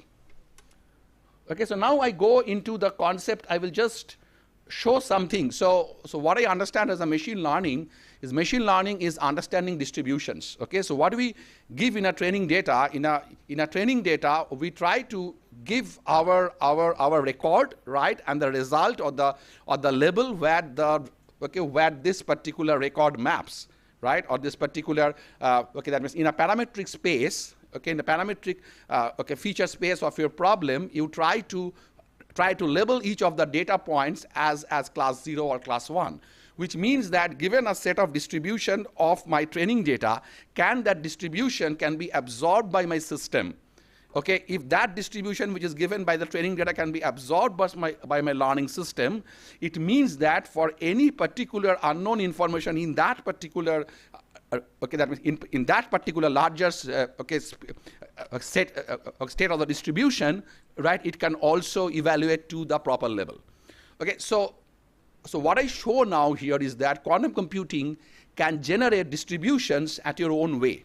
Okay, that if you're clever enough, if you can control the qubit evolution, you can generate lot of different type of distributions. Okay, so what I show here is that this is a way how we can change the state. Okay, using a rotation gate, I can change the vector, right? So the vector was here, and the vector just sweeps because I have given a rotation to the vector. I have changed the value of the theta and phi, and it comes here. Okay, so now here if I measure, the state, I could have got the probability of the 0 is 1, and probability of 1 is 0. But once I operated a rotation gate, okay, this vector has some component across 0 and some component across 1. So it means that I have actually changed the probability of measurement of this qubit. Okay, so it means that the distribution, initial distribution was 100% 0 and 0% 1, and now we have some distribution, maybe 70% 0 and 30% 1. So we have changed our distribution what I can have for a single qubit, right? And this we can, okay, right? And this, introducing these theta operations across all the axes, x, y, and z, we can go on playing with the single qubit distributions. And you see we are playing with the distributions, okay? Some distributions where we can have equal probable basis states, Okay, some distributions with certain bias, we can actually change the distribution of this basis of the basis states. Okay. Finally, using the two qubit quantum systems, we can play more. 3 qubit quantum systems, we can play more the distributions. And right, and how I will show you is that if 2 qubit quantum systems where we have bipartite quantum states, which means that a particular quantum state can be decomposed into distinct quantum states. These are called bipartite quantum states, right? In a bipartite quantum states, we can actually expect a very equal probability of all the basis states. Okay, but once we have certain thing called entanglement, okay, we can play around this entanglement from a zero entanglement in the extreme left to the perfect entanglement in the right, where we see that the distribution from a very uniform becomes a very much skewed distribution. Okay, so now my offering to all of you is that in quantum computer we can actually generate a lot of distributions, and these distribution patterns will vary, more and more qubits will add up. Okay. Okay, so this is one of the conceptual part which you have to understand when you try to work with the qubit systems, how qubit system understand distributions compared to the way a classical computer system understands patterns. Okay, fine, and this can go on and on. I will just skip a little bit. So now these were the quantum circuits which were called, okay, the first generation quantum algorithms when I was doing my PhD in Indian Statistical Institute. Okay, and now what we have all these rotation operations which actually generate distribution, especially in the domain of machine learning. Okay, needs to be now understood for a particular given set of data. Okay, what distribution I need to generate, okay, from an initial distribution of the qubit. Okay, what distribution I have to generate, okay, that depends on the variational part of the quantum circuit, which is defined in forms of at the u theta, right? And we have whole lot of algorithms like QAOA, VQLS, PQC. Okay, that means PQC here is the parameterized quantum circuit.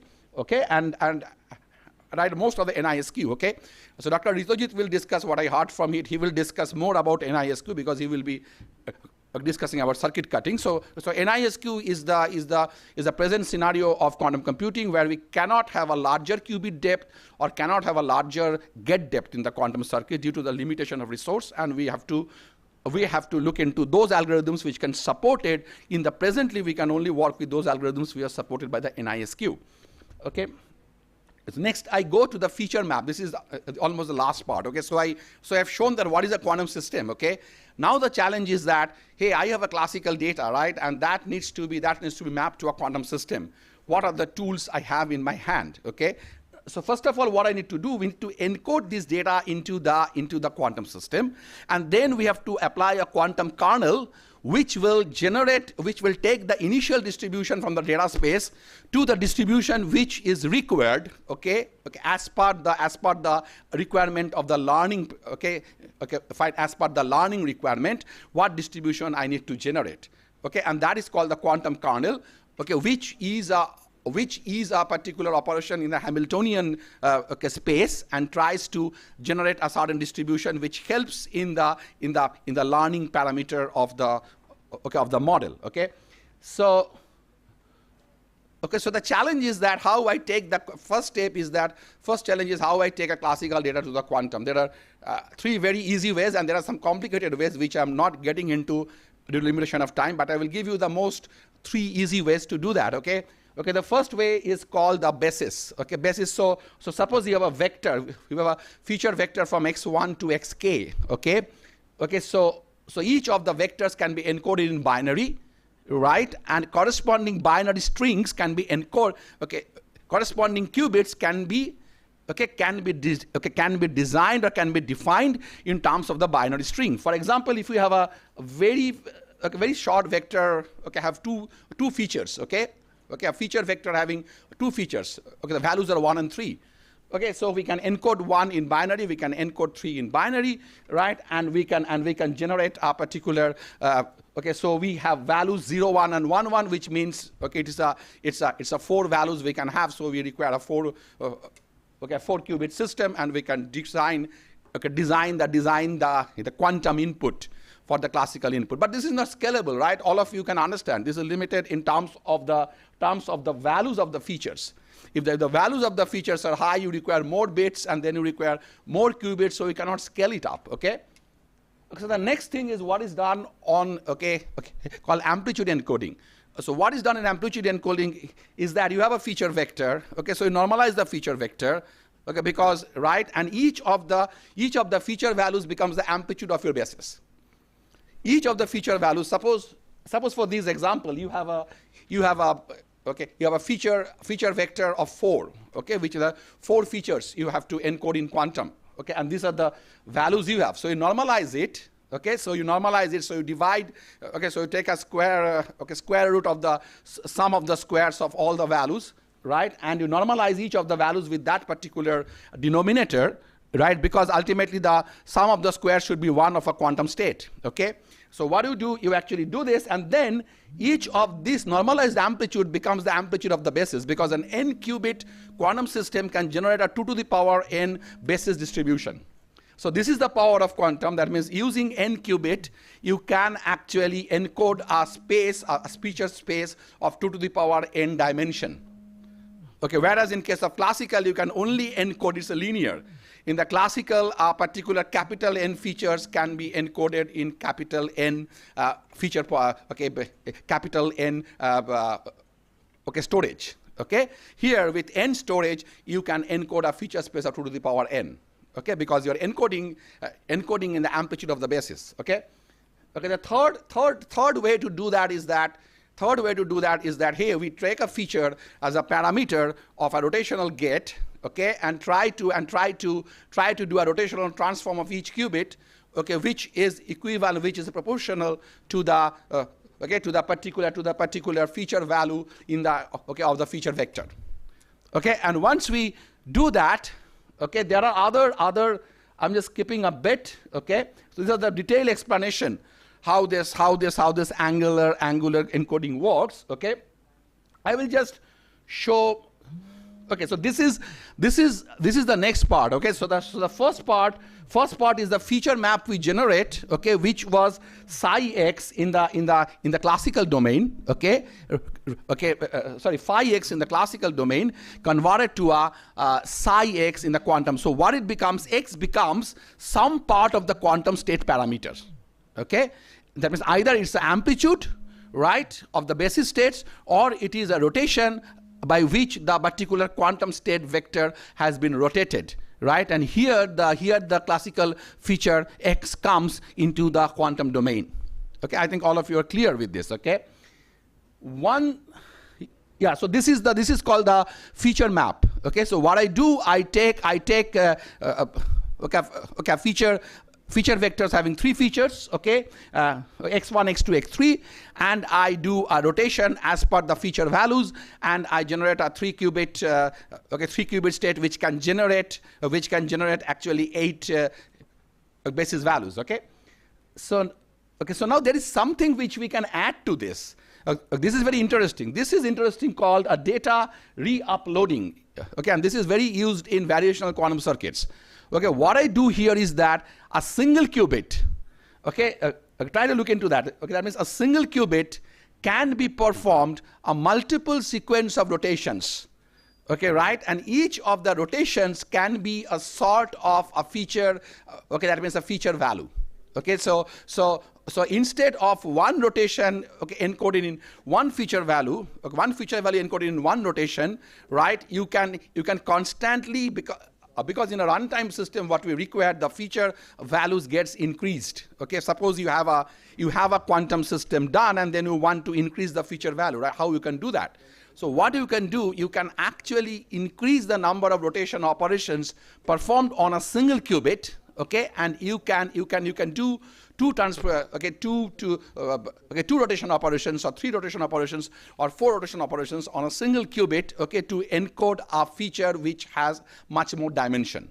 Okay, so higher dimensional features can be very easily handled by a technique called data re-uploading. Okay, so this is what is being done, okay, after the data encoding.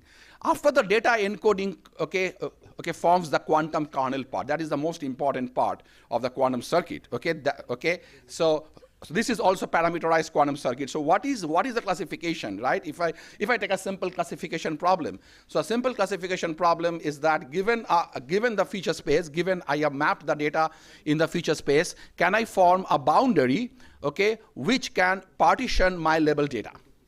If the boundary is well enough to partition my label data, then I know that this classification works, okay, right? And for unknown data, I just need to find out that which part of the partition this data belongs, okay, and I have formed the classification model. So similarly, what we have to do here the thing is the expectation value of your vector. Expectation value of your quantum state vector. So suppose you give a quantum state to me, my circuit will generate an expectation value for that particular quantum state, okay, with some sort of transformation, right? And that expectation, suppose I have encoded a particular data which has an n features, I have used log n number of qubits to encode that particular feature, right? My target is to can this vector can be mapped to a label. Okay, now the label here is the measurement basis. So you choose the number of measurement basis depending on the number of classes you have, right? And your entire quantum kernel function will be to map each of the data in your training set to the corresponding expectation value which matches the label as per the choice of the basis in my problem space. Okay, so this is what I'm telling, that you actually take the encoded data. This is quantum learning. So learning is here. That means how you define this quantum parameterized quantum gate, okay, so that this particular quantum kernel working on this encoded data can take to the expectation value for measurement which matches the label, right? And the label distribution is same as your distribution of the basis in your measurement. Okay, so now this can be a hard problem. It's not an easy problem. So here we can use high performance computing. Here we can use the classical quantum hybrid computing, which actually tries to optimize tries to look into the loss function, right, and try to minimize the loss and try to make the theta more towards the convergence in each iteration. Okay, so we can use a classical algorithm to optimize these theta parameters of the quantum kernel. Okay. Right, and this is a summary what is a quantum learning. Okay, so the summary of quantum learning is this particular thing. So what we do in a classical, this is the classical part on the extreme left. Okay, in the classical part we take the data, map it to the feature space, apply a kernel, map it to the label. In classical also, those who know machine learning, kernel, what is a kernel? Kernel is just a filter. Kernel is a filter which maximizes the observation for a particular data. Okay, for a given feature space where all the data is mapped as points in the multidimensional feature space, your kernel selects some points. Okay, right, and kernel rejects some points. Okay, which means that kernel have a decisive. Gives a decision on the feature space that here this point is like this point is high, and this point is low. So this is a decision which is done in the classical feature space. What this decision does in the quantum feature space is the probability of measurement. Only that thought process you need to generate when you try to do quantum machine learning. In the quantum machine learning, you just try to make the decision space as a probability of measurement. Okay? So what you have to do, you have to increase the probability of measurement of a particular set of data, for a particular basis, and you have to increase the probability of measurement for a set of data for some other basis, right? And that is what is a quantum kernel works. And if you can train the quantum kernel for a large set of data, okay, that means as the classical machine learning works, if you have a low error for a training data, right, obviously for your test data your error will also be low. So same philosophy occurs. So the diagram is something like this. You map the data to the quantum space, okay, using quantum encoding, and then you map the quantum vector to the measurement space using a quantum kernel. Okay, and I think I think that's all. I am done. And these are there are not many things. I think time is there. Okay, so lastly, I will just go to my students, because this is this entire contribution and knowledge is not mine. Okay, it is with the help of my students. Okay, who has worked. A lot of things were there. Okay, but I'm skipping all this. Okay, this is good. We have a good collaboration with HCL Technologies. Okay, and a lot of things we do. Also, I forgot all this quantum inspiration actually mostly got accelerated by the IBM support our team got through the first IBM Quantum Researcher Access Award as a research group in India. Was received by our group in 2021. So that was also an IBM support also boosted our research, and obviously currently the industry like HCL Tech is also boosting our research. Okay, right, and this is the research group which is working under me, the direct PhD, but also Ritojit, who is also my collaborator and also the PhD student of my supervisor. He also collaborated with me a lot. So I thank all my students and these are the areas where I work apart from quantum machine learning. I work, and we have fantastic collaborators from all over the world and industries. Right, and very beautiful students and postdocs. Okay, thank you all. Yeah, thank you, sir, because it's a wonderful session, because I was remembering my college days. The professor usually explained about the electric circuits and other things. That was going on my mind when sir explained about the quantum circuits and other things. It's a fabulous explanation what you have given it, sir. And moreover, initially I got shocked because sir is having 49 slides. So when the time is moving on, I thought it is 23 slides, then it will take another 2 hours, which I thought.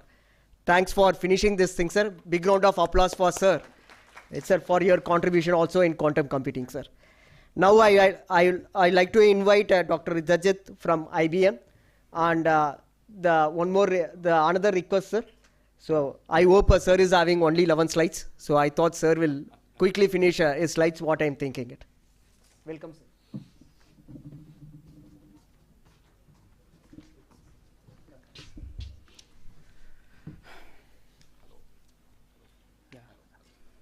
So I'm really grateful to be here and very happy to be here speaking after Omlan sir, and Omlan sir said that he is the first PhD student of my supervisor, and I am technically the last before she retired.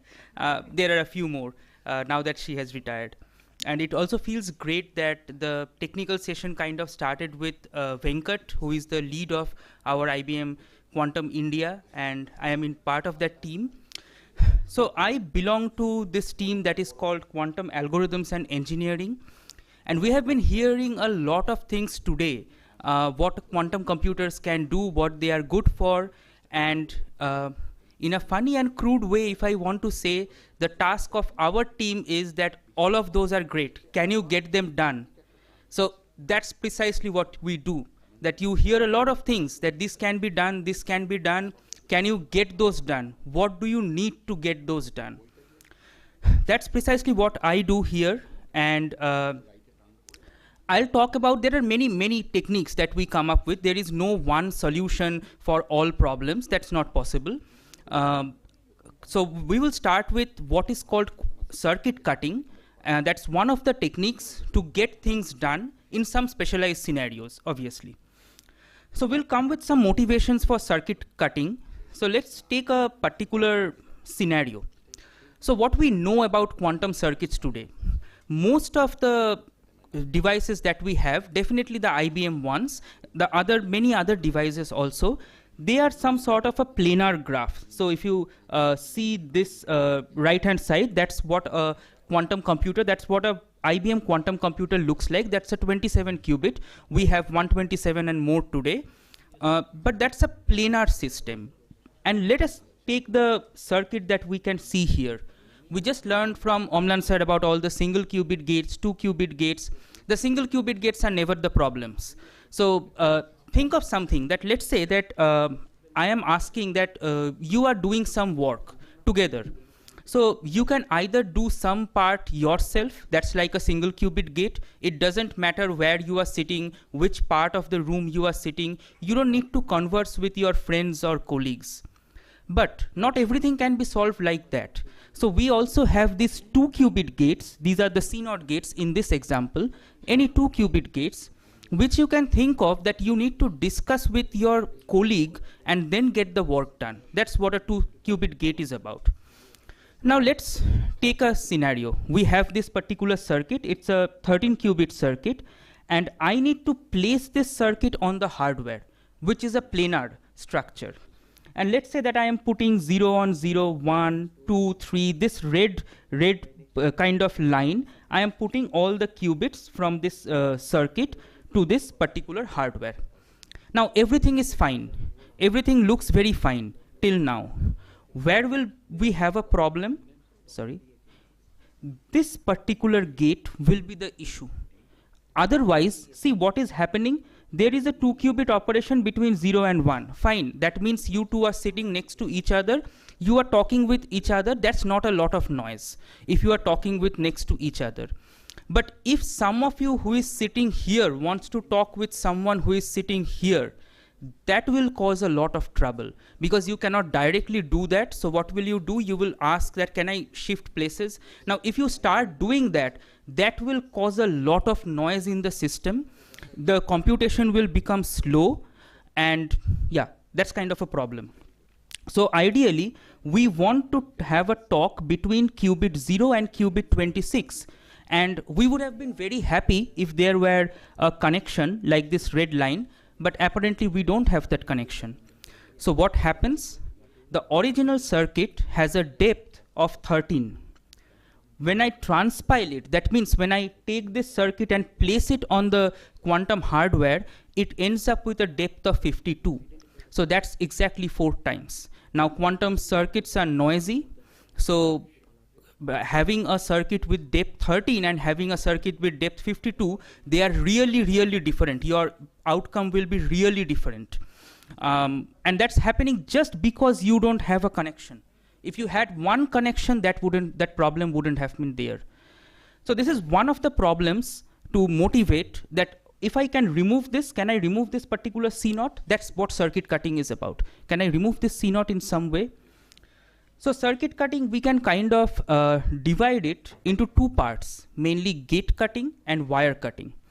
So gate cutting is technically, we want to replace a 2 qubit gate with multiple samples of single qubit gates. We'll come to each of those.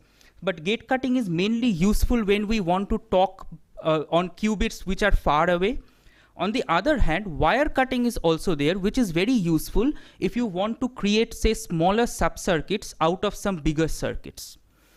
So let's come to 2 qubit quantum gate and cutting that. So here is an example of some 2 qubit quantum gate. It need not be a C0 gate, it can be something else also. So that means that we need these qubits A and B, which may be sitting far apart in the hardware, to talk to each other. And we have already seen that that can be difficult. So I would have been very happy if instead of UAB, A and B could just operate some single qubit gates and would have been done. But there are proofs, theoretical proofs, that you cannot do it for many gates. So for example, with C0 gate, you cannot replace it using 2 single qubit gates. But apparently what you can do is you can actually replace it with a collection of many single qubit gates. Now these gates, if A, if B, they need not be single qubit gates, they can be measurements also. So we can replace that by many such operations where AI will sum up to 1. This is a bit technical, I won't go too much, but there is no guarantee that AI is between 0 and 1. So that's why it's called a quasi-probability distribution. So the main idea is that if we have a long-range interaction and that is causing a lot of trouble, we can remove that and we can replace it with many instances of single qubit interactions. One example I'll take is this RZZ gate. This gate is so useful, I can go on for quite a few minutes if I really want to go why this is useful. This is useful in optimization, this is useful in machine learning, this is useful in chemistry, everything. So you can actually replace this gate in using these 6 things. And if you see, as I was saying, not all of them are gates. Some of them are measurements also, that point, that arrow type thing, that's actually a measurement. And it's a quasi-probability distribution because there is no guarantee that all the amplitudes here are positive, but they definitely add up to 1. So this is one example. And as I said that my work is that can you get things done? So here is an example of getting things done. So we did a periodic boundary Ising model. If any of you are from physics, chemistry, you will find this very interesting. If any of you are from graph theory, you can think of an Ising model like a graph theory also. Yeah, so you can think of it as a graph also, where you have the, instead of qubits, you have the nodes, and whenever they interact, they are edges. So we took a 109 qubit, which is way beyond what you can do with brute force, way beyond what you can at all ever hope to do using brute force. And then we are calculating some weight 1 and weight 2 observables. That's all. But obviously, there is also a need to verify. So that's why the example that I am going to show here, they have a constant dynamics. So if you can find out the dynamics in small scale, the dynamics is preserved in the bigger scale also. So I took this kind of thing. And if you see this result, the blue one is the ideal value that we should have. If I don't do this circuit cutting and if I let that long range interaction be there, then you can see the green one. And if I do just cutting that one gate, you can see how much the result improves. And I can improve it even more by using the other mitigation techniques that are present there. No other mitigation, suppression, nothing was used. It's just circuit cutting that gives this much improvement. And that's kind of an example that you can use circuit cutting. You can use circuit cutting to utility scale problems, and you can get things done today, right now. There is another technique that is called the wire cutting. And think of it in this way. I won't go too deep into this. This is a quantum circuit. Say, let's say a 3-qubit quantum circuit. There is this gate U and gate V. And let's say for some reason, you think that this circuit is maybe too big to execute at one shot or something. So you want to break it into pieces. So what we can do is, we can think that we are kind of insertion of some identity in between U and V. And if you are not aware of this, I won't go into technical details, but any identity operator, you can write it down in terms of its basis. So it can be 0, 0 plus 1, 1. It can be something else also. Now what you can do is, you can think that, okay, I can kind of take that portion, that green portion, I can split it from there. So the above portion becomes a subcircuit, which is 2 qubits, which is smaller, lesser gate. The lower portion also becomes a subcircuit, which is smaller, lesser gate. And what does this actually mean? It means that you first measure in basis B, and you prepare in the eigenstate of B. And you do this for all bases. So that's all. So again, the same thing is retained, that you can replace a wire by multiple such, you see the summation over all B, by multiple such scenarios, and you get different subcircuits, subcircuit 1 and 2.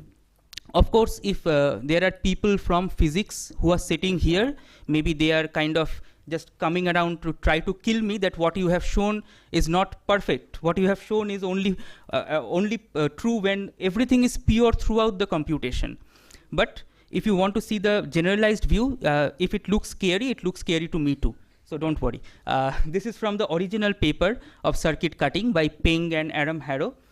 But this is a generalized state where you need to treat it as a density matrix, and then that kind of makes sense. You decompose it into Pauli's. But the idea is basically same what I showed before. And is it any different from gate cutting? Apparently it seems so, but not really. Now you can think that, see, we showed this as circuit cutting. We can say that those two triangles together form a virtual gate. Think of it as a virtual 2-qubit gate. What's the problem? So now what we mean is that instead of cutting a wire, we are cutting a virtual 2-qubit gate done. You can map all problems to essentially gate cutting problem, nothing else. So I just want to show 2 results. The first work was on a VQE problem. This is together with IISc group. VQE for solving nearest neighbor Hamiltonian ground state estimation problem. And if you see the result, we know this is a very small system, so we know that the ideal result is -5. But look into the case where there was no cutting. It is around -2. That's pretty bad for a small scale system like that. On the other hand, when I do cutting, see how better it gets, and when I use measurement error mitigation together with that, you can almost reach the perfect state. It's less than -4.5. So that's one practical example of how we can use circuit cutting. Here is another result together with Deboshmita and Omidda and my supervisor. Here we tried this on different other types of circuits as well, say real amplitudes, Bernstein-Vazirani, some trotterized circuit. And here also you can see that the cut fidelity is way, way better than the uncut fidelity. So like real world examples giving you that how cutting works, where it works. So apparently this can give you one thought. Someone told me actually a few days back, so that if you can cut 2-qubit gates, then I can build a quantum computer without any 2-qubit gates. That's not true, right? So here is just an example. Let's say that you want to cut 2 gates. Each of the gate I showed for RZZ, you need 6 of them, 6 instances. If you have 2, that increases multiplicatively, so that's an exponential increase. If you have k cuts, then you can this will go up to 6 to the power k, and very soon it will become impractical. So you need to be very careful where you are cutting, when you are cutting. You cannot use that in a like leisurely manner. You need to be very careful about that. How do you use it? So I'll just how do you use it? You can just go and see this Qiskit add-on circuit cutting, which we have free to use for anyone. Go and use this. You will find tutorials here, how to do gate cutting, how to do wire cutting. If you don't know where to cut, there is an heuristic automatic cut finder algorithm where you can go and actually put your circuit there. It will give you the minimum number of cuts and the cut locations. So finally, these are the 2 tutorials that should come very soon, like these are done, and ongoing some internal assessments. So they kind of show how you can use utility problems, how you can solve utility problems. The results I was showing were actually from these, that you can use gate cutting as well as wire cutting for qubits with problems with 100+ qubits. One just last maybe slides that as Venkat told you, that we are moving towards this quantum-centric supercomputing. It is not going to be quantum alone, CPU alone, QPU or GPU alone. Everyone is going to tie hands. And we need the middleware developed for that. How do you take your problem? Everyone won't understand each and every tidbits. Not everyone is expected to understand each and every tidbits. So here is one work that is ongoing with IISc. One part has been actually submitted as a student paper. To how a middleware will look like for circuit cutting. The first thing that we have is a splitter. You give a circuit, and the first thing to determine, is it cut friendly? Like, do I need 100 cuts to cut this circuit? Then it is not cut friendly. That is not practical. So is it cut friendly? If it is cut friendly, find the optimal cut locations. Next, you want to transpile. If you can transpile before, you can transpile after. I won't go when which one is useful. Now you submit it to the hardware. And once you submit it to the hardware, you need to submit based on the noise profile as well as the queue on the hardware. Everyone is trying to use the hardware, so there is some queue there. Now there is, as you can see, that there is a polling going on, that we need to decide how frequently we poll so that we know that when the system is done doing. Once it is done, we just reconstruct, and that's the result. So this has been accepted as a student paper, and there are more works ongoing in this direction. And yeah, that's all I wanted to say. This is kind of the structure that we are going to. We now have each of these chips, the Heron chip. 3 of them together is coming as Flamingo next year. And that is the modular architecture, how things will evolve to, say, thousands and thousands of qubits in the future. Thank you. Yes, it's a sorry, it's a wonderful speech, sir, because we learned about the circuit, and not only about the circuit, how to cut the circuit. That is what you explained very clearly to us. It's definitely an eye-opener for us. IBM is one of the pioneer in this quantum computing and other things. So we are just looking forward from C-DAC side also having a possible collaboration to move forward. So with this, we should give another big round of applause for IBM for their contribution to the country. Then I like to call upon one of my friend from Ernst & Young, Mr. Shivakumar Murthy, who I know him personally for more than 2.5 years, who is a mastermind in the educational domain across the country. So without wasting of much time, I'll request Mr. Shivamurthy to take the dais.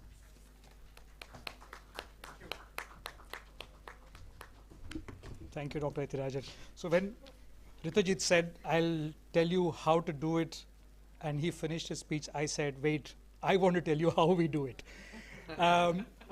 I stand between you and T, and I stand between Ethirajan and his flight. I hope I don't disappoint both of you. Good afternoon, ladies and gentlemen. At the outset, I would like to first congratulate C-DAC in its very, very pertinent and timely symposium at the end of 2024. And as we get into 2025, because that's been declared as the International Year of Quantum Science and Technology by UN. So it's really apt that we are having this symposium now. I would also like to thank them for inviting me and allowing me to give my point of view and my perspective, because it's going to be slightly different from what we have heard with algorithms. It's going to be mostly based on applications. So we have, as a part of today, seen the poetry of mathematics, perhaps, those who love it. We have seen a lot of promises with respect to use cases. But then when we work with governments and with entities, we want both of them to hit the purpose of reality. And that's what I would like to explain now. We have also seen today, when we discussed about multiple technologies, some of them were started by the government and it became popular. Some of them were popular, then government started taking it up. Of course, you know, the internet and DARPA on one side, you know, ChatGPT on the other side. Now government is waking up to it. But this, I think, perhaps is the first technology where government and private are actually coming together, if not competing. At least on the face of it, they're coming together because it is so huge. And the impact on society is enormous. And therefore, go to the next one. One second. Yep. So for us, it's a desired superposition where we have both the private sector and the government coming together. Private sector has a completely different motive of what they're trying to do. But the public sector or the government has a completely different motive. But they come together because this is where they can really meet the researchers, and the research work that is being done can be used by both parties simultaneously. That's why you would see that UN has actually declared it as the year of quantum science and technology. If you look at the set of stakeholders, we usually have this triple helix model where we say the industry, academia, and the government should come together. But in this case, I would really beg to draw your attention to the fact that there are far more players in this market, especially if you look at the philanthropies, the civil society organizations, and the donor organizations like the UN, World Bank, World Economic Fund. All of them are coming together, so they cannot be ignored as critical stakeholders in the development of quantum technology. I would not go into all of them, most of them are known, but I really would like to call out that they are now starting to play a very important role, especially in this realm.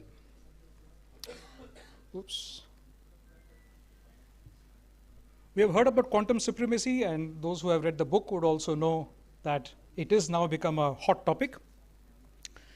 The first statement from World Economic Forum already calls this an arms race, already. So they're already knowing that countries are going to fight for supremacy with respect to quantum. But what scares us more is the one below, because quantum has the capability to divide, to deprive people.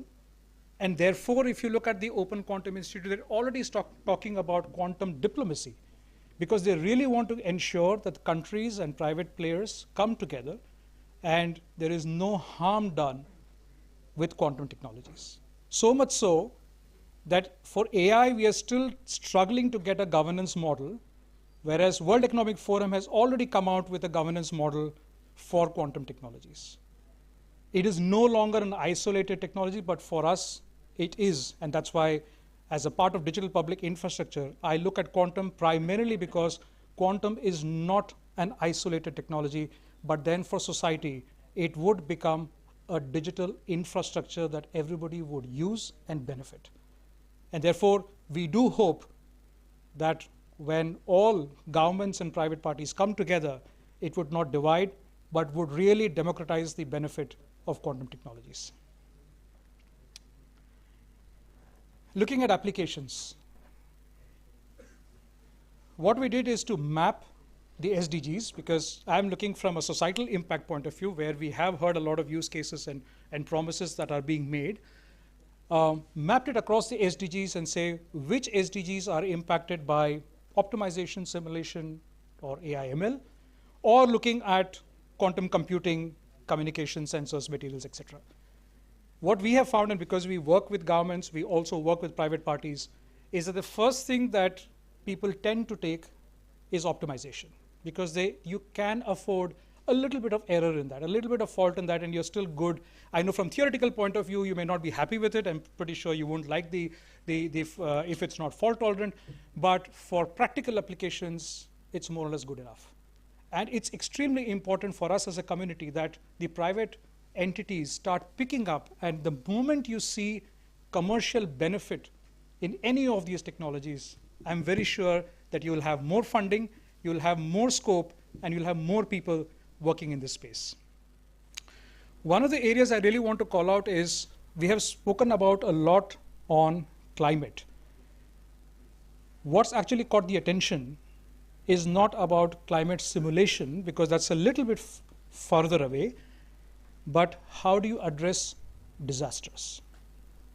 And there you see quantum playing a very important role, because there again, it's more of an optimization problem when the disaster strikes, as opposed to a simulation problem, which is a little bit more difficult to implement. And therefore, they're saying, can we get quantum into disaster response first? And once that is done, we are able to take it to the other parts of climate as well. So you see all the SDGs, some of them, of course, are not very heavy with respect to the impact of quantum, for example, education, although I was discussing with Dr. Ithirajan to see what we can do there as well. But definitely the immediate visibility that we have with use cases is you can see the SDGs have this kind of impact. So this is from the government space. Now, since we also work with the private entities, you would see this is a completely different set. The reason why I wanted to bring this out is we work with both entities. And we see governments are showing more societal problems and how can we solve them, whereas the private entities are looking at insurance, power and utilities, finance, as being the key use cases where they would like to see quantum technologies coming in. What we tell, and irrespective of government or private, is that if you really want to embark on a journey, then first, please have a strategy built up. Second, you definitely need use cases. Without use cases, you would not be able to measure the impact. You would not be able to convince the board members or the financiers saying what you need to do. So please get with very concrete use cases, so you also know you're on the right path. Are you really implementing and seeing the impact that you so desired with quantum? Looking up quantum labs and setup. Of course, IBM is the front runner in this case, and we also work quite a bit with IBM. And then, of course, then finally come to see how we can bring all this together. Our POCs so far have been in the finance space. We have done one in the life science, one in power. And then we hope to add more use cases and POCs to our portfolio as well.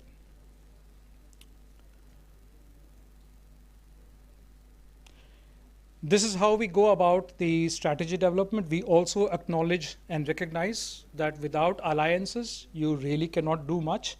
We definitely need all players, startups, big players, small players, hardware, software, SI, anybody and everybody is welcome to the party. There is more than enough for each one.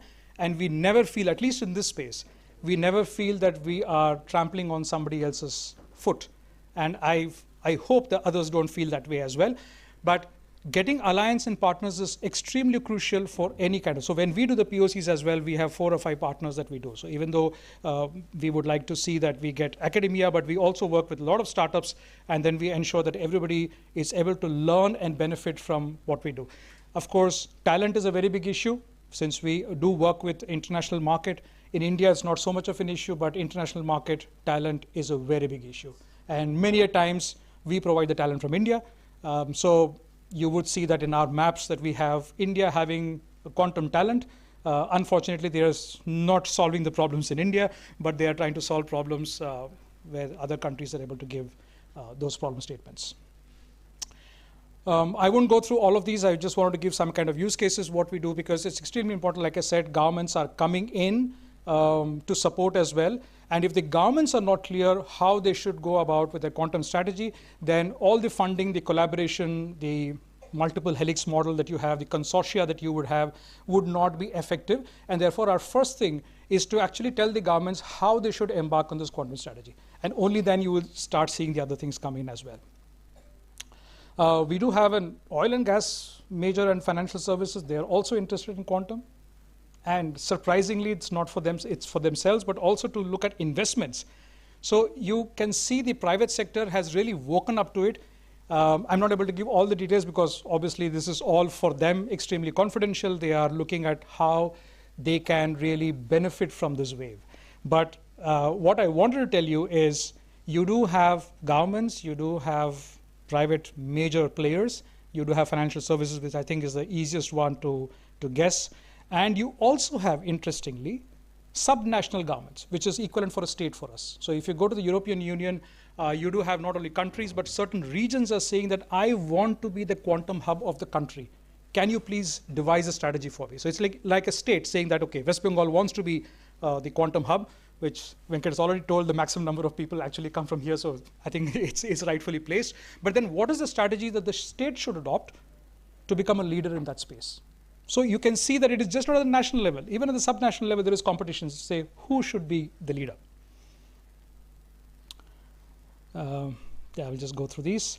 We are also part of some consortiums, which also makes it very useful for us because we start understanding what a lot of these people are doing. So partners come together, exchange information. Just leave you with where we are. We have around 30 plus professionals, as you can see colored. And the white ones indicate where we have community of practice. So we have around 700 people who are focusing directly or indirectly with quantum-based technologies with the government and private sector across the globe. From our side, the future, and for us, the Holy Trinity is 3. When you get quantum, when you get AI, and you get digital twins. For us, digital twins is so important, especially when you come to cities. Smart cities are actually becoming digital twins.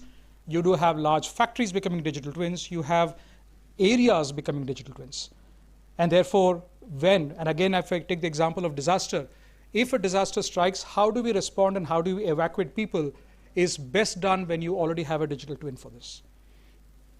I have been to a few centers of C-DAC, and it's really heartwarming to know the amount of work that C-DAC is doing in all these areas. With C-DAC there, and as Venkat has already told, we do have the maximum number of qualified people. There is no reason why we cannot be the transformation lead for Bharat, and not only for Bharat, but for the world. Thank you.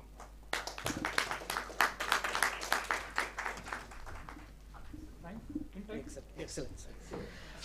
Yeah, it's a wonderful session from Mr. Shivakumar Murthy because it's an eye-opener for us, not only in India, for the outside country also, what exactly the Indians are doing it.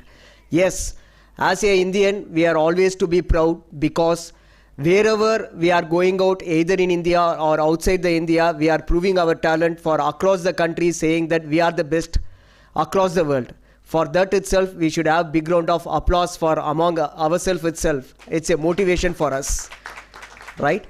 Coming back to the ENY, whatever Mr. Shivakumar Murthy has shown in his presentations, what are all the domains which is having a huge opportunity in quantum computing and other things. We are having many problem statement.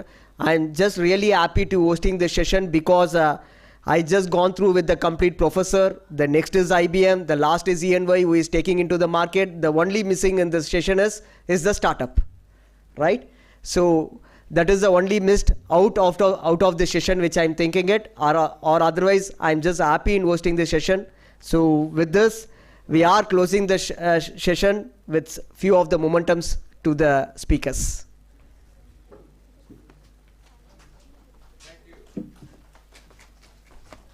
Thank you so much, sir. Now I request sir to felicitate our speakers, Professor Amlan Chakraborty, sir.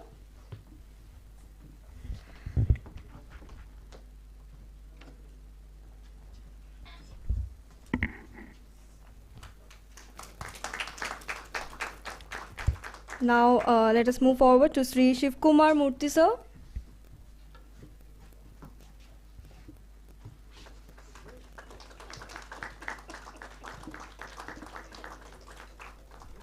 And last but not the least, Dr. Ritojit Majumdar, sir. And we heartily thank everyone for such insightful and informative session. Thank you so much, sir. And now we will have our high tea. And I'm just sorry. May I request Anupam Chanda, sir, scientist at C-DAC Kolkata, to felicitate our session chair. I thought it is one C-DAC. We always felicitate our session chair, sir, at last.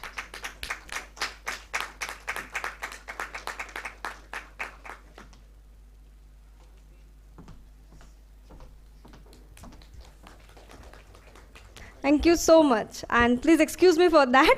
And now we will move forward to our high tea session, and let us meet again here at around 4:45 p.m. Thank you.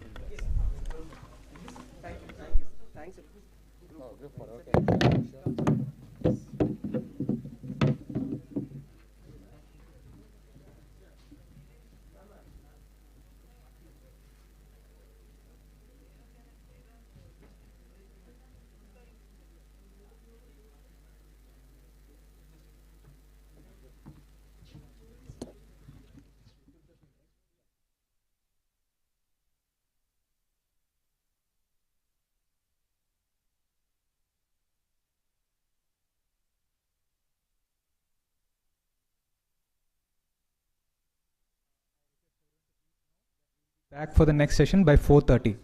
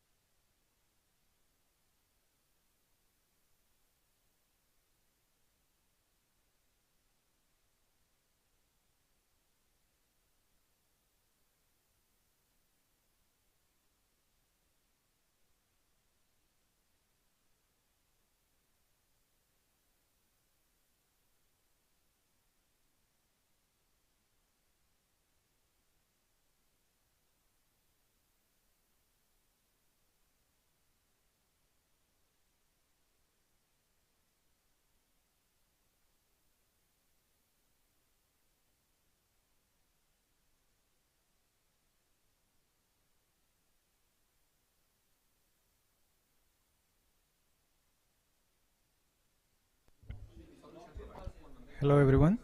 We'll be starting soon in 5 minutes. I request everybody to please settle down.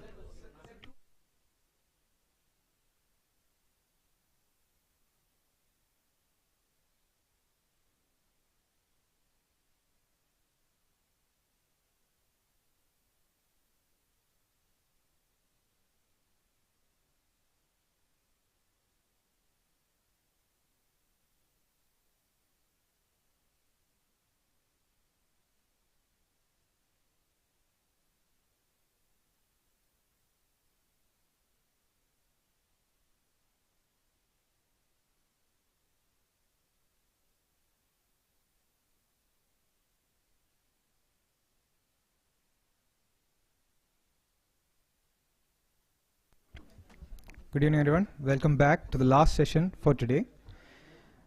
I welcome all the online participants as well. We have around more than 1,000 participants watching us online on both YouTube and Facebook.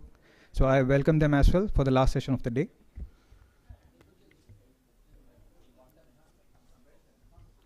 So our last session will be a panel discussion on the topic Industry Academia Synergy for Quantum Innovation and Impact. The moderator for the session will be Professor Amlan Chakrabarti. Sir, I request you to kindly occupy your seat on the dais. Check. Check. The other panelists for the session would be Dr. L. Venkata Subramanian. Sir, I request you to kindly come to the dais. Doctor. Okay, we will wait for him. Yes. Professor Java Singh from IIT Patna. Request you to kindly occupy your seat on the dais.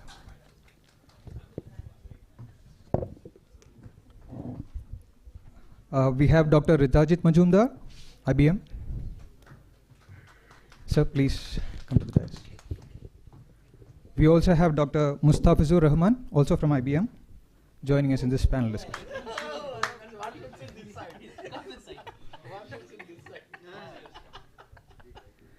Let me take this opportunity to introduce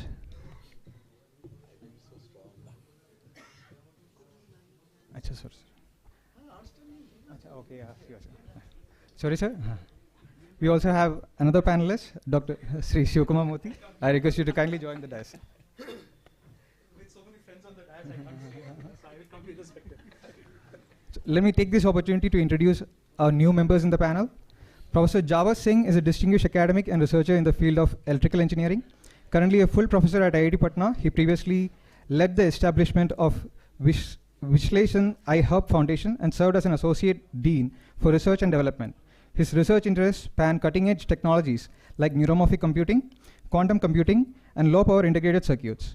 With a PhD from the University of Bristol, he holds US patents in semiconductor memory and has received the prestigious Indo-US Bhavan Fellowship. Professor Singh has a strong publication record in top-tier journals and conferences, including a book from Springer. He has fostered academic growth by supervising numerous PhDs and MTech students. His contributions to the field are recognized by his roles as senior IEEE member, editor of IET Technical Review, and former associate editor of IET Electronics Letters and IEEE VLSI Circuits and Systems Letters. So we welcome you to this session. Let me also take this opportunity to introduce Dr. Mustafizur Rahman. Dr. Mustafizur Rahman joined IBM Research Labs Quantum Division about a year ago as a research scientist. He submitted his PhD thesis at IIT Kharagpur in 2023, following his MS by research in September 2020. During his doctoral studies at the GS Sanyal School of Telecommunications, IIT Kharagpur, he was honored with the prestigious Prime Minister's Research Fellowship for his work in quantum signal processing and optimization. His contributions were recognized with commendations from the PMRF National Review Panel in 2022 and 2023.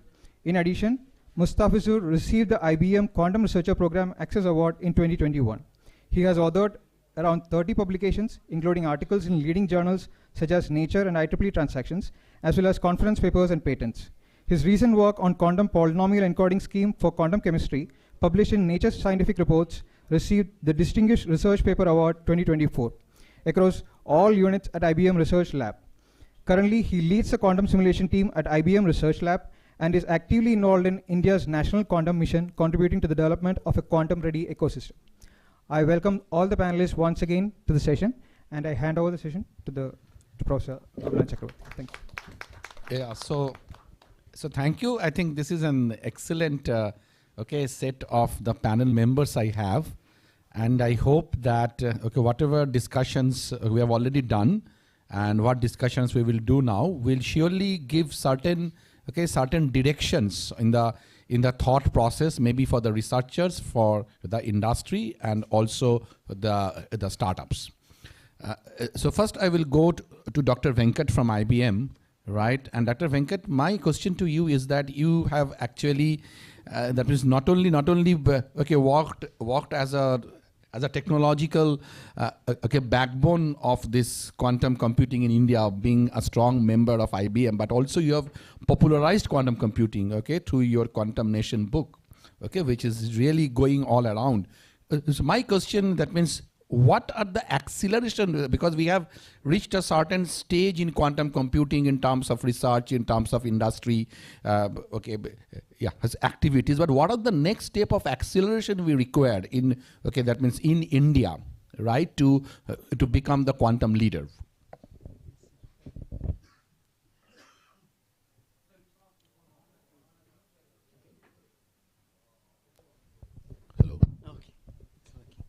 Yeah, so thank you, sir. So I think two things need to happen. The thing that has happened so far is that students have come in, so have faculty. To a large extent, through the National Quantum Mission also, a lot of the faculty are now getting supported. And many students, and I told you in the morning that India has the highest number of quantum qualified engineers anywhere in the world today. So that part is taken care of. But what is not taken care of are two things. One is industry participation. It is just beginning. Very, very infant stage. In most other countries, industry came in first, then came government. For example, US. IBM started working on quantum in the 1990s. When did government get interested? US government. It became interested maybe 10 years back maximum. So in most countries, industry comes first, then comes government. But in India, government has come first with NQM.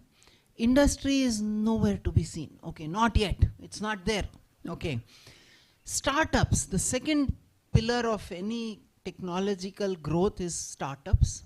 Industry, startups, academia, three pillars. So out of that, academia pillar is activated, industry not yet, startup yes, to some extent. So when the DST came out with this call, 104 applications came, which is a very good number. Out of that, 8 of them they supported. But I think the point that I'm trying to make is, if there is industry here, they must start with small use cases, just 2 interns, and start something, trying to figure out what can be your possible roadmap. And to the young people here, startups, it's a great opportunity. Indian government, in fact, VCs are sitting to come and support you if you are willing to, take that plunge. So please take that plunge.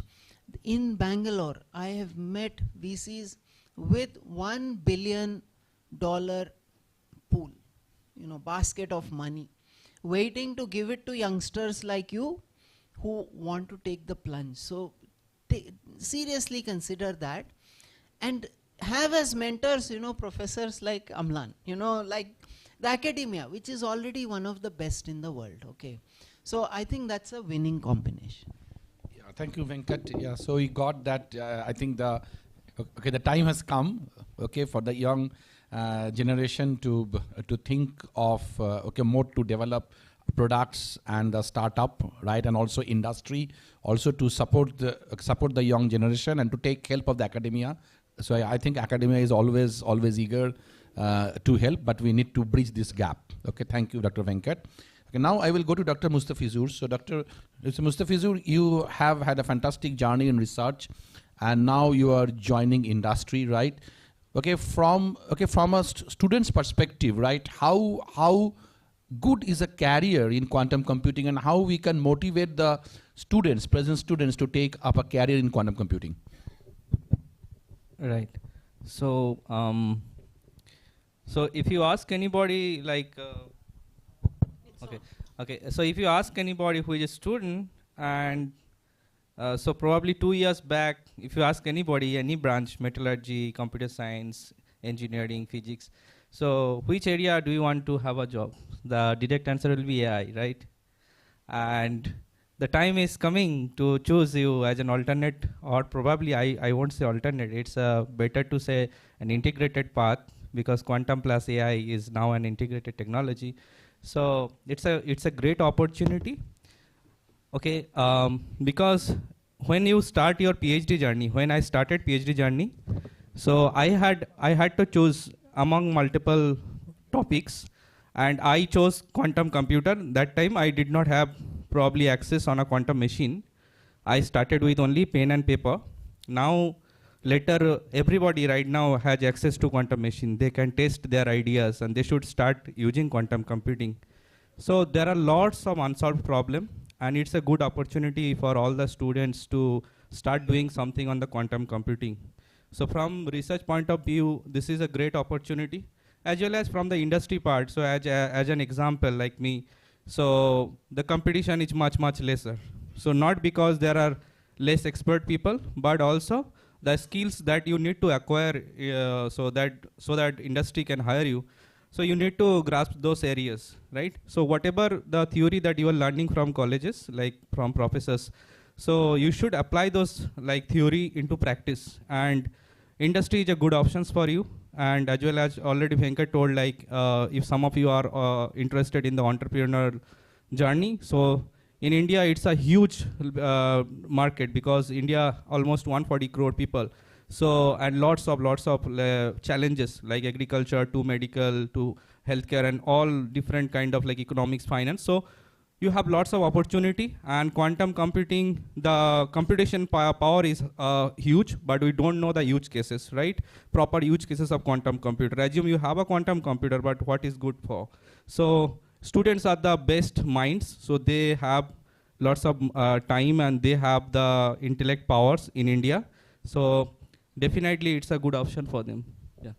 Yeah, thank you, Mustafizur. So what you said is, I think, great for the students, that there are a lot of opportunities, and also the competition in terms of that means a large domain of skill sets are required to get into a very normal computing job in a standard industry is not required. You need to know some specific things, right? And if you know them correctly, getting a job in a quantum computing is a very good choice. Okay, so thank Dr. Mustafizur.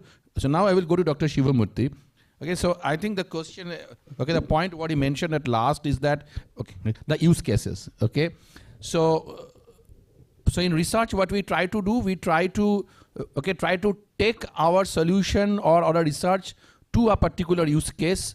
Okay, so that it becomes attractive for funding, because nowadays we always try to see that when I am writing, when I'm planning research work, maybe initially I have to do some research in that domain, but ultimately it will lead some funding. Okay, so now tell me that in terms of the business of the quantum use case, right? How you foresee the business in terms of these use cases? So I think the challenge, and I would extend my experience that I've had with the academia outside of quantum as well. First is, academia has two parts: pure academic research, applied research. Then you have the professor. The professor is the gatekeeper to anything outside the world. So when we approach as industry, if there is, and I'm telling you the first differences and say why there is a need, and it's just the how that is missing. So first is, the academic institutions view industry as for profit. Suddenly it becomes evil. The pure researcher says, this is pure research, don't ask me to solve problems. I'm getting into the depths of the equations. Why do you want me to tell how is it going to help the child in Ethiopia better? I don't know. The industry says, my God, if you're all this, I don't know where to go. The government, on the other side, gives funds to these institutions to actually implement good, large transformation programs. Sometimes, and I know I've heard the professors say, I have rejected it because I just don't know how to go about it. What I'm saying is, everybody needs part of each one of us. The academic institutions need access to use cases. Not only that, in many cases, they need access to data. They need access to what's really happening on the ground. And if you're sitting in an academic institution, you may not have the wherewithal to really go to the field to see what's happening. So you need the private institutions over there, or private organizations, who could do that. The private organizations on the side know that they are limited. They definitely want to bank on the research. Not only that, I'm telling you from the private side, we love to pick the brains of the youngsters and the professors who are mentoring them. But it's not there. But how can we do it? So we have the pure research, applied research, professor, the private party, and the government. If the institutions can relax about the concept of getting money from government and also giving part of it to the private side, they do make money, of course, as a part of their research and funding which you anyway need, I think you can really thaw this particular stalemate we are finding ourselves in. Like Venkat rightfully said, in the US, maybe it's a little bit more easy to say that, yes, I need funding, here is the corporate, this is the use case, let's do it. If we are able to jointly work on use cases, like we just discussing with Dr. Ethirajan now, if you're able to jointly work on use cases, which then is a win-win-win-win for all, which means you get your funding, you get to do your research, I get to solve the problem that I'm embarking on, and the government then meets its objective. Just coming together, and I think even if we start with 1 or 2 examples and we highlight these in these kind of occasions, I think it will be a great one. Thank you. Yeah, thank you, Dr. Shivamurthy. I think you have said the synergy what is required, right? In the synergy should start from the thought process. We should all think in the similar way to benefit each other. It's not that the academia will just win alone. Okay, the industry will win alone. It is a combined. Okay, it's a combined effort which requires a winning, right? And that will be a success story. Now I will go to the professor. Okay, now I will go to Professor Jawar Singh. So professor, that means the quantum research is obviously, or a quantum in academics is obviously a challenge for the faculties and the professors also, because a lot of new things are happening and we have to learn in a very fast pace, and also we have to write projects to get our lab going on, right? So what type of challenges, or what I can say, what are the thought process, right? The professor should now take to promote this quantum research and quantum teaching in the institutes and universities. What is your view on that? Okay. Yeah, thank you. So as a professor, actually, I started this quantum research, or I started working in this quantum domain, I think 3-4 years back. So my thought process was that after going through ongoing research activity, I saw this is a really futuristic technology, and saw good potential for research funding, and also some real experimental or real industry use cases actually. So I personally started, since we know this quantum computers are not that easy to get access, they are very sophisticated and very expensive also. So I started something theoretical and took a different aspect actually. So I thought, I started in this post-quantum cryptography actually. So in the morning, since morning we are, seeing several applications, several things we have been seeing basically. And we all know that the quantum computers are having amazing applications, amazing computing powers. So it is coming with so many good things actually, but one challenge it is having this security actually, because all our security, we all know that how this quantum computing is progressing day by day. Just on last Monday actually, this Google announced this Velo processor.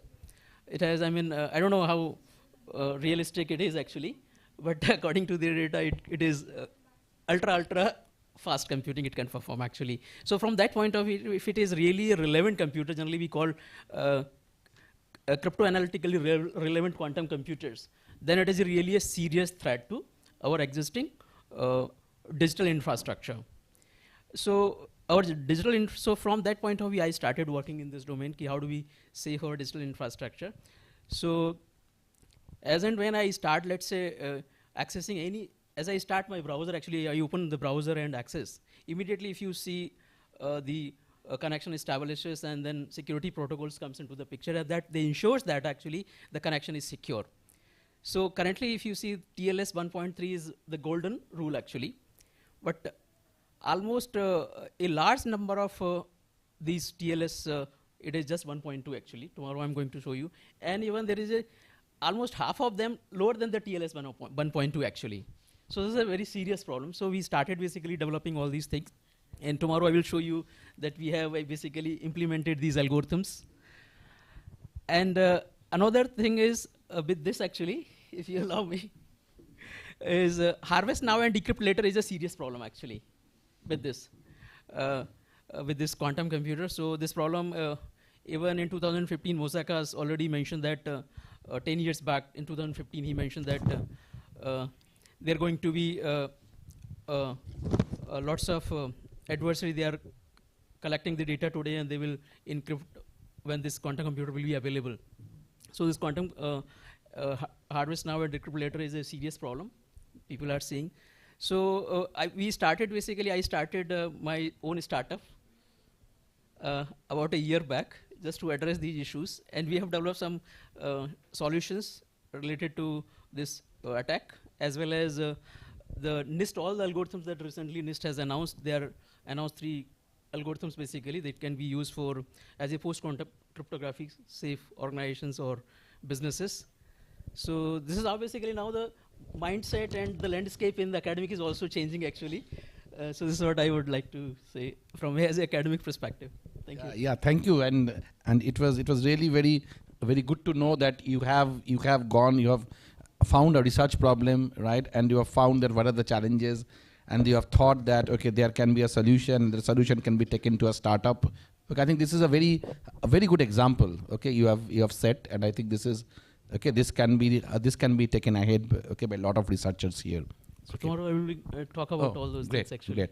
So now I will go to Dr. Ritojit. Ritojit, you have a fantastic research career. Now you have joined industry. I also find you that you are sharing your time in a lot of training initiatives, and you're supporting the knowledge development of the younger generation. Okay, so what do you feel that means? Okay, that means in quantum, as it is when I start to take a lecture in quantum, I just don't know that from where to start, where I will start from the qubit itself, right? Or I will start from the quantum algorithms, because if you don't know qubit state space, you cannot go to quantum algorithms and you cannot go further. Okay, so how important, okay, is the training program, right? And for your this IBM Qiskit support, what you actually okay give in your training program. So can you tell that means how a student can get into the quantum training program, and what are the good options to be get trained in quantum computing? Yeah.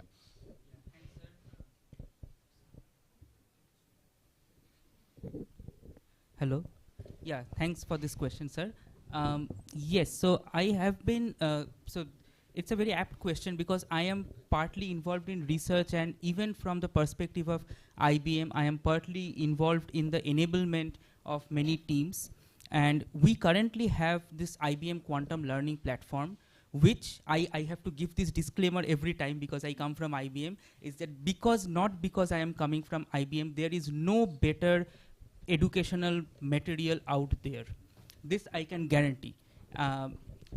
Because previously we had this Qiskit textbook. When I was starting Qiskit textbook, it had a particular flaw. The flaw was that there were all the protocols and algorithms were there, and immediately the Qiskit implementation, and many students thought that if I know the Qiskit implementation, I know it all. This has been rectified, if you see. Now we have many courses. John Watrous runs a course which is like starts from what is a single qubit system and builds up on everything, what is a quantum channel and everything. So you learn the entire thing mathematically. Following it up, we also have this coding with Qiskit that starts from as simple as how do you install Qiskit and goes up to how do you execute big examples like the one I was talking about, 109 qubits or something, using Qiskit. We have another thing that is kind of saying quantum computing in practice, because whenever we say that I just showed that, yeah, here is an 109 qubit result, there are many things that goes into that, right? That 109 qubit result. So how do you solve those problems? Everything that we have, all these particular cases we have there, and I think we now even have this thing of learning track, that whether you are a beginner, you are intermediate, or you are an expert, be it theory, be it practical, everything is out. There is something or more out there for each and every one of you. There is one more experience I'll just share, because I have been, so I just completed my PhD some times back, so I still have many friends who are doing PhD, postdoc. I have been interviewing for summer internship. Something that I see is missing among students who are awesome in the theory. They know the theory awesome way. They don't know what they are learning, how to put that into work on a quantum computer. So they know that how do I calculate expectation value? It is trace over O rho. How do you do that on a quantum computer? No idea. That is a gap that you need to bridge. And whenever I talk to people, my friends and others, they say that, oh, I haven't really seen the learning platform and everything. Please go and see the learning platform. There is another thing coming up called Qiskit in Classroom. So you can actually go and use that for your classes as well. So I think please go ahead and look into all of those. Yeah, thanks, thanks, Ritojit. I think this is a wonderful message and direction, okay, given that, okay, that lot of materials are already available, right? And the students and maybe the senior researchers also, maybe the professors also, okay, can go through those, and they are continuously updating this platform, the IBM Qiskit platform. So I think it's really a valuable resource, and we should all go towards that. So now I will go to Dr. Joy. Dr. Joy, you are an experimentalist, right? You have set up your own lab. Okay, just let us know that in developing the experiments in the quantum domain, right? That means from a researcher perspective, okay, how difficult it is, or what are the right direction a researcher should take, okay, to develop an experimental facility. Right direction depends a lot on the funding. Sure. For an experimentalist, if you ask me, that's the first thing. Okay. Yeah. Audible? Yeah. So I think for an experimentalist, funding is the first fundamental question to ask. So, and then after that, I mean, if one really wants to try and start an experiment, the skeleton or the plan is there. It's just that you have the money, and for quantum research, particularly for quantum technologies, we need good amount of funding. So any kind of seed grant or something really doesn't suffice. So that was a hurdle or a challenge that I faced when I joined IIT Delhi. I mean, it was a very good platform because the community, I mean, the close community in Department of Physics, you know, it was mainly about optics, right? And so that definitely helped because I was in a good place. But funding was a situation, so then one has to go to, you know, these funding agencies, you know, have to, and everything is competitive after that. But I think the government is also, you know, in good directions, right? I mean, that's why, you know, I started funding towards quantum. So it started with the DST Quest kind of funding situation, and now there's the National Quantum Mission. So that is the first thing, and yeah, I mean, at least, I mean, with the quantum pedigree, I think you already have the plan what you want to do. Yeah. So, and not one idea, because, you know, experiments take time to gain that. So you should have some parallel, even for students, right? So it's important because we need to publish. And those are the important facts, right? So one problem doesn't need to be just taken from one perspective. You can see it from other perspectives, and then there are more questions that you will get to answer. And we learn a lot during experimentation. because sometimes the results don't come straightforward. So then, Thanks, Dr. Joy, to getting us on the thought process, the hardships in setting a quantum computing lab, because this is one where I think India still lacks. India has very good quantum theoreticians and maybe quantum computing algorithm people, but I think we have to scale up our effort in terms of developing the real research labs.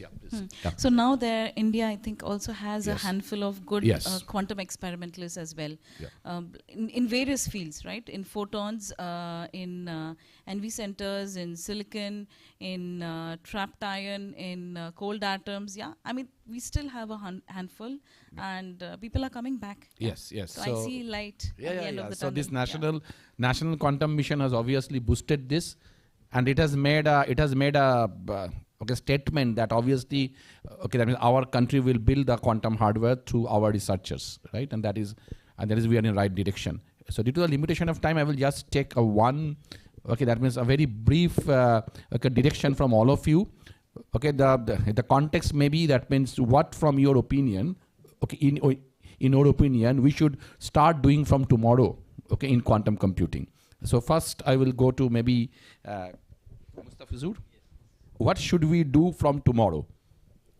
Yeah. So if it is tomorrow, then maybe after the end of the symposium. Sorry, not the tomorrow. Tomorrow still we have the symposium. Okay. Just after this symposium ends, what we should do? Just first open your browser and in Google write quantum computing on real quantum computer. Okay. Just try it. And as Venkat already mentioned in the first in his already lecture, just start doing hello world. Similarly, try some arithmetic operations or anything on a quantum computer. Later you think that what is some of the biggest problem that you want to solve in your life, try that maybe from a small scale to a bigger scale. It may be from any domain. Yeah.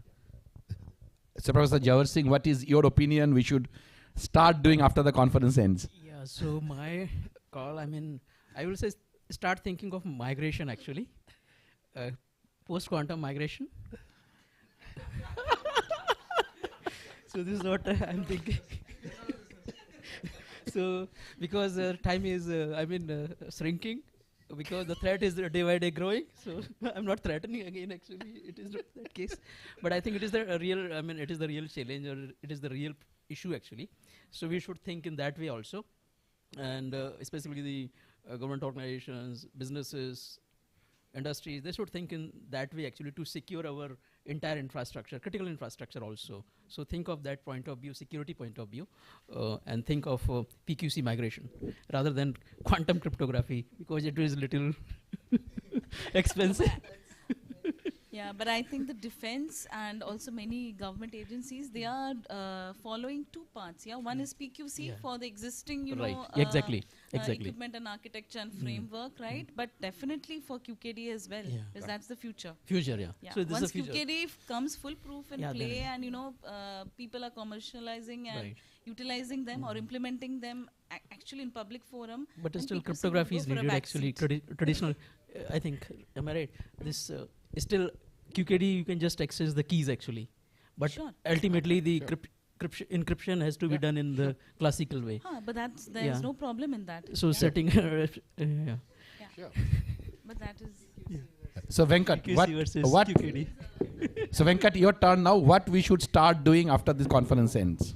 Yeah. So I feel in the past several decades we've done very well in terms of talent. Okay. But we've always exported this talent across the world, here, there, everywhere, all Indians filled with talent. And so in this case, in quantum, we need to provide that ecosystem in India. Okay, that's the key thing according to me. Because we will do talent, I have no doubt we are going to build the best talent in the world, and we are already in that process.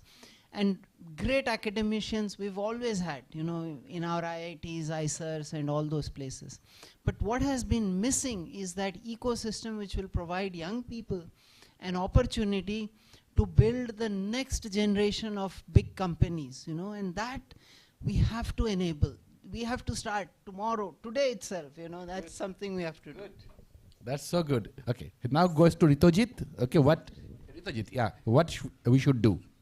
Yeah, so I would kind of first echo what Mustafizu said, because when you hear of quantum computing, that's one thing. When you go and run even the simplest Bell state, and you know that it is running on a real quantum computer, that's a different thing. And if you don't feel that thing, then perhaps this field is not for you. But the other thing is similar to what Venkat said. All of us don't need to know everything, right? The collaboration is required, and that need not start after this symposium ends. That should start today. Yeah, because here everyone has different expertise. Let's tie hands and try to solve something useful. So Dr. Joy, over to you. What we should start doing now? So yeah, I'm actually also seconding. All many important points have been already talked about. But just to add to Venkat's point, I think before even going to the companies or the industry, we need to have what young people will look forward to. Why should they stay back in country, right? So they should look forward to something, so they would like to learn, right? Learn for higher studies, right? So we need to have fantastic labs, quantum labs, right, with fantastic experiments there, and then something that can, of course, prototypes, and then that can pass on to industry later on as products and all of that. Inspirations are required, lot of motivations. So I think at least some of us are already in the process of giving that inspiration, and I do see young people getting inspired. And the next thing which our country lacks, I feel, is a very good fab facility.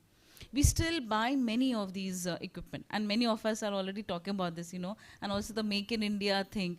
But that's really a push. But I feel we really gradually have to go towards that, and start making things indigenous, right? Very well and said. Then we very well said. We have to be self-sufficient in terms of quantum technology, self-dependent. Okay.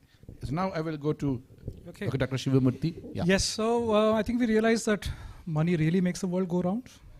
Everybody wants to do their thing, but they need money. Lab, you need money. You want to retain talent, you need money. So I'm the bad guy in the room. My first thing I would really love to do is, I believe there are enough problems on Earth that really needs to be solved through quantum. That's number one. Number two, I think there is enough money, those who really want to solve problems. If it's climate, if it's, there are people who are willing to spend the money. What they don't have is an articulation of how we will reach there. So my request is, can we really work out on use cases? Please work with us. We work across geographies with governments, multiple governments, to know what the problems are. Number two, can we prioritize the use cases which will show immediate impact? Because every investor, if it is philanthropic or not, they would look for impact. Let's pick up the relatively easier ones to solve, so that people get confidence in quantum, and they say, well, this is a technology we can really spend money on, and then it will be an upward spiral for us. So if you ask me, use cases that can really attract the investor. Fantastic. Yeah, so I think due to the limitation of time, we could have continued along, because the panelist what I have today is excellent, and we have I think gone into the individual domains of their expertise. I tried to put the questions in such a way, and then we actually got one question which is unanimous for all. Okay, so now I can have maybe a couple of questions from the audience, and you can tell the question is from who, for whom, yeah. So maybe two questions, okay, yeah.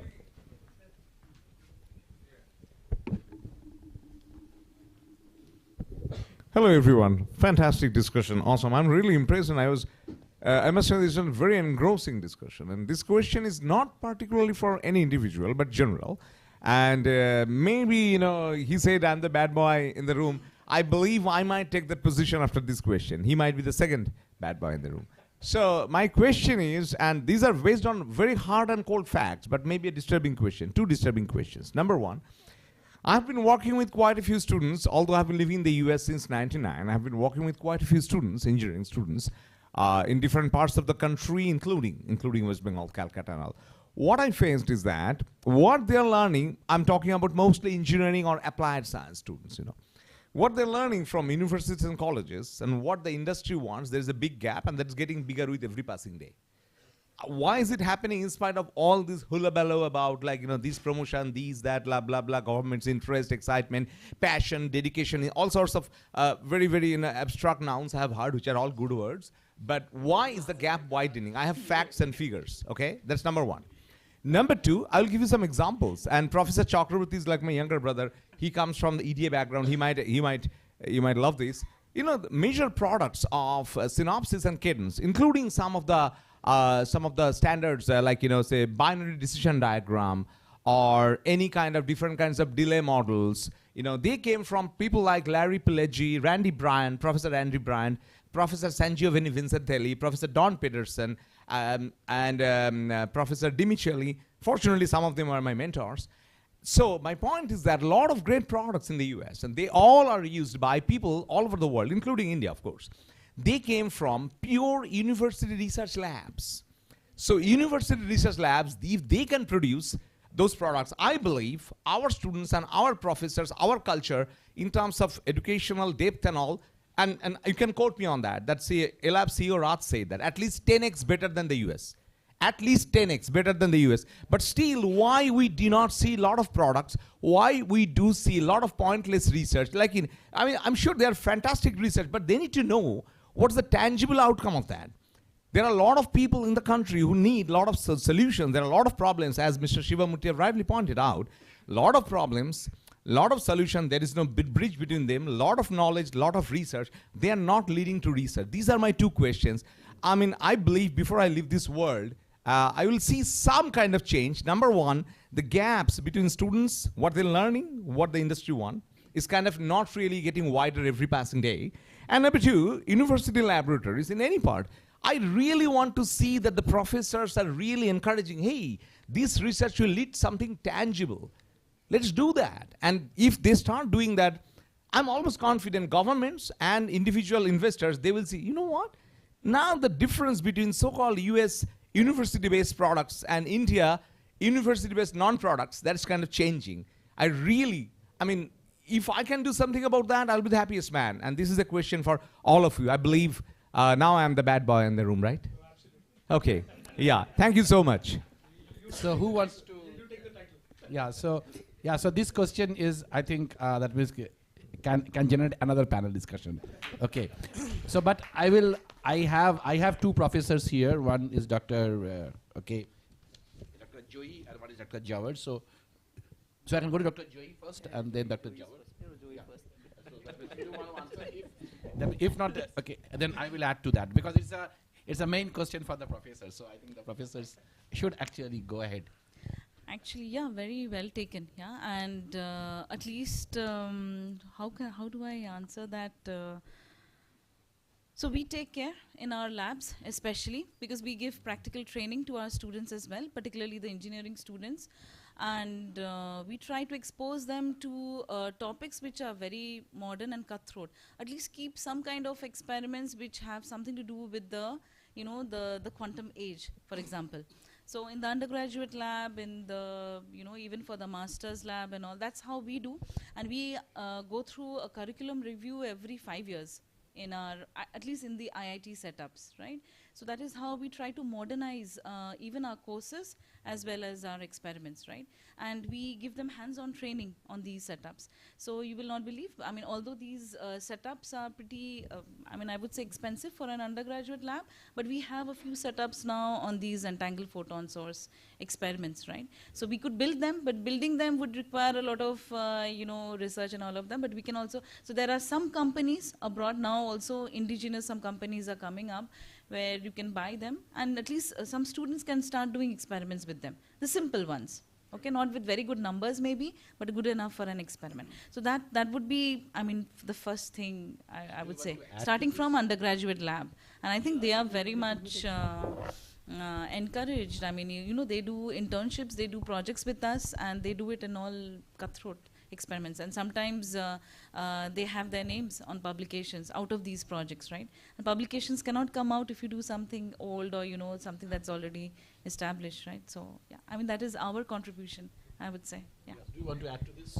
Yeah, so IITs basically produces graduates for US mostly, I can say, because they saw there is a more value or lots of or more money, more industries.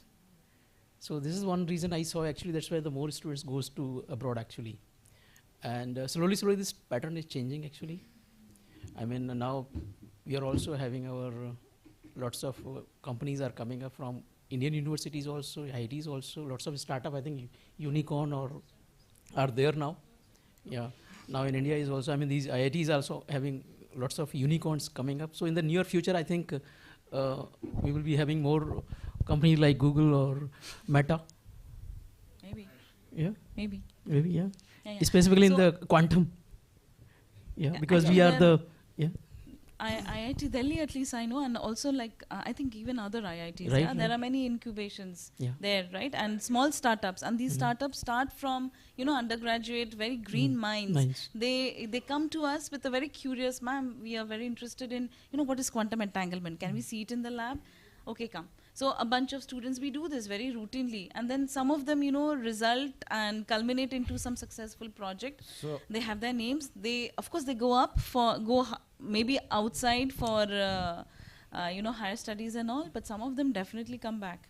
Yeah. So just At to least I've add to started this, seeing right, that. what Yeah. you said, right, why research in Indian, with my experience in US, okay, so when I was doing PhD, I visited sunny Buffalo, okay, for a period. Okay, so where I saw that the professor is coming to the master's class, right, and pitching that, okay, what type of projects he or she is doing, and he's trying to motivate the students to join the summer research, okay, in his team, right, and each of the professors is coming. I was very surprised because I was coming from Calcutta University and doing PhD in ISI and seeing, okay, it's in our university, a student comes and the professor says, oh, today I am a little bit busy, you come tomorrow, right, and regarding projects, the students have to knock at least 2-3 times to the professor, and then professor shows certain interest in doing project. Whereas when I go to sunny Buffalo, I saw professor is coming to the master's classroom and pitching about the projects. Why? The reason is that, okay, the 3 months summer, okay, the summer research what the professor has, okay, he does an industry funded project, and if he can get a good student in his or her project, right, okay, the amount of funding industry gives during these 3 months, okay, is at least twice the yearly salary of the particular professor. So the professor gets enough incentive to get into an industry project, and professor scouts the brightest mind to join his or her internship, right? And that's a success story what is being done. Okay, so I think research incentivization of research in our Indian academia needs to be thought in some way. Some policy should be taken, okay, right? And industry should come in that particular way, so that more interest. I'm saying that why a professor is not actually getting into the industry problems, because professor should be motivated. Okay, one is obviously the incentive. Secondly is the pride in solving our business problems still in our Indian research. That means I maybe, okay, don't tell that I've said officially, still in Indian research, if I solve a business problem in a research PhD, it will be taken, okay, this problem was already being generated by some industry, and you have just solved, you have just given a solution, might not be the entire thing is not done by you. Okay, whereas yeah, because my student, when he gone to Germany in the GSI lab, a project what I was doing in Germany, okay, my student said that means the student got a PhD by only writing the firmware for a GBT transceiver. GBT transceiver is a receiver where you have 100 electrical channels and you convert it to a jumbo data frame and push it to one optical channel. Yeah. It's called a GBT transceiver. So GBT transceiver writing firmware cannot fetch a PhD in India. I think it's very difficult, okay, to get a PhD just writing a GBT. But that is so important in nuclear physics experiments, in all high-end DAC experiments. Writing, that anybody knows a GBT firmware writing. All my students who have done a GBT firmware writing, they are working in Oxford or they are some other places. So this is the difference. We have to have a total change in mindset, okay, both in terms of the appreciation I get if I solve an industry problem, and secondly, also a sort of compensation I get. That means it's not me, it's my student group actually. My student group gets. If this can be also taught parallelly, I think the Indian research brain is fine, but they are not putting that way to solve the industry problem due to maybe these are my views. So we can move to the next question, I think. Yeah. Thank you. Yeah. Sir. Yeah, maybe one more question. Yeah. I have two questions, direct questions to. Am I audible? Yeah, sure. First of all, to Professor Shivamurthy sir. Okay. Anyways, Dr. Shiva. You are not a bad guy. You are not a bad guy. You have raised a question. I have one question which directly is connecting to one of your slides. In one of the slides, you have shown that a big circle from where several small circles scattered. One of the small circle is the education sector from which I come, actually. So I have seen often that the project fund goes to premier institutions like IITs and all these, but to motivate the students in this quantum 2.0 era, we need to bring the engineers into the picture. And I work in a private organization. I'm going to get into that point later on, where I have seen that I have been working in this area for last 18 years, but I've been seeing that we do not get funds. Okay, even if we do, we are researching in this area. After lunch session, we had a little chat with Venkat sir. Venkat sir said Kolkata has the potential to do something in this quantum 2.0 era. So, sir, actually, I'm telling you, and Professor, I have a connection, one common connection with Professor Ritojit, that he worked under McCout. I'm still working under McCout. And the problem is, Ritojit, I'm telling you, is that I have seen that McCout, what it has done, it has put quantum computing as a subject in the 8th semester and 7th semester course, when already the students are drained out in TCS. Okay, and even if some faculties are there in these private organizations, you know that very well, who think in quantum 2.0 era, they think quantum information means something like quantum mechanics foundational work, where you have gone so far away. So this is the problem. Syllabus need to be changed. You have to bring quantum information and quantum computation from 2nd semester or 3rd semester in quantum 2.0 era, not in 8th semester and 7th semester as elective subject. Am I right, sir? And sir, these educational institutions, if you don't, huge engineering students are there. In IIT Delhi, actually, we do it from the 1st semester. Yes, exactly. I'm telling you that. Quantum mechanics. So yes. Yeah, I have been a part of Jadavpur University as a MSc student. I have done my PhD from SN Bose Institute, and I'm working in Macau in one of the private engineering colleges. So I'm telling you the true picture. A few months ago, one of my collaborators went to Jadavpur University, and he gave a talk over there. I actually took him there. Jadavpur University gets fund. But when he gave the talk, the faculties present over there, they were from physics department, they don't understand probability amplitudes. They don't understand probability amplitudes. One way root to they don't understand. They have problem with that. This is the true picture. This is a true picture. The panel discussion is to bring to your notice the problem. You have told Nazar to set up some strategy. Strategy, as so man is saying, IITs they start quantum information from 1st semester. Why not in private engineering colleges? Yeah, so I'll give a shot at this. First of all, thanks a lot for observing that you saw education as a separate item over there. In fact, if you had really observed the slide, there are 3 parts.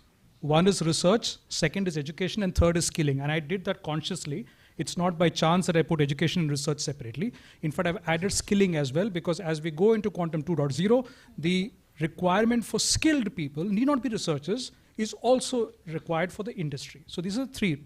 So let me come down to the education part. Fortunately for us, we have NEP 2020, which allows engineering colleges to actually have courses from other institutes. The National Curriculum Framework, the National Credit Framework, and the Academic Bank of Credits are 3 instruments for you to use. Now, if the institute itself does not take an initiative, I'm sorry, you can only take the horse to the water. Does the government, has it given enough mechanisms for you to really collaborate with IIT? Of course it has. Number 1. Number 2, I sincerely believe it should not even be semester 1. The reason is when the children learn, and they learn classical physics by rote, and it is so much into them that when it comes into college for quantum, they are not able to wrap their heads around it. Introduction in whatever way, and that's our responsibility, to make it so simple that perhaps you can get it in class 11 and class 12, so that they know there is an alternate universe. It's just not classical. It is an alternate universe. This will really help them getting interested. Maybe they start taking courses. They go to colleges which offers courses from IIT. Maybe you get a credit course from IIT. You join. That's how you do it. Thanks. Okay, so thank you. I think that means, yeah. So we are really running off for time. The organizers are telling. We will take it offline. We will take it. Yeah. It's a really. That means I think those are the last session of the conference. That is of today's of today's event. But I think it was it has taken a very very good discussion. Thought points, and I thank all the panelists to get into such depth of this particular topic, right? And also the participants and the viewers, right, who raised very pertinent questions. So we will continue the discussion with the help of C-DAC and all the experts here. And I think this is just started. Okay, I will tell C-DAC to make maybe a half day, in the half day interaction session. Okay, with the academicians, industry, and startups. Okay, with some of the experts. Yeah. So thank you all. Thank you. I would like to thank the moderator and all the panelists for the very wonderful panel discussion that we had. Thank you all. Sure.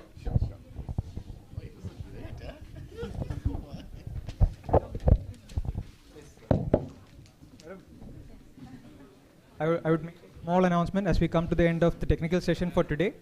Please stay back as we have a cultural program which will be starting around 6:30. So we are listening. Go ahead. We just posing.